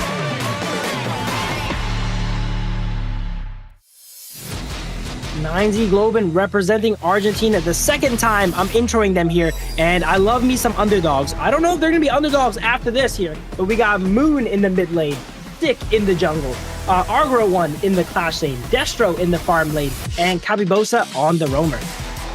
Yeah, again, a team that almost bared a victory over OG Esports earlier, but like we were saying, all it took was just that one team fight over the side of OG Esports and just kind of paying dues into the side lanes. Just basically made them fall here. But honestly, 9Z Globant have definitely been a surprising team within Group S, especially going up against these contenders like Twisted Minds and OG Esports, which within them have player calibers that are just kind of unrivaled within the Major West League. But at one point, in the very near future, they will be very contested. But here's the head-to-head. Talking of contest, it is going to be about Highlang and Moon in the mid lane. As we hear, the stats here are pretty well rounded on both sides. 40 kills versus 31 kills, 61k to 67k. Gold is pretty similar to. Average team fighting is pretty similar to. This is probably one of the closest head-to-heads we've seen yet. Very close, right? I mean, what the difference is the 40 kills to 31, and then about 6k in terms of the overall damage, whereas the gold per minute is not that difference in between. And then team fight participation, these guys are in it for the team fights, as most mid lane players should be. Yeah, this series is going to be super important for 9Z. They know they're not going to be able to compete with OG anymore for the first seed here in the S group, right? But who are they going to be competing against? Twisted Minds. So if they want to take that second place slot and go into the upper bracket, they need to take down Twisted Minds. Exactly, yeah. That's what they got to do, right? I mean, it's not only just a place of second place going into the playoffs, it means that you get that little bit of a second wind as well, right? We were discussing this before the broadcast, that second place is very fruitful for whoever can get it in Group S, because it means that yes, you do make it up into the upper bracket, but if you fall at the first hurdle, it means you still have a little bit of a tightrope towards your back. It means you can bounce back and hopefully meet your defeaters in the grand final once more. But this is going to be the BP for game 1. Pretty standard bans here from each side. I'm pretty sure Arlie and Mai is like a 75% ban rate for second pick here. Usually those characters are banned together always, especially here for game 1. We see the Long getting banned out, interestingly enough. We rarely see Long get banned out actually this early, but it seems like they have a game plan in mind as Twisted locks in the Byron. I am Ogron. Ooh, go for the Byron early on. Does that mean we're going to get the pay as well? Because I mean that would be a good kind of draft into the Ogron, right? We've seen it time and time again. Ogron comes through, and what do you need into that jungle? You really want to be locking in the pay to do a lot of damage, and especially with the Byron as well, right? Like you were saying, you have obviously the knockup from the Byron, you have the force field suppression, as well as his ultimate, which has a lot of CC, and there it is. It was already written in the stars as soon as we saw that Prio Byron pick. We're seeing teams start to solidify with these combo picks. You know, they know who to pick together. Byron is obviously with the pay. The idea is good with anyone, to be honest, but it's extra good with the Ogren here. Lady Sun even getting picked up here. A lot of early game aggression on the side of Twisted. Yeah, a lot of it. I mean, yeah, exactly. Especially with Lady Sun, obviously more of a late game hero, but still packs a punch into the early game, like you were saying, Phil. Especially from the rolling raid, it can also be a great way to kind of poke the turrets out of range. Like if the turret just needs a few taps, you just roll and raid in, get the tap on it. Turret T1 takedowns, super duper easy. But the Ganamo coming through for 9Z Globant is one of their power picks, like we were saying just before this match. Moon on this pick is a Maestro. It might be a bit of a bait though, you know, because when you pick the Ganemo, sure, it's Moon's signature pick, but now that's a target for Twisted here. That's a target for Pei, the Byron, the Lady Sun, right? It's a squishy kind of immobile mage that they're all good against, and it seems like they have 3 armor pen stackers on the side of Twisted, and Ganemo does not itemize into armor. He doesn't, unfortunately. He doesn't. I mean, you're going to be seeing a lot of anti-heal come over to the side of Twisted Minds as well to just kind of take down the HP regen from the Orgrim. But we're looking at the second banning phase here as well, taking out the Motsu, taking out the Zhang Fei, 2 big support picks coming through from both of these teams. Honestly, the thing that I'm most surprised about so far into this day 2 is the lack of Yixing. Yixing has not gone to the Gorge at all in this entire day. And it's been, what, the matter of 6 games so far? But it's such a huge pick into the mid lane, and nobody's going for it. I think it's been banned once or twice, but there's a good chance we're going to see it come out from Hai Lang this series here, as that's one of his preferred picks. Not this game, though, as Lady Jen gets locked in and Sakir gets locked in. Twisted Mind, very, very aggressive team. One of the most aggressive teams we've seen them play yet. They're taking a page out of OG's book, you know. Italians learning from Italians here as they pick up the Pei Byron combo. We might have to call it the Italian combo from now on, you know? Pei Byron. The Italian BLT, we'll call this combo, yeah? The Italian BLT coming through for Twisted Minds. But honestly, no, pairing that with Sakir is like a really good point you made there, because you kind of replicating the knock-up of the Dune. Obviously, you don't have the Dune into the jungle.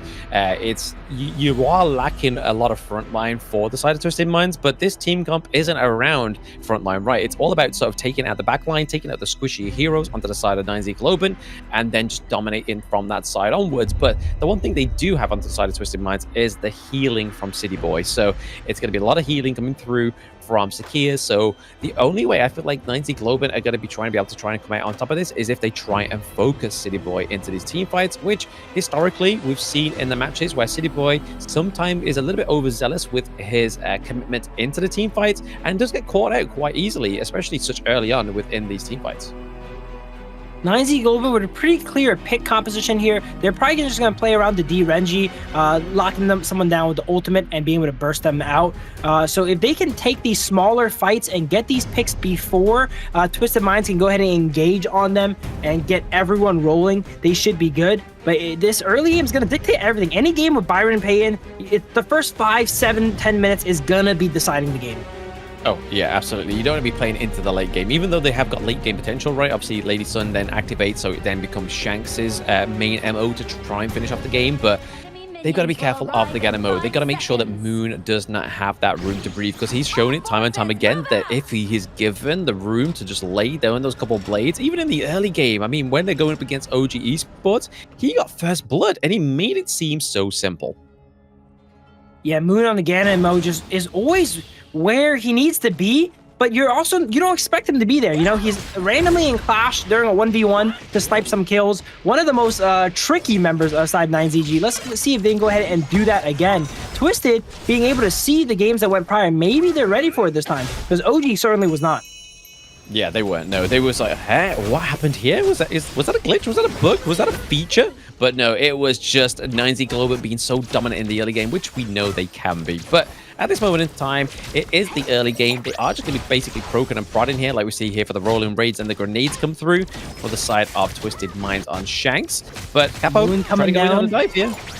Does not get much here. A lot of action coming out. Highlight actually dropping really, really low there. Ganemo, I think is actually a pretty good counter matchup into the Lady Jen, actually. Lady Jen has that ability to go invulnerable and freeze herself, but that's also going to put a big target on her back, because when she wakes up, there's going to be 4 blades waiting for her. Yeah, I mean, if they can dodge it or use the flash or anything like that, or even kind of just maybe even go for a Splendor to try and bait out some more onto the side of 9Z Globant, could be the way around the Ganemo here. But as you can see here, Moon is always very proactive on the kind of rotate, try and make sure he can get some intel over to Sick in the jungle. Yeah, that's what separates the good Ganemos from bad ones, right? They're always looming in the background, threatening your jungle, threatening your objective, saying, hey, I can steal this at any time, you know? It gives you, it's that chill on the back of your neck here that is Ganemo. As we see him come up to top lane, he's not quite level 4 yet, as they're trying to catch out Nightly. Nightly forced to burn Flash. I think that was a lot of respect coming out from Nightly there, flashing with basically full HP, not giving 9ZG any chance to continue that fight. I mean, to be honest, it's the way out of the only way of that team fight I could see, right? Because there's a lot of kind of push and pull thanks to the Guan Yu, but then there's also kind of like the guard her grave. If you use that kind of like aggressively, you could push him out of the turret as well. So in the realms of like a possibility of getting out of that team fight, the common skill had to be exhausted, but that means that he is very susceptible to a gank. Moon once again somehow went from the top lane, instantly back pressuring to the bot lane. He's always where he needs to be. Ganamo just be able to. Oh, here we go. He does get counter engaged on Saker with the flash skill 1, and he actually takes him out. First blood goes on to the Moon. That was huge, man. The flash into the mulberry power, the slam. Oh, kind of the treat we've been waiting for Twisted Minds.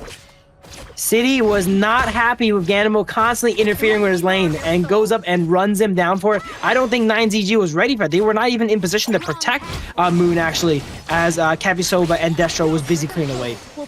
He went from country boy to city boy with that like travel from the flash. Oh, and a little bit overzealous. Using that common skill to take out Ganamo means he cannot use it to run away as he gets taken out under the tower of 9ZG. Yeah, there we go. We hyped him up so much that he ends up going to be a little bit too overstepping within that next play and then dies his City Boy. But he's going to be back up now anyway, so not too bad for the side of Twisted Minds. It does mean, however, that the gold lead is very, very slim between both of these teams. They're at about 500 gold overall. Caster's Curse there. Moon's trying to find the same angles as he did in the first game versus OG, trying to get these pickups here. That game, he really accelerated the game for himself. And Ganamo, one of those characters, if you participate in kills, not only do you get the money for, you know, helping out, you also get stats, right? If you participate in a lot of kills, it's almost like you get a free item from your passive.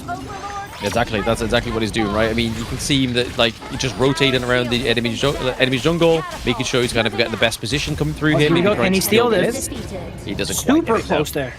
Very, very close. Super, I mean, the potential from the Ganamo to steal these neutral objectives is probably one of the best within the mid lane. Yeah, he always has the chance there. He always goes for it. And, you know, you hit enough balls, you're bound to get a home run. Not quite there on that one there, but maybe later on we will see him get some crucial steals. If there was one to not steal, it would be the first one. Once he starts stealing those 10-15 minute ones, Saker comes in, gets caught up by a Diadea, but he could end up going back over the wall. Wow, even though he immediately disengaged after seeing the Ganamo, they were able to do so much damage to him there and almost taking him out. Oh, speaking of damage, I mean, we do see Sick able to get the kind of second win from the Conductor of Souls there, thanks to the HP regen of the ultimate. But for now, it's going to be enough to kind of deter Clean and 90 from that attack, and they do go actually re-engage though into the mid side of the map. Another huge skill 1 on to do here as City Boy jumps away. He's forced to use Flash to get out once again here, so he's going to be a lot less lethal. Saker, one of those characters that is extra lethal with Flash up, that is something you really got to think about. Some supports, they use it to escape, but Saker without the Flash is not able to do just the engages that he needs to do. Yeah.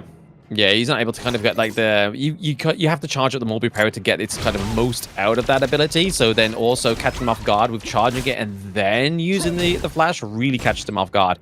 But right now we are still seeing not much of a gold lead over to these two. It just kind of flirted with the 1k difference there, but this is where it's going to start to shine. Is now the fact they're able to take down that T1 into the farm lane, gives a lot of pressure over to the side of Twisted Minds. Shanks is just kind of like, hey guys, I can now rotate a bit more freely now. I can put a bit more pressure onto Moon into the mid lane. Where do you want me? How Angra 1 goes ahead and plays this Guan Yu is going to be pivotal to the game. Can he impact the game like someone like the Keke's Guan Yu, right? And be able to survive and tank in all these fights. I'm interested to see what build he ends up going out as well, too. Keke predominantly going full tank. Maybe he's going to end up building a little bit more damage. I'm seeing him, he looks a little bit squishy right now, so he might be going a little bit more of a damage-rich build here, which could make sense. The pay is a little bit squishy, the Lady Sun's a little bit squishy, and if he can get on them with Axe of Torment, that will do a lot. But interested to see how he's going to impact these fights here. Will he roam more? Will he split push more? Will he play it more as a peel? He's one of those characters that can really do anything. Yeah, a bit of a bad mistake there by Twisted Minds, I have to say. They weren't able to set up the lane before leaving it, but okay, Clean gets the clean kill onto Moon. Is he going to be able to clean any more for the side of Twisted Minds? They almost lost the T2 down into the farm lane after having such a crucial, quick priority down there for themselves, taking the T1 very early. They weren't able to kind of prep up the minion wave long enough to mean that they left the lane a little bit too long without any kind of care. TLC for the side of Twisted Minds. Knightley going down there, big mistake for sure. But Moon, I was watching the map, and it seems like Moon was not, because he was walking into the enemy team while his entire team was disengaging. I guess he was going for a bit of a snipe there on one of them, but definitely caught off guard. Not where you want to be on the Ganon mode. You want to be in the middle of your team, in the safety of your team, and throwing blades from safety. But he was frontlining right there. Yeah, Solista with his classic MO with taking the macro down to the top side of the map as well. He claims the T1 into the clash lane, which means that obviously Angra 1 on the Guan Yu can be a little bit more free roaming, but at the same time, I don't feel like 90's had much of an impact on the Byron just yet. We're still waiting for that big crucial like team fight to come through where he makes the whole difference. I think teams are starting to wisen up to how Pei and Byron goes ahead and plays here, as they're starting to not hemorrhage as much early game. Sure, Twisted is still ahead, but as we mentioned before, if you don't end the game quick, it doesn't matter how much gold you have. Your character just innately is not as strong.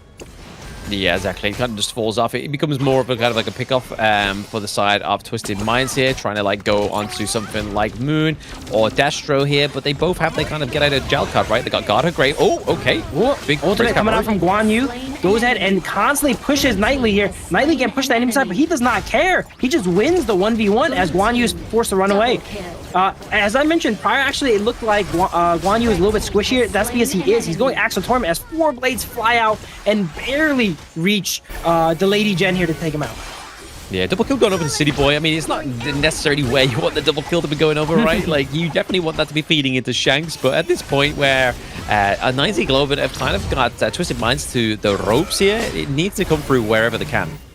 Shanks coming out super aggressive onto Sick here on the Agron, as Sick just pops the Blood Rage and turns it back on him, and Shanks is forced to retreat. Cityboy coming in with another huge skill 1, but oh, a little bit too aggressive here. We're noticing Cityboy constantly go into these fights, and he's taking kind of all of them. You know, every time he gets a chance to land a skill 1, he goes for it, and that means sometimes you hit amazing skill 1s and you clean up like Moon when he went ahead and tried to run away, but sometimes you jump into your demise here as he lands a skill 1 and Argren just turns around and executes you. Yeah, especially if you've got your cooldown onto you get out of like flying around the bushes, right? Like if you've got that on cooldown and you don't realize and you kind of overcommit, there's no real way out, especially if you've already exhausted your flash to try and land the Morberry power as well. But right now we are seeing that 90 Globant do have a bit of a wave up into the clash lane here. They're able to potentially take it down, but honestly I have to give it to Destro though. Onto this D-Ranger, he's performing pretty well. Yeah, as we go further into the game, we're gonna see the Pei and Byron is not going to be able to withstand the DPS that D-Renji comes out with. So they have not been they're up 1,000 gold. It's not like they don't have a lead, but I don't think the lead is big enough to give them the items and the level advantage to survive the D-Renji.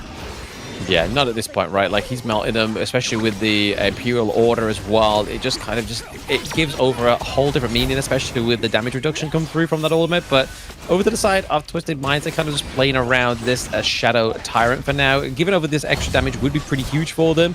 Moon is kind of situating himself still into the mid lane.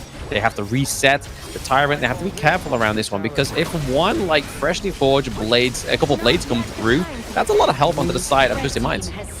Once again, Cityboy goes in, and it goes poorly here, unfortunately. But they does buy their team a lot of positioning to go ahead and take this down here as Pei goes and cleans up the Tyrant. They will lose the fight here, though, but they get the objective. Support for Tyrant trade, I think, is pretty okay, as now they will lose positioning for middle and probably lose a mid tower, too. It went from even to probably negative now here for the side of Twisted, unfortunately.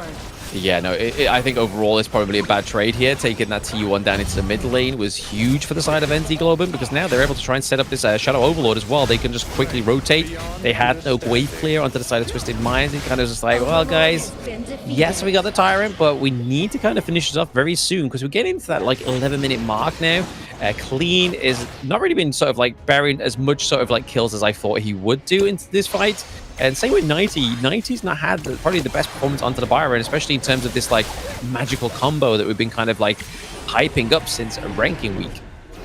I think just like the Argren here, teams are starting to figure out how they play, right? In the rankings week, Argren was really not that much of an issue on most teams. If it was given away, they had a plan for it. And it seems like the Byron Pei combo is also starting to fall off, as teams know how to get around it and know how to not get ran over by early game. And they're forced to play Byron Pei late game, which is really not good. Nope. Sick getting caught out here, though, as he actually goes back in with the Blood Rage. He's got dropped so low. Does not quite go down there. Very aggressive on the side of Sick here. I don't think Twisted expect that either. On 1 HP, pops the Blood Rage, goes in for the Conductor of Souls, gets that second win from the healing there, and actually ends up surviving. Yeah, surviving. He's got everything within his kit to survive, right? We just need to make sure that there's a lot of anti-heal coming from. Okay, backlight for Byron comes in with a kill. He does trade away, but that's a pretty good trade. Byron being able to take out Moon. That's a lot of range damage removed on the side of 9ZG. Obviously, D-Renji has a lot of range damage as well, too, but he has to get himself in danger a bit to do that damage, too. Yeah, exactly. He needs to kind of get stuck into the thick of it, but that's where the kind of Sick on the Organ comes through, as well as the Guan Yu to kind of try and give it a little bit of an access into the front line there, so that Destro can just kind of just lay waste with his basic attacks. But right now, Clean's able to kind of clean up that T1 into the mid lane, put a bit more pressure onto the side of 9Z Globant, but they have definitely neutralized the gold lead and put it into the favor of Twisted Minds once more by about a few hundred gold. Just like VP before when they played the Byron play, hey, this is going to be one of their last chances here to seal up the game before the Ogren gets out of control. The Ogren is still down 1,000 gold, but if you can't really get a nice lead here in 1 or 2 minutes, your time has kind of elapsed, you know? These characters are... D-Renji is going to start to scale up, and then 9CG is one of those compositions where they don't really have the burden. Right, Byron needs to go in, Pei needs to go in. They can sit back and just drop Pope, you know, and wait for them to come in, drop the D-Renji ultimate to stun them down, and Twisted, they need to find an angle here. They do need to find an angle there. I think it's kind of just trying to pick off the backline. Like they really need to kind of try and maybe like force the flash combo from 90 to get the pickup onto something like Moon here. Because as soon as like Ganamo falls down, it becomes a lot harder for the side of 9Z Globant to actually do a lot of damage anyway. I mean, we can imagine that 6 going to be kind of like their third best damage output within this team draft right now, next to obviously D-Ranger, but maybe focusing into the macro, trying to get these waves pressured into these side lanes. Maybe that's the motive for the side of Twisted Minds to get back into this one in terms of trying to pick up some gold. But there we go. Oh, Moon was so close. Almost gets taken out.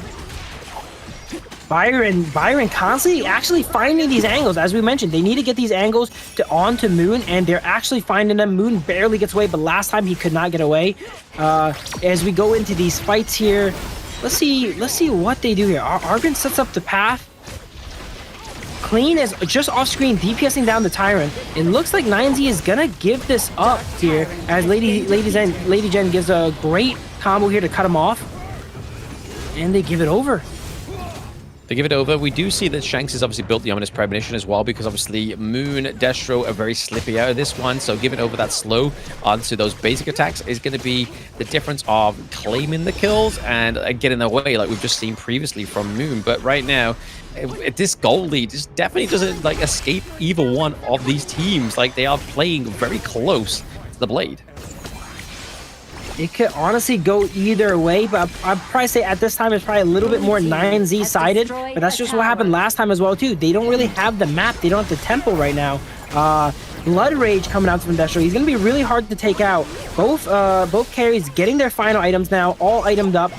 We see, well, Destro getting a little bit aggressive here, gets chunked to half by the Lady Sun. Lady Sun has all her items too. I would like to see Lady Sun probably go the more bursty build this game instead of the Ominous and such, because you're never really going to be able to tank Destro. If he stuns you down, you're going to go down. But if you go full damage, you can maybe get a nice skill 1, skill 2 auto and just one-shot Moon.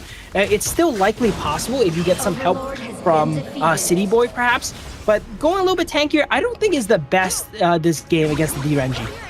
I think it's less about the tanky sort of aspect of it. It's more so just slowing down the enemy team, right? Like slowing them down so Clean can try and get like close the gap as well as 90, because so far they've been struggling, right? Like they're able to close the gap, but then at that point they try and escape, and there's no real slow onto the enemy team. But right now, Rezo Cavalry is being comes in with a used 1v1 on the Pei.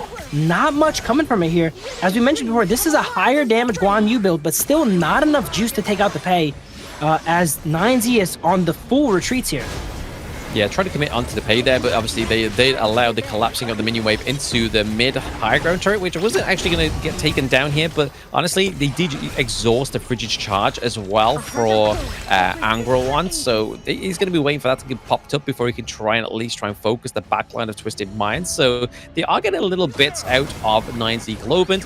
It's just that Twisted Minds, they struggle to execute the finisher right now. Another Guan Yu fight comes out top. It looks like he goes ahead and uses that ultimate just to buy himself a little bit of time to clear that dragon here. Once 9Z goes ahead and gets some breathing room and they're able to get these lanes pushed out, I would say they're probably going to take the game. So it's up to Twisted here to seal the deal while they have these waves pushing, while they have the advantage right now, as we see the Shadow Overlord here in the Clash lane. They're not able to get onto the tower. Lady Sun getting some damage done. Shadow Vanguard, I'm sorry. As Lady Sun gets some damage done onto these towers, they're all really injured, but they don't have any of them yet. Yeah, they might get mid here, though. Mid should go down now. Oh, yeah, mid should go down. Yep. Potential start with the team fight there. Obviously, a lot of damage over to Destro already, but it's nothing that the healing link can't heal.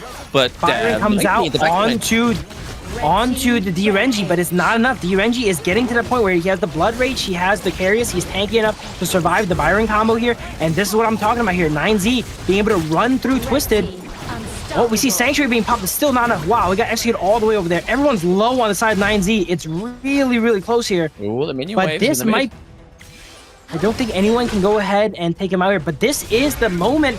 This is the breath of fresh air 9Z needs. If they can break out of their base, I'm pretty sure they can take game one.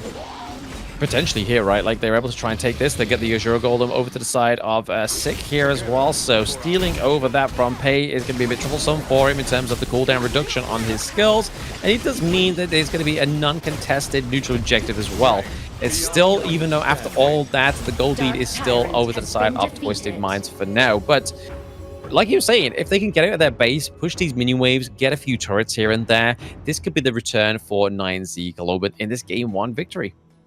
I think it's now 9Z's game to lose. They have all their characters scaled up. Everyone's full build. We have Sanctuaries coming out. They just need to make sure to not throw here and go ahead and take good fights. All the waves are pushing in their favor. They could probably stall it out and wait for Tempest to guarantee the win as they go ahead and trade back and grab the high ground on Twisted side. This next fight here is going to be very crucial. Depending on how they play, it's probably going to dictate the game. Oh, absolutely. I mean, we can see here they're just trying to kind of like mitigate the mid wave as well. They're able to get the higher ground turret into the bot side of the map, which is huge because, again, Tempest is spawned on that side, so they have a lot of pressure already focused into the farm lane with the enhanced minions. Means that they can't always kind of be fully committed to this Tempest fight if they do decide to take it against 9Z Globant. But there's a lot of Sage Sanctuaries coming through onto their side, right? Like I believe it's Orgren as well as the D-Ranger all have the Sage Sanctuary. They all have that second lifeline to come back, activate, and do some more damage. It is effectively like an 8v9 right now if we count the Sage Sanctuary as lives here. Twisted actually ends up getting positioning on Tempest though the second it arrives. 9Z needs to be very careful here not to lose that Tempest because that could be the end of them here. They have no vision. Now we get vision back. It ends up they were baiting it looks like as 9Z get the positioning here now. Moon is caught in a bit of a bad spot. He gets chunked out, takes a little bit of damage here. But he's playing his range. City Boy trying to look for an engage on Moon. Moon playing his life, stays alive at half HP. City Boy, gets a bit caught out, forced to use Flash to get away. Byron also looking for a pick onto Moon too. It is not easy being Moon right now. He's being threatened by all sides, from the front from City Boy, from the side from Byron here. Sick might go down here as he burns his Blood Rage. He does go down, uses the Conductor of those, try and stay alive. Sanctuary is popped and he immediately heals back up. He has refreshed his item and grabbed the Destiny now, so he has another lifeline here. And this is a pretty back and forth fight. 1-for-1, both supports right now. Sanctuaries are being popped. Ooh, barely mistimed it there on the KMW with the combo onto Clean. Oh, Destiny's being popped again. 19 might not have the firepower. Flash burn from Moon there. And Clean takes out Destru. Oh boy. They do not have waves in their favor, but maybe they can use this time to go ahead and set up positioning for a Tempest there. That fight was really unfortunate. Moon actually mistimed the combo on Pei, which was resurrecting from the Sage Sanctuary. If he hit that combo, Pei would have been immediately killed on spawn, and Destro would have stayed alive. Yeah, look at this. Destro is just on the run here. He's just trying to get out of there. He doesn't have his passive proc either, so he was just kind of like running at a suboptimal speed. But right now we are seeing Twisted Minds looking to go for this Tempest Vanguard. It's a smite fight. It's a smite fight. He gets out onto Pei. Pei gets it, but he goes down for it. Can Sick survive? Sick pops his destiny, and he goes down. Oh, this is not looking good for 9Z Globant here. All their base towers are really, really low, and they are going to be fighting Tempest Vanguards here. Correction there, actually. Pei would not have died if he timed this combo properly because he had the Destiny, but he would have at least popped the Destiny. Yeah, exactly. I mean, we have an approach here with the minion waves. It's going to be all down to Moon with the wave clear. Is it going to be enough? I don't think so. Twisted Minds try to take this game 1 victory. Wow. And they get it. They just rush down the crystal there. As you see, Moon actually takes out the minions and one of the members on Twisted Minds there. But they have 4 people. Everyone's just going to hit the base, and base will go down. Yeah, I mean, not as clean as a game from Twisted Minds as we expected, especially with that Pei and Byron combo. We was expecting some really kind of like aggressive plays, catching off the back line. But honestly, the way that Moon was positioning in that entire game was super duper impressive onto the side of 9Z Globant. But we did say, obviously, into the introduction that Moon on the Ganon mode is a power pick for this team.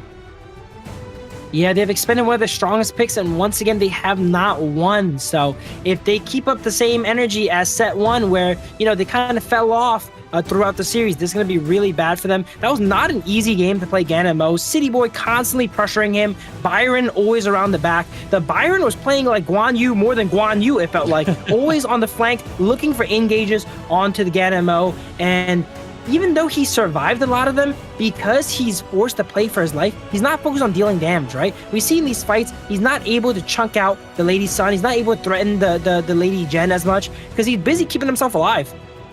Yeah, trying to. I mean, 90 didn't have like the best performance in the early game as well, right? Like he was getting caught out sort of like left, right, and center, which when you're trying to go for this kind of like deadly Pei and Byron combo, you kind of taken off one of the big parts of the combo, which is the Byron with the knock-up as well. And then that just leads through clean on the Pei to just get them mob up the kills. But the fact that there was always one of those like key components taken off the board, it just made that combo a little bit of a non-start for the side of Twisted Minds. Yes, to try to pay a bit of an ode to OG Esports and the rest of the teams that have been playing this combo, but it just wasn't quite that same caliber. Twisted Minds always seems to struggle in terms of when it comes to, they have a clear early game, they get a good lead, but then they just have like these little like careless behaviors that sort of come through and translate onto the Gorge, like down to the bot side of the map where the T1 takedown very early on for the farm lane, they were like, cool, let's rotate around, but then they didn't set up the lane easy enough or strong enough for the side of 9Z Globant to be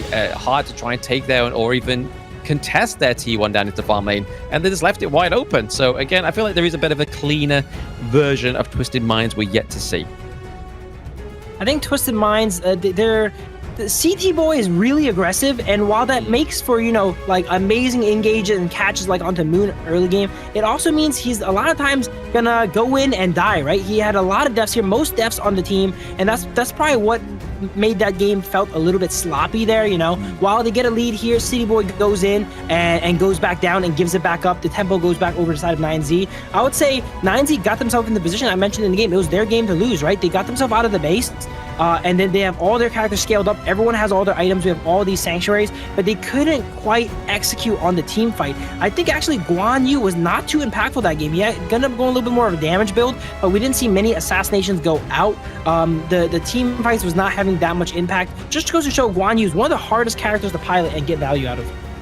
He's one of the hardest heroes, but it all relies on that sort of like early game advantage into the clash lane, right? Like you can't kind of like play a very sort of passive lack of appearance into his lane without sort of getting that first T1 within your belt and under your belt, sorry, and then you can decide to start roaming. But honestly, it was just, yeah, it wasn't the most impactful Guan Yu game, right? But let's look at the gold graph here. It definitely looks like it's very up and down. There's little moments, little glimmers of hope here for 9Z Globant, where they were just kind of like peeping around about like 800 gold lead here for themselves. But then overall, it just kind of was a constant collapse into Twisted Minds overall, especially so towards that kind of like last little curve in the map. That came from a very low point, and then he was able to kind of sizely get a lead after getting that Tempest Dragon. Well, we don't expect 9Z Globant to, get the lead in the early game. They really just need to go ahead and survive the early game, and they did. They ended up surviving the early game. They got themselves to a Tempest Dragon. That should be the dream situation, right? You're against Pay Byron. You're at Tempest Dragon, but they just couldn't quite execute when they got up to there. Even though you get to there, you have a scaling comp, you have all your heroes, you have all your items. You still need to go ahead and execute. You still got to play and win those fights. Yeah, here we are with the MVP for Highlang. Obviously, we saw what was 224k damage overall, and then obviously only getting 1 kill, 1 death, and 7 assists on the board. But it was definitely the Destructive Deluge, which was going to be the counter engage for the side of Twisted Minds. Yeah, here we see Guan Yu try to solo the Byron, and he starts to realize, wait a minute, I don't win this, bro. I gotta go, man. And he drives back away here on the motorcycle. That was such a that was such a close steal from Moon. Yeah. Moon could have easily gotten that. Late game, KMW probably does more damage than Smite with the 4-sword combo. Smite does what, 3,000 damage? You can easily do up to 5,000 damage with that combo there. So that game was honestly down to a Smite or a last hit, I would say, too, potentially. I mean, you could say, for lack of better words, it was on a knife's edge for Moon on the KMW with those freshly couple blades. But we're going to go for a short break, guys, before we go into Game 2 between Twisted Minds and 9Z Globant. Don't go anywhere. It's getting heated in here.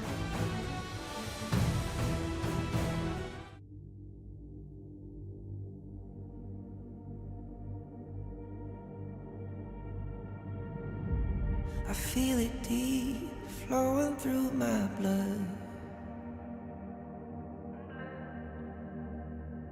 Rising up to become someone,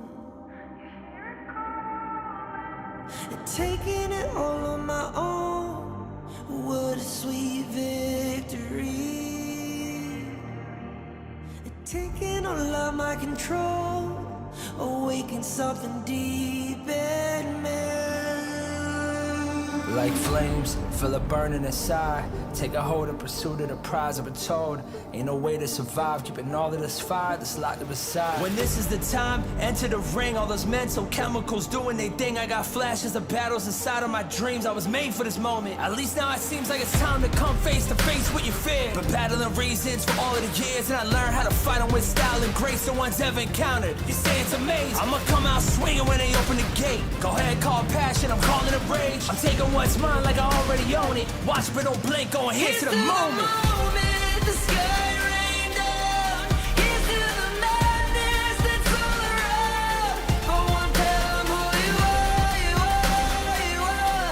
Go on, tell them who you are, you are, you are, you are. Here's to the moment, the sky rained down. Here's to the madness that's all around. Go on, tell them who you are, you are, you are. Go on, tell them who you are, you are, you are, you are. My name is honor, my name is king, my name is champion, my name is strength. Tell them who you are. My name is Pentakill, you think it's strange? My name keep ringing inside of your brain. I hear you. Welcome back to the Honor of Kings Major West Spring 2025. We're in the last series of this best of five in this day 2 of the survival week, and it is going to be Twisted Minds against 9Z Globant, trying to come back after that kind of sore defeat that 9Z Globant faced there, right? I mean, in this draft, it was definitely one of their most strongest drafts that we've seen historically within the Major West League, especially with the KMW, Sick on the Orgrin as well, and then obviously Kapasiba onto the Diadea. So those picks and bans have come through, and they cannot pick them again. 9Z Globant are going to have to kind of try and force power picks elsewhere on their roster. 9Z Globant not pulling any punches game 1 here, and it has to be heartbreaking. They survived the whole game. They got to the end game, and then they ended up losing, and now they expended all these powerful picks. Moon on the KMW, not able to pick that anymore. The Diadea, the Argon, all going down. All of their, comfort and signature style picks here. Now they have to get through the series and go ahead and win 3 more games with fresh picks. Oh yeah, I mean, they might have to even put like priority for Sick onto the Lam at some point if they're able to kind of get that far within the best of 5. But right now, obviously, Twisted Minds are ahead by about 1 point. And historically, with 9Z Globant, they generally find it harder to kind of come back from that game 1 defeat. A lot of people will. It's kind of like a mental game at that point. But hey, we're going for a draft of BP here for game 2. They take out the Liang. They don't want to see the Liang and the Princess Frost combo come through for the side of Twisted Minds. They've already expanded the Pei and Byron one. It was frightful to begin with, but like I was saying in the post game, with Byron being taken off the cards more times than not, it was hard to kind of completely successfully perform on that combo. 9Z should be able to play the game a little bit more at their speed, as Twisted expended a lot of these early game characters here to build up that Pei Byron combo. Now they should see a more traditional, more even pace game go down as they go ahead and potentially first pick the Long. Ooh, okay. So Destro with the Lung pick. They don't want to give it over to Shanks over on Twisted Minds there. So I think this is probably like one of the good prior blue picks they could go for. Obviously, they've already expanded the Orgrin, already expanded the Diadea, which over to the side of Twisted Minds, they could still go for Diadea, Orgrin. They have the likes of the Arlie's been taken off, sorry there. But the Lung does come through. They could go for the Dolia over to the side of Twisted Minds as well. Start to lock in the likes of the lane, whatnot, but it looks like 90 is looking to try and select his pick this time around, because on his Byron, it wasn't the biggest performance we've seen on 90. Generally, his Dharma is one of his strongest picks. Yeah, good to pick up Clash Lane early. They know they don't have to worry about the Orgrin and the Diadea being picked away from 9ZG, potentially making 9ZG go ahead and ban them later on. So they go ahead and pick the Clash Lane here. Very, very smart draft here. Motsu comes into, as we mentioned before, Motsu, one of the highest impact picks today, actually. We've seen him every single set, and every game he's in, he provides a lot of value, as we see the Dune Dolia combo come out for 9ZG. Now, that's a combo I like. Oh, absolutely. I mean, we was hoping this come from 9Z Globant in the last series, right? It was like, hey, are you going to pick Dune at any point? But now they pair it with the Dolia, which is great, especially pairing with the Lung. Also getting that dual infinite vastness means that they can kind of try and bait a lot of the skills from Twisted Minds. I'm not too sure where they're going to be going with this Motsu pick, obviously, because, again, the Dolia is up. I feel like that's probably a better go-to to take it off your enemy team than the Motsu at this point, because most times out of 10, when Motsu does get drafted, it's more towards your sort of 4th and 5th picks. But now it did give over the Dolia to 9Z Globant. Let's see how the rest of this BP is going to unfold. Banning at the lane is pretty much a common sense ban at this point, especially with Dolia. Yeah, Dolia lane, one of the strongest combos here. I really like that 3-hero core. Long, Dune, and Dolia here. They kind of have a little bit of everything, and they do everything really well, right? They're one of the best tanks, they're one of the best supports, and they're one of the best farm laners. And they can actually flex some different mid lane picks now. A lot of mid lane picks that are not as strong get up there now that Dolia can go ahead and reset it. Maybe we'll see the Shangguan come out. We haven't seen it much lately, but the Yuan is also pretty good too with the Dolia reset. Dolia as a pick, it just enables so many other characters, which I love. Yeah, again, it's just the Celestial Melody. It's the beauty of that pick, right? A very unique ultimate that gives over another ultimate to your teammates, which is, again, if you lose an ultimate, hey, you may as well give it to somebody else. But I would be really liking to see like something like the Hino and Dolia combo come through. Obviously, they have like a synergized ultimate come through when they do use the Celestial Melody with the Fate Rewind. It obviously adds a little bit of a CC aspect to it, but hey, I can dream. Maybe when we get into the knockouts, we might see that come through. But at this point, it looks like Twisted Minds wants to have a go on the Gan and Mo.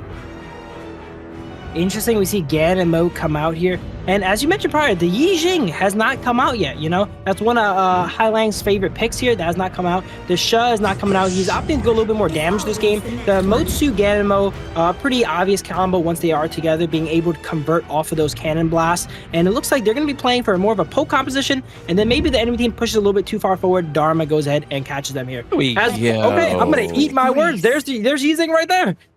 Finally, he comes through. I mean, we've been waiting for this pick as well as the Dune all day, Phil. It seems like they've just been like, you know what, we're going to tease Phil and Blam all the way till this last series of the day to finally bring out some of these like big picks that we've been seeing for the majority of the ranking week.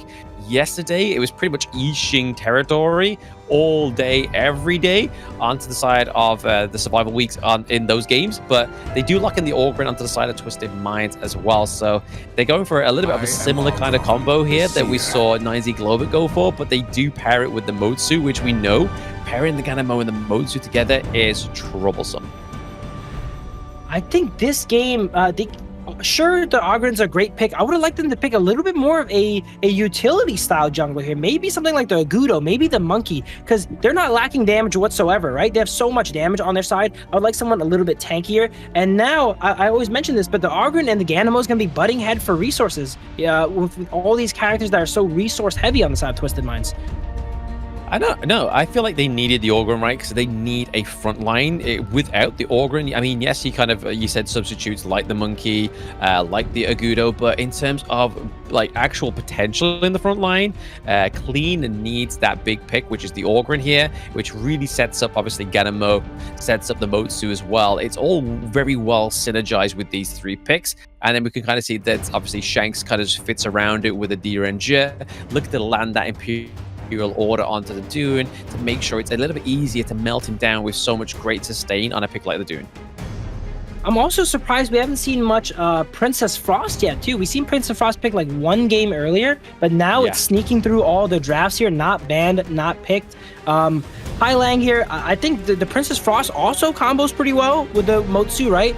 And it also has that utility that it can give up more of the farm to the Ogren and let him scale up a bit more. But let's go ahead and see how they play as we get onto the Gorge. Yes, this is going to be game 2 between 9Z Globant against Twisted Minds. Twisted Minds took a little bit of a hard-fought victory in that game 1, especially with the draft that they did have, not quite pairing up that successful combo for Pei and Byron. But this time around, they're going to go for the Ogre set it up with the Motsu and the Ganamo. Pretty aggressive early game here as we see Motsu going in for basic attacks here. Actually, very rarely do you see Motsu actually auto attack in a fight. They usually only do the cannon blast, but goes through, gets the enhanced auto down, tries to push them away and get that wave pushed in so they get first move. It seems like both teams cleared it at around the same time as they are both rotating down, and there's actually a fight going on in the river here. Flash coming out from Motsu, barely getting away. More cannon blast, put out another flash. Trying to come through with the damage there. Obviously, Shanks has had a really good setup in the lane here. Obviously, he was able to clear out the minion wave a lot quicker than Destro was. He was level 2 a little bit quicker. So already a bit of advantage here for Shanks into the farm lane. But they got to watch out, right? So this is the thing with Yixing. It has a very good wave clear into the mid lane. And then you're going to be seeing some excessive rotations down to the bot side of the map to kind of try and set up Destro earlier on. The composition of 9ZG really reminds me of Rankings Week. This is the composition I feel like we've seen all the time in the Rankings Week. The Yixing, the Dune, Dahlia, long combo coming out. It seems like teams forgot about it today. We didn't see it much, but 9ZG did not forget. They're busting it back out again. And we're going to see if while teams were adapting to the Byron Pay, maybe they forgot how to deal with, you know, the Dune Dahlia. Yeah, I'm sensing a bit of PTSD there from you, Phil. You're kind of like getting flashbacks. The lung, the dude, the Yixing. Oh, it's come back. It is definitely back here as Yixing is rotated all throughout the map here, being able to rotate a little bit quicker than Ganamo as they prefer the Boots of Deathness, whereas Hai Lang probably has the magical damage boots there. So that's a 1 difference between the Yixing and the Ganamo. Yeah, definitely go for the Pierce Boots is probably what you want for early game Hai Lang, right? I mean, that damage coming through for the couple blades is what they're going to really be setting up here. A big rotation for Motsu, Hai Lang, and City Boy coming to the top of the bot side of the map here. World of both being committed, nobody gets catch. More of a zone in to kind of keep them away from Destro whilst he cleans up that minion wave. Yeah, they're buying Destro a lot of time here. They want to get him online. Renji is probably going to have a little bit more of an even power curve throughout the game. So they're trying to alleviate the early game pressure that is Twisted Mind's side. As we see, it's pretty even. It's pretty even on kills and towers, but farm-wise, Twisted might have been doing a good job of stealing away some of the jungle as they're actually up almost 1,000 gold now. Almost 1,000 gold. I mean, they definitely need to maintain this momentum for the side of Twisted Minds. Here we go. In the early game. Yep, I think it's on the box. Long gets engaged on here. But he knows he has that ultimate, so he's not afraid as he goes and plays a little bit aggressive, pushes Shanks back, and then uses the ultimate last second. Oh, box comes out, does not connect. I'm bored, I'm sorry. Does not connect on Hai Lang, forced to use the flash to get out. I mean, the board comes out, but I mean, it does expand the flash onto Hai Lang though, right? So that could be good. Ooh. And 4 blades find their mark as Destro does not have the ultimate to get away this time. Yeah, no ultimate for the side of 9Z Globant there, unfortunately. They expanded it a little bit too much. Paid the debt of the Dahlia. Yep. Dolia just got the ult back. Maybe she was not level 4 right at that time to reset it, but it's really hard to react to Ganemo sometimes. He shoots it from so far away from Fog of War, and if they connect the blades, you could die at like 70% to 0 basically. Literally, it's like, yeah, eject. It's too late. It's too late. It's too late. But now we're getting these tyrants up and the Overlord as well. Already set up a bit of a clear farm lane. Is going to be Twisted Minds. There is basically no minion waves crashing just yet, so I could potentially see a bit of a fight here for the tyrant. But the smite is always going to beat the flaming palms at this point in the game. It almost looked like a 9Z was like helping them clear it there, because there's no shot they're gonna get it with Clean right there with Ganemo as well, too, having all that secure potential. As we Nightly come into a 1v2 and he actually steals the red. That's his own red. He secures his own red here, and Sick might get caught out now on the Dune. He's really tanky, but he's not able to get out. They're all trying to look at him. They're positioning in a way that they're trying to block his ultimate, because his ultimate will stop at the first thing it hits there. They're kind of triangulated around him. They know he's dead, and they just don't want him to get out. Yeah, I mean, it was like, hey, you helped yourself to my Crimson Golem, I'm going to help yourself to your Azure Golem. I mean, this is how taxation works, right? You take something from me, I'll take 20% from you. But this time around, they got to be careful. Angra 1 and... Oh, Clean gets caught by the board here now.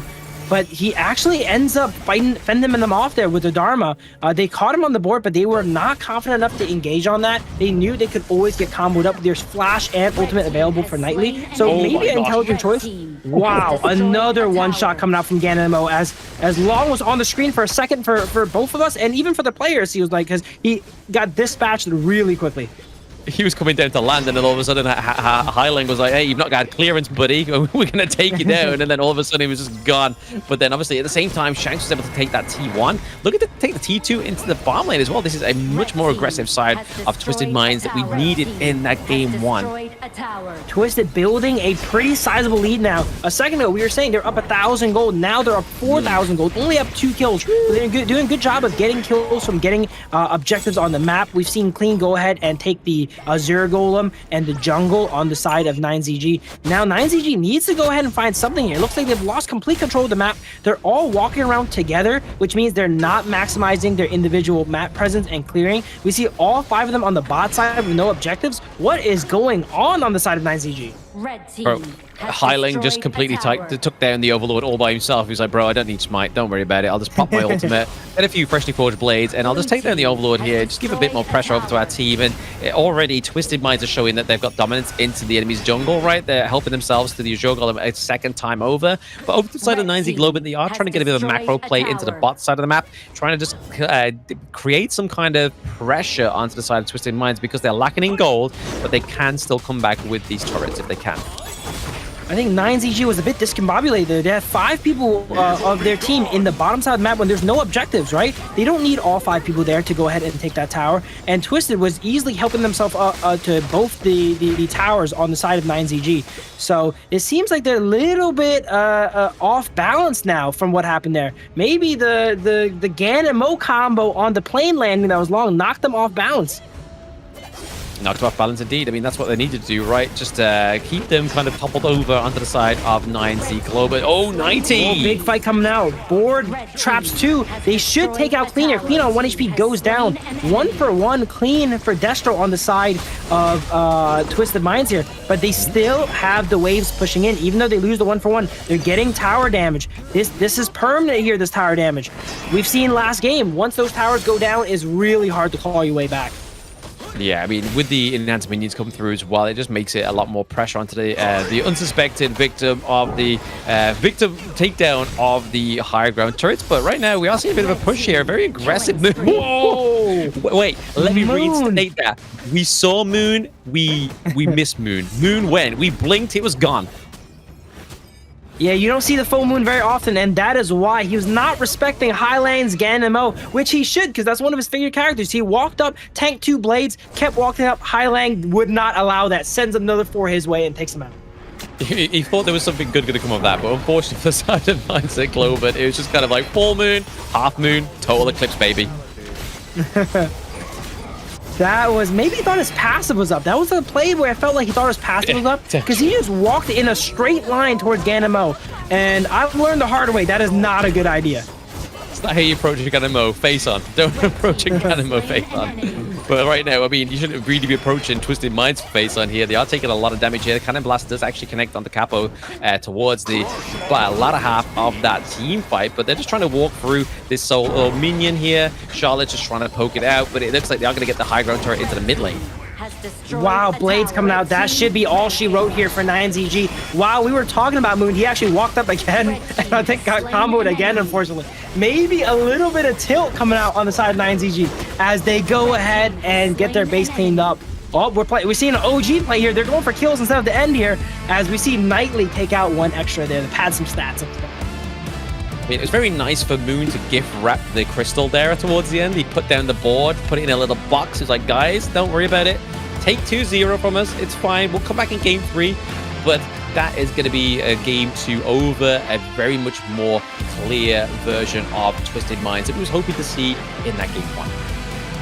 While we joke about Moon not really paying attention, Ganemo is one of those characters that just punishes it so well, you know? As a pro, you gotta go ahead and watch all the map, manage all the waves. If you're losing, there's so much stuff going on, you gotta watch everywhere. You take your screen off your character for 1 second, you know? Ganemo peeks his head in, throws 4 or 5 blades at you, 6 blades. I don't think he can throw 5, right? And you're gone just like that. You have to be very aware of where your body is, how you're walking, right? And I think he was busy panning his map top, whatever, because he just walked in a straight line and then just got chopped in half. Maybe he was hoping to try and beat the kind of collision course of the couple blades. It's like, mate, if I can run fast enough, if I believe I can get right into the middle of it and completely miss it all. But it wasn't the case for the side of 9Z Globant. And he tried it twice. For science, he tried it twice. But maybe further on in the ranking week, he might prove that one a little bit more fruitful and bear some proof in the pudding. But that is going to be 2-0, obviously, over to Twisted Minds. A big stack draft this time around, though. They do exhaust picks like the Orgarin, the Ganemo, the Motsu as well. Motsu must be having such a good win rate within the ranking week this far because, honestly, it keeps giving. It's just the gift that keeps on giving.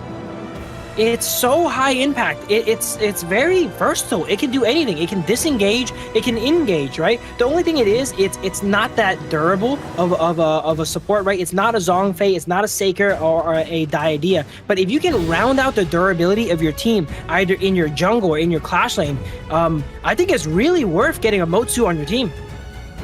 Oh, absolutely. I mean, it sets up the Ganemo, right? So City Boy and Highling definitely had the time of their life within that one, especially it's speaking of life, Highling didn't drop a single death in that entire game, same as Shanks, as well as 90. So 5-0-2 for Highling. I feel like this could be another MVP for Highling back-to-back here because he definitely gave a bit more of a different spin in this game. It was less about the utility, less about the kind of damage. It was more about the kind of presence across the gorge, right? Like he was laying down these couple blades. I mean, game finished pretty early, so 59.1k overall is going to be pretty like monstrable for the length of the game that we've actually just watched there.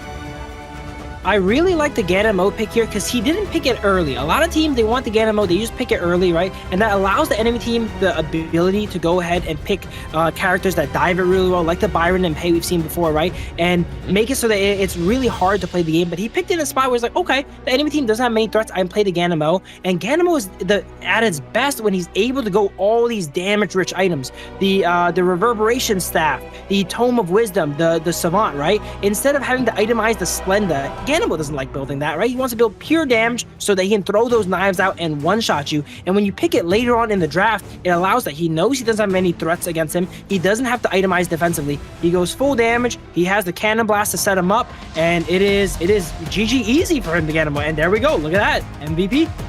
There you go, holding his fist because he's like, oh man, like throwing those couple blades out really wrecked my wrist there because I just landed so many. But the 32% of the damage dealt there by Highlang, 5-0-2 KDA as well, and only taking 8% of the damage overall. Just shows how slippery, how denial of access the rest of Twisted Minds were to Highlang. And this one, they were like, hey guys, we got to protect him. We're just going to make sure we give him the range, just lay these couple blades down. And that's exactly what they did there and did it very well. We'll see in these highlights how it all came into fruition, especially from this first blood as well. I believe it was Highland that came through from the rotation here as well. We do see that the long lands down and then it gets wiped out very much quickly in that one. That was a very interesting decision there to drop the ultimate in between all three members of Twisted Minds there on De Leon. I guess he did not have vision of the Ganon mode coming down, but I would have probably just, flown a little bit to my tier 2 there, a little bit safer, but very aggressive play from Destru here. Sometimes it works out, sometimes it does not, as he landed on 4 blades, as you mentioned. Yep, exactly. That was the closeout there with the highlights for Twisted Minds in that second game of the series. This potentially could be the game point for Twisted Minds if 9Z Globant do not come back. But I believe it was actually yesterday where it was the third game that 9Z Globant came back. So maybe they're just going on this same tradition. But in the same tradition we're going for a short break. Don't go anywhere, guys. We'll see you soon.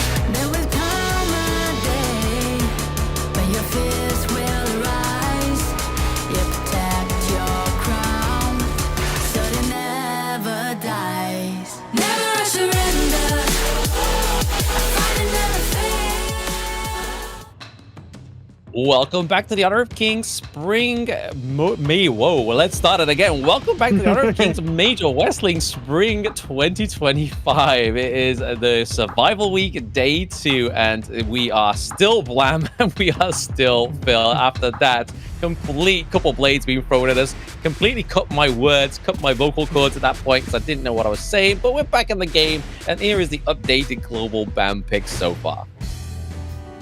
Here we go, going into game 3 here. 9Z has exhausted a lot of strong picks. I'm trying to think, what have they not used yet? Arlie they have not used yet, but there's no way Twisted is going to allow Arlie to go through now. The game 3, we're going to see a pretty tame power level game, I think, on the side of 9Z. While Twisted, they still have some power picks available. I don't think they've picked the long yet, if I'm correct. It gets a little bit confusing when we get to these longer series here. You got to keep track of all the characters, right? That's why these coaches have these team sheets here. Maybe we should get one of those too here, Blam, so we don't make any mistakes. But not many power picks left that come to mind for me when I'm thinking of 9ZG. So this is rough, man. They're down 0-2. Momentum's on the side of Twisted. They're feeling good. And I think options-wise, they probably have more options too. I mean, generally, they kind of... Twisted Minds still have the likes of the Lung, right? Like, they played Lady Sun in first game and then D-Ranger in the last one. But over to the side of 9Z Globant, they still have the use of the Console U. They like bringing this pick towards the latter part of the best of 5. They still have the D-Ranger as well, I believe. Actually, no, they don't. They use the D-Ranger. They've used Lung, but they haven't used Lady Sun. So they still have Lady Sun available. But over to the side of the jungle, Six still has his Lum, which is basically his signature pick. A little bit of his kind of like his swan song, especially within these kind of best of 5s, where he needs to kind of put a strong foot forward. But we just need to see an adaptation of how he plays the Lum, because again, we both were quite critical about it, that he's just rarely ever into team fight. He's just always farming up. I would like to see Twisted maybe potentially remove the pay, you know? Don't give 9ZG the option to, you know, switch up the tempo of the game on them, right? They've been doing great early game. They end up not remove. Okay, pretty standard bans here from Twisted, you know? They're like, don't fix what's not broken, right? We ban Arlie, we ban Mai. That is our job as pick 2 here. So they've been doing that. They keep that going. As you see, Princess Frost potentially being first pick from 9ZG. This just goes to show, you know, as you get later into the series, the global pick ban, characters like Princess Frost become really high value. All the mid lane mages are expended, right? The Lady Jen is expended, the Yi Zing is expended, Gan and Mo is expended here, and we might see some bans from more mid laners come out, and you can force players on these really low tier characters actually as the series goes on. Yeah, I mean, it could be a good setup for a team fight as well, right? I mean, the Winters here is a very oppressive sort of team fight tactic for the side of 9Z Globant, maybe kind of already trying to usher in that alarm pick because it's going to slow them all the way down onto the side of Twisted Minds. But we look at Twisted Minds here, they have locked in the Huan as their first pick, which could still be flexed into either support or jungle, but they are going to be locking in the Yixing. So we've not seen it at all today, and all of a sudden, boom, boom, pow, 2 games in a row, it comes through, as well as the Motsu. Motsu is probably the hero of the day, I think. If we can crown like an MVP hero of the day, it's probably Motsu. Seeing amazing presence, 100% presence, I'm pretty sure, today. Pick or banned in every match here. Interesting about 9ZG draft, I don't like that they first banned the Liang and picked the Princess Frost, you know? I would have maybe kept that option on the table for me there. It seems like they do want to play the Motsu. Motsu Princess Frost is a good combination as well too, but I don't think if they want to win the series, they don't need to rush to get the Motsu, you know? They need to win this game anyway, right? So maybe keep the Liang up, pick the Liang Princess Frost, leave the Motsu for later. You know Twisted can't pick it anymore, and it looks like Twisted is eyeing the Dolia here. I would really ban the Dolia here for 9ZG. Yeah, if they had their head on their shoulders, they would ban out the Dolia, because I mean, it looks perfect into this draft, right? I mean, Elaine, Huan as well, 2 huge synergy picks for the Dolia. But over to the side of 9Z Globant, about like the Princess Frost being first pick and banning out the Liang. I mean, if they didn't ban out the Liang, you know for a fact Twisted Minds would take it. I believe City Boy has played it like once or twice already.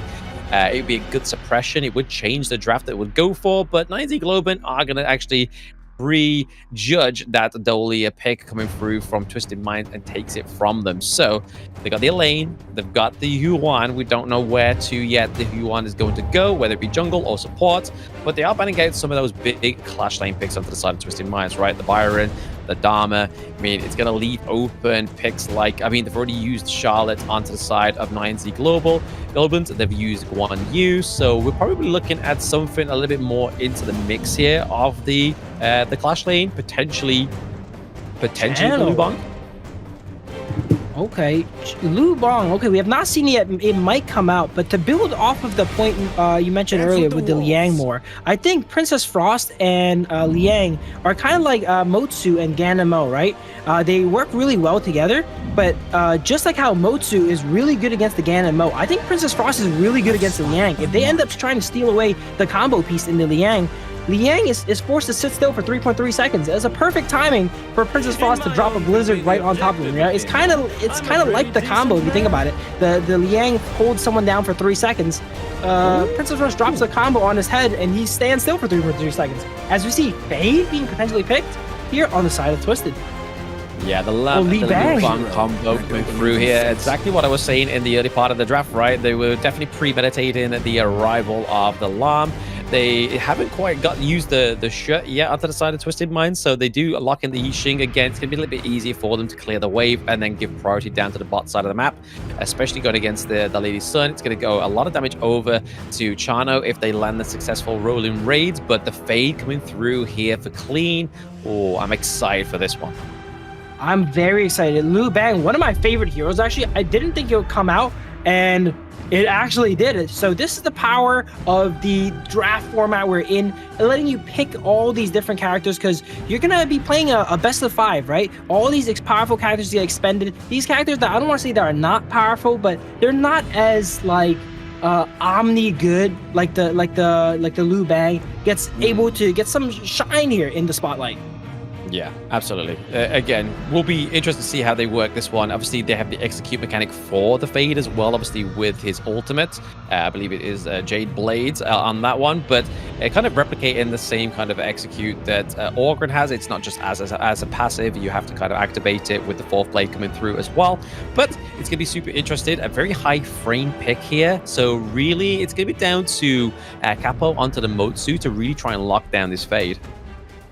Yeah, the Fade is a decent counter pick at the end here, because if you think the side of 9ZG, they have a lot of shielding, right? They have the Li Bang, but if you get it low enough, Li Bang can't even save you against the Fade. Fade executes you right through that shield. Yeah, exactly. But again, the Battlefield command coming through from the Lam as well, paired with the Lu Bang, it could be very good, because again, you could use the death from below to think, hey, they're going to try and take out one of our teammates, but actually they're just going to go straight into your backline, use the Battlefield command straight onto the Lam. All of a sudden, you've now got Lu Bang behind you that has obviously CC and a taunt as well, which could be very good into taking out some of the vital members of Twisted Minds. Interesting to see Flash come out for Lu Bang. One of those characters that I think run execute a lot in solo queue here, but he really prioritizes being able to reposition with a Flash and maybe able to reposition the skill 2 and get the stun on a priority target over the damage. I don't think we see many executes actually in pro play. So it's interesting to note one difference between pro play and ladder play. Ladder play execute is seen all the time. You see Diaz run execute. We see City Boy almost getting executed here in the mid lane as he's forced to flash here already. And a bit of a double jungle coming out from Nightly and Queen. Yeah, they're just trying to basically get the farm up for Fade, right? He doesn't have the fastest wave clear this far in the early game, so needing those skills is definitely going to be the help of 90 here. And obviously, 90 does get a bit of passive resources as well. And then Sick tries to equalize what they stole here on the Azure Golem side. Hai Lang taking some damage from the Motsu, but he ends up taking out... He might go down here. This is pretty bad. Wait, can he churn it? Ooh. No. Twisted doing a great job of catching him, saying, hey, we can take your stuff, but you can't take ours. City Boy on 1 HP, no flash. Oh, that should be it for him there. Motsu with threading the needle with the cannon blast there. And another one. Capo with the double kill. I mean, hang on, where's this guy been all this series so far? He just all of a sudden could become activated. It's like, you know what? I've seen City Boy get a double kill earlier. I fancy a little bit of a taste of that double kill, and that's exactly what 9Z Globant need in this game 3, right? They're coming back, they're bouncing back, and even stealing some of the jungle from the side of Twisted Minds. Nightly needs to be careful here. He's trying to defend his jungle, but he's on one. Good thing he's next to the wall, able to go ahead and fly back over here. But as we mentioned, Motsu is the MVP of today. Like he might be the GOAT of best of fives, it seems like, because it's so impactful. He threaded the needle on the first cannon blast there. There's 4 people in front of him, and he hit the one person he needed to hit that was also at the very back, right? Leaving that damage on the ground for I think it was Shanks to retreat into and going down to. So amazing play by the Motsu. Yeah, exactly. He's just got to keep check off the side of Twisted Minds, right? So they can't have that great engage that we know that their team comp only really allows either the Elaine or the Huon to get that big engage, right? Especially trying to dodge those cannon blasts. We do get the level 4 onto the Huon now. Could be crazy. Yuan goes in, does not quite connect the stun, but board comes out. Motsu forced to flash away there. And as we see both sides kind of back off, City Boy's playing extremely aggressive. It doesn't matter what character City Boy plays, you know? Yuan, Saker, he plays very aggressive, always fishing for these combos on enemy team here. Speaking of aggressive, we have Sick here in the top lane, gets on to Nightly, does not commit to it though. We see the Fade coming up. Nightly still has the ultimate available here, so he knows he cannot get that kill. Yeah, exactly. Just trying to get the kills where they can. So I think they need to just make sure they don't overextend in this early game, because they're already being punished by the side of 9Z Globant. So they have to just make sure they're just mitigating that collateral damage. And right now, they're getting a bit of a push onto the farm lane as well, putting down the Wintries here to try and kind of zone both the Huon, so both City Boy and Shanks away from each other, which is probably going to be a good call, because again, the healing can't quite reach the Chana, which is going to be troublesome. Hai Link almost getting hit by the cannon blast. The channel might be actually a good pick into Motsu. We saw there, Motsu is really struggling to deal with one wolf, and later on in the game, there's going to be a lot more than one wolf here. It took him multiple auto attacks to take out that wolf. It's going to burn the enhanced auto from the Motsu there. I'm very interested to see how Lu Bang ultimates here. Maybe goes ahead and ultimates on the Lamb here to keep him alive.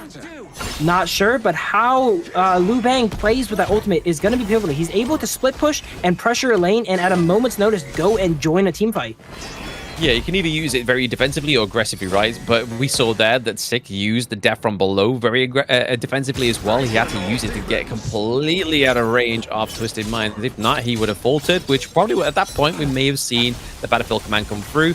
It was more likely going to be communications from both Sick and Angra 1, just basically letting them know when he needs that ultimate come through. Yeah, if I was Sick, I would have been calling for it right there. It looked like a pretty dire situation. He ends up using his ult defensively to get out, as you've mentioned there. But I think maybe if Li Bang came in, he might have been able to actually churn that and win it instead of run away. Potentially, right? But I mean, at that point, he already kind of committed the death below, so he kind of is already disengaged at that point, which would have been a bit of a big waste. Board comes out. This is not good for Lady Sun. Lady Sun. Wow. Okay, Liu Bang saving Lady Sun. Lady Sun I thought was for sure gone there, but that just goes to show the power of his pick ulting in and keeping Destro alive on a hair there. Great timing here. A second later and he would have been gone because Lady Sun was trapped in the edge of the box with a lot of damage coming our way. The only problem is that like it's trading it's like, shall I go and save Destro or shall I let my turret, my T1 stay very healthy? And honestly, it's literally just a minion arrow away from dying. And here we might be seeing a dive here. There's the Elaine coming in with a dive. They burned the flash of Motsu here, and Elaine ends up buying their team enough position to take out the tower there. As we see Liu Bang teleporting in. Nope, cancels it. Okay, looks like he's kind of stretched really thin here. You know, he has to go bottom, protect his farm laner, go back top, clear the wave, then have to teleport back down, seeing if they make a push here. And even though that character is able to move around the map so quickly, that doesn't mean they can do everything at once.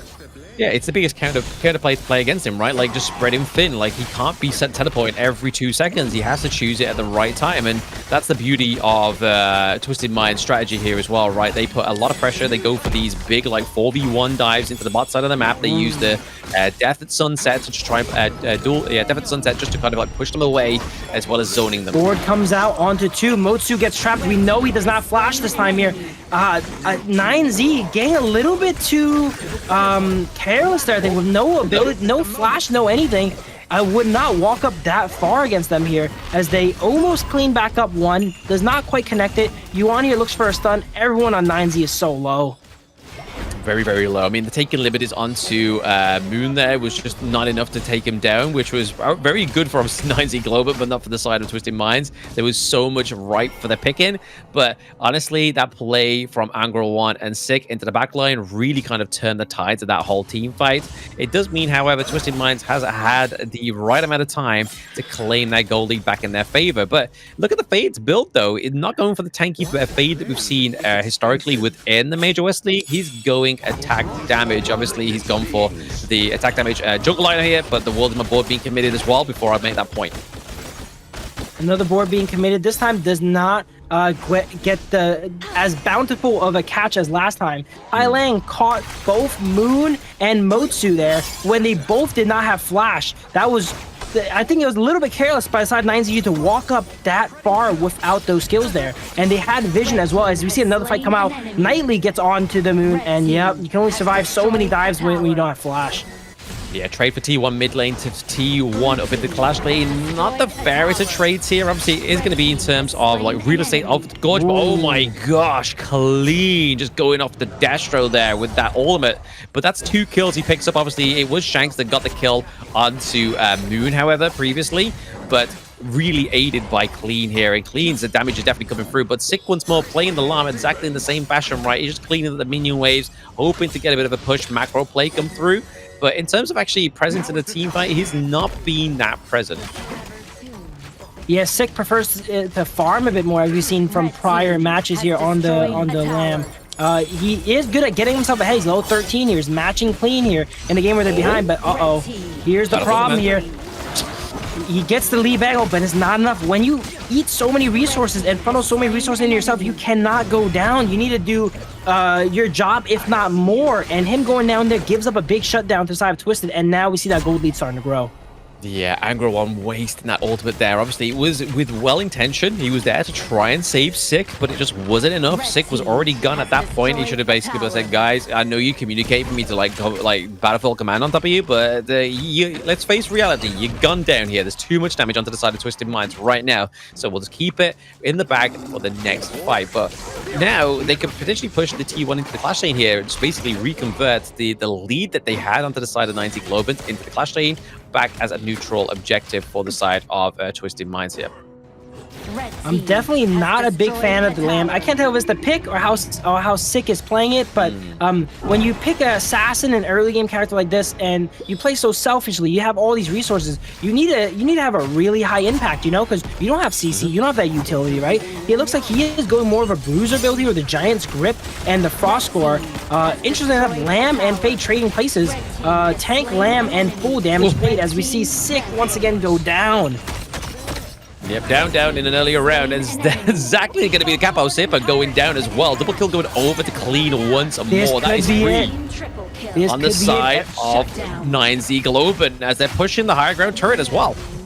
Twisted here, they don't want to play it safe. They want to end the game right now. Everyone's on 1 HP, pushing in their last 2 minions here. Can they go ahead and walk these minions in? Leebang ends up, the minions do go down. There's no minions to go ahead and leave the Crystal vulnerable. Can they now push up this one cannon here? We should see Lamb come up. I don't think this push is going to be successful, but it's interesting that Twisted tries it. Can they get a catch here on the way out? Here's your chance to shine here, Lamb. Make up for all of those plays earlier. No! Oh, the Blood Rage. It's not enough. He is going a little bit of a tankier variation of Lamb here, as you can see here, with the Giant's Grip and Frostguard, and he ends up getting punished for that. Does not have the firepower to take out Knightley there, as he turns on the Blood Rage and beats him. That has to be soul-crushing there for the side of 9ZG. Yeah. I mean, the Frostguard makes sense though, right? Especially when Clean is on the Fade, like such a sort of like high mobile pick as well as a Chana. You really want to try and slow those down, but they don't really have a solid front line onto the side of 9Z Globant. It is showing here. Destro gets taken down in the early team fight as well. Destro is definitely not ready for the full damage Fade. Not many people are. Usually, as you mentioned earlier, Fade goes a little bit more of a bruisery build with the Blood Rage and the Burning Cape, but this time he's going full damage, Master Sword, Axe of Tournament, Pure Sky, and that should be all she wrote as we see elite minions pushing in. 3 O's all around today.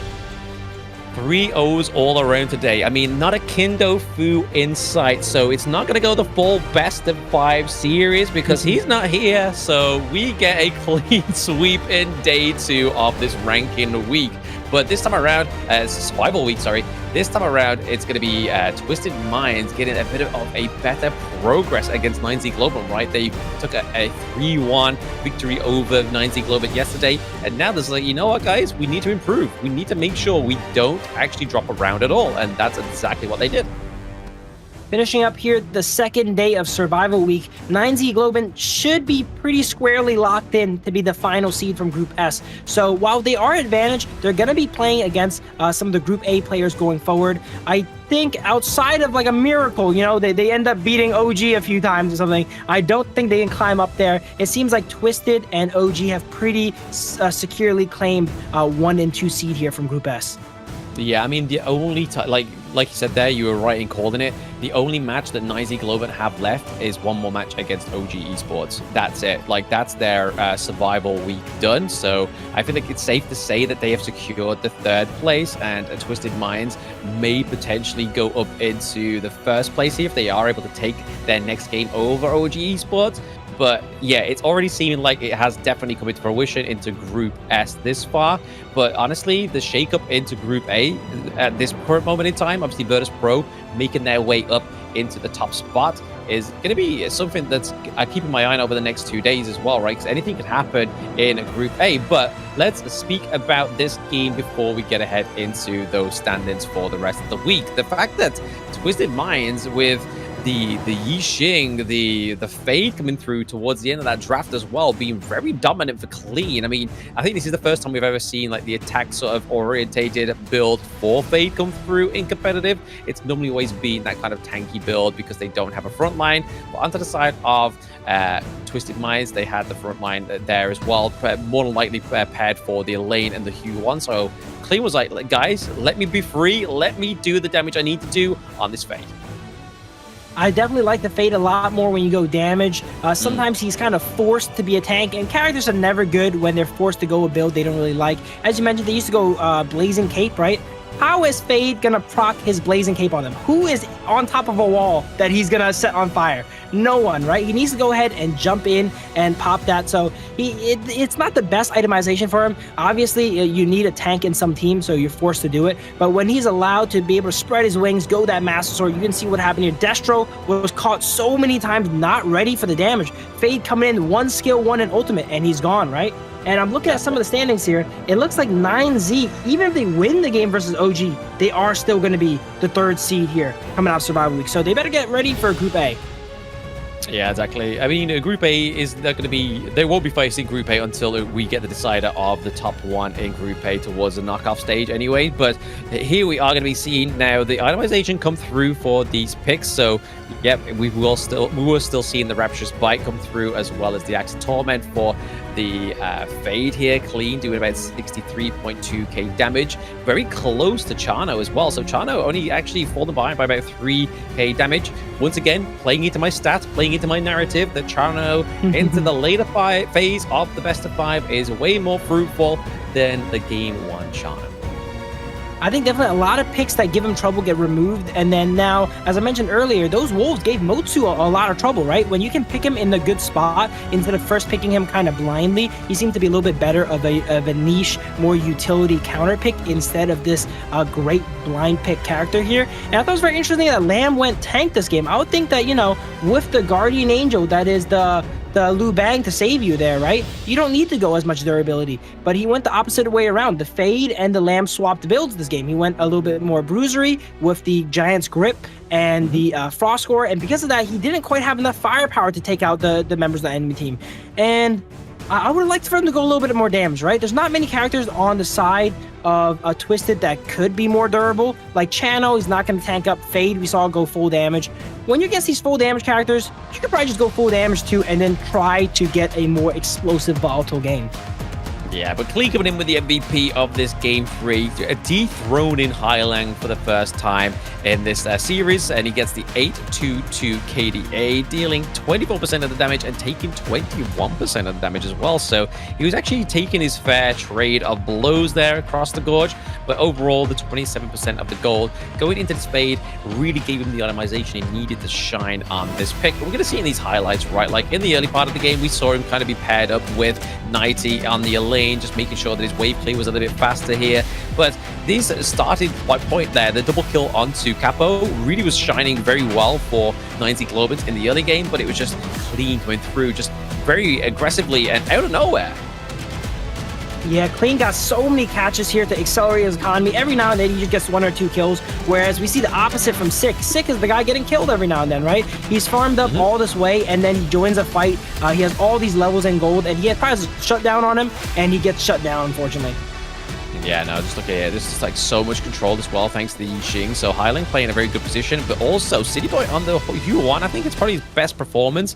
Yes, he's kind of like had a stronger sort of like foundation on his team that were very aggressive this time around. He did have some good pickoffs on the Sakir of game 1 of the series, but there was no kind of like overzealous kind of overstepping. He was kind of always, if he was diving in, he has an ending sorrow that kind of gets him back out of there as well. So the draft overall for Twisted Minds, I was really a fan of. I really like the Yuan on City Boy here. It really matches his aggression and gives him that get out of jail free card, because sometimes he does go a little bit too deep on the Saker, right? And now on the Yuan gets punished a lot less. Something interesting to think about, where's the Liang Po, right? He was playing a lot of Liang Po in the rankings week. Now he's gone. It feels like some characters get forgotten and then they get brought back up. The game's been the same. They haven't changed it at all. Liang Po is still the same, right? That was one of City Boy's signatures in the ranking week. Yep. But he's shown that he doesn't need it. You know, he's not a one trick. He can play these other characters too, and playing it to a very good level.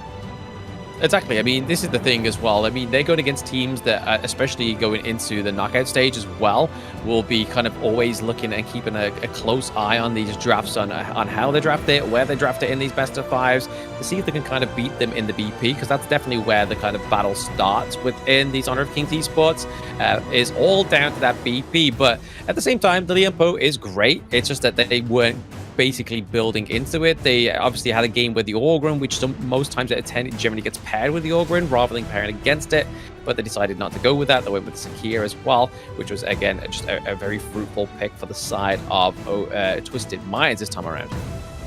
Yeah, even though these series all went 3-0, the teams, you can tell they're very conscious of the fact that it is a best of 5 and they drafted a lot differently because there's only one more game, right? But we see these picks completely change from the rankings week. It could be a little bit because they're doing a little bit more homework against the teams they're against and they're recognizing some character strengths and weaknesses, like Byron and Pei is seeing a little bit more play now because they offer the backs of OG, right? But they're also thinking about how do we spread out our picks to go the distance if we need to go the distance, right?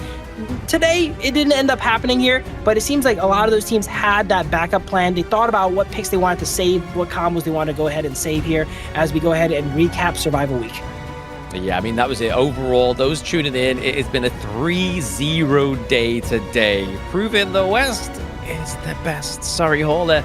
But not to shame any of the East League. I mean, obviously, Nongshim, they're currently on an undefeated streak as well, so go and check out the East League. There is some phenomenal matches that have been up there as well, but OG taking the top spot with a 6-0 win on the games. Twisted Minds in second with 6-4, and then Nicey Globant going all the way down to that third position, which means they still will make it out into the knockout stage, but it's all about that Group A. This is where the focus of everybody should be on. VP currently at the top of the board with 6-2, but there is still 2 days to be going through here for VP to maintain that top spot. It could be dethroned at any point because there's still a lot of games for MKOI to play, still a lot of games for NRX to play as well. AYLO Gaming, on the other hand, if they want to try and get to that top spot once more for Group A, they need to go through MKOI twice, NRX once more, but then they also need to beat VP right at the end of the last day of the Survival Week. So there is a lot basically amounting for that, but tomorrow's matches, run them through for me there, Phil. All right, tomorrow we're starting off with Next Ruya versus MKOI. We have not seen MKOI on the broadcast for a while, so I'm happy to see them again here. Hopefully, they pick up some spicy picks, as you've mentioned before. OG, once again, a household classic here, gets a rematch against 9Z Globant. They did a great job today. Let's see if they can go ahead and clean it up and give them as much of a threat there. And then we see AYLO Gaming versus Next Ruya. So Next Ruya we see twice tomorrow, actually, which is interesting. Yeah, we get both of their next rematches tomorrow. They do have one off broadcast as well, which will be against Virtus.pro. So a lot of plays for Next Ruya in the next few days. But again, that last match of the day tomorrow will be the rematch of day one, right? The 3-0 that AYLO Gaming took over NRX. It wasn't the cleanest of games, especially with their game one going all the way to the Tempest Dragon. There is still a lot to prove for NRX, and there's still a lot to play for of NRX. But I have been blessed. This is me for the Survival Week. I leave you in capable hands of Yikes, Rafa, and Phil. But I will see you guys towards the knockout stage as well. But I've been Blam. Follow me on all social medias. I do create content for Honor of Kings as well. Same as Phil Yumas here. It's been a great day. Make sure you tune back in tomorrow for the action. Take it easy, guys, and we'll see you then. Have a good night, guys.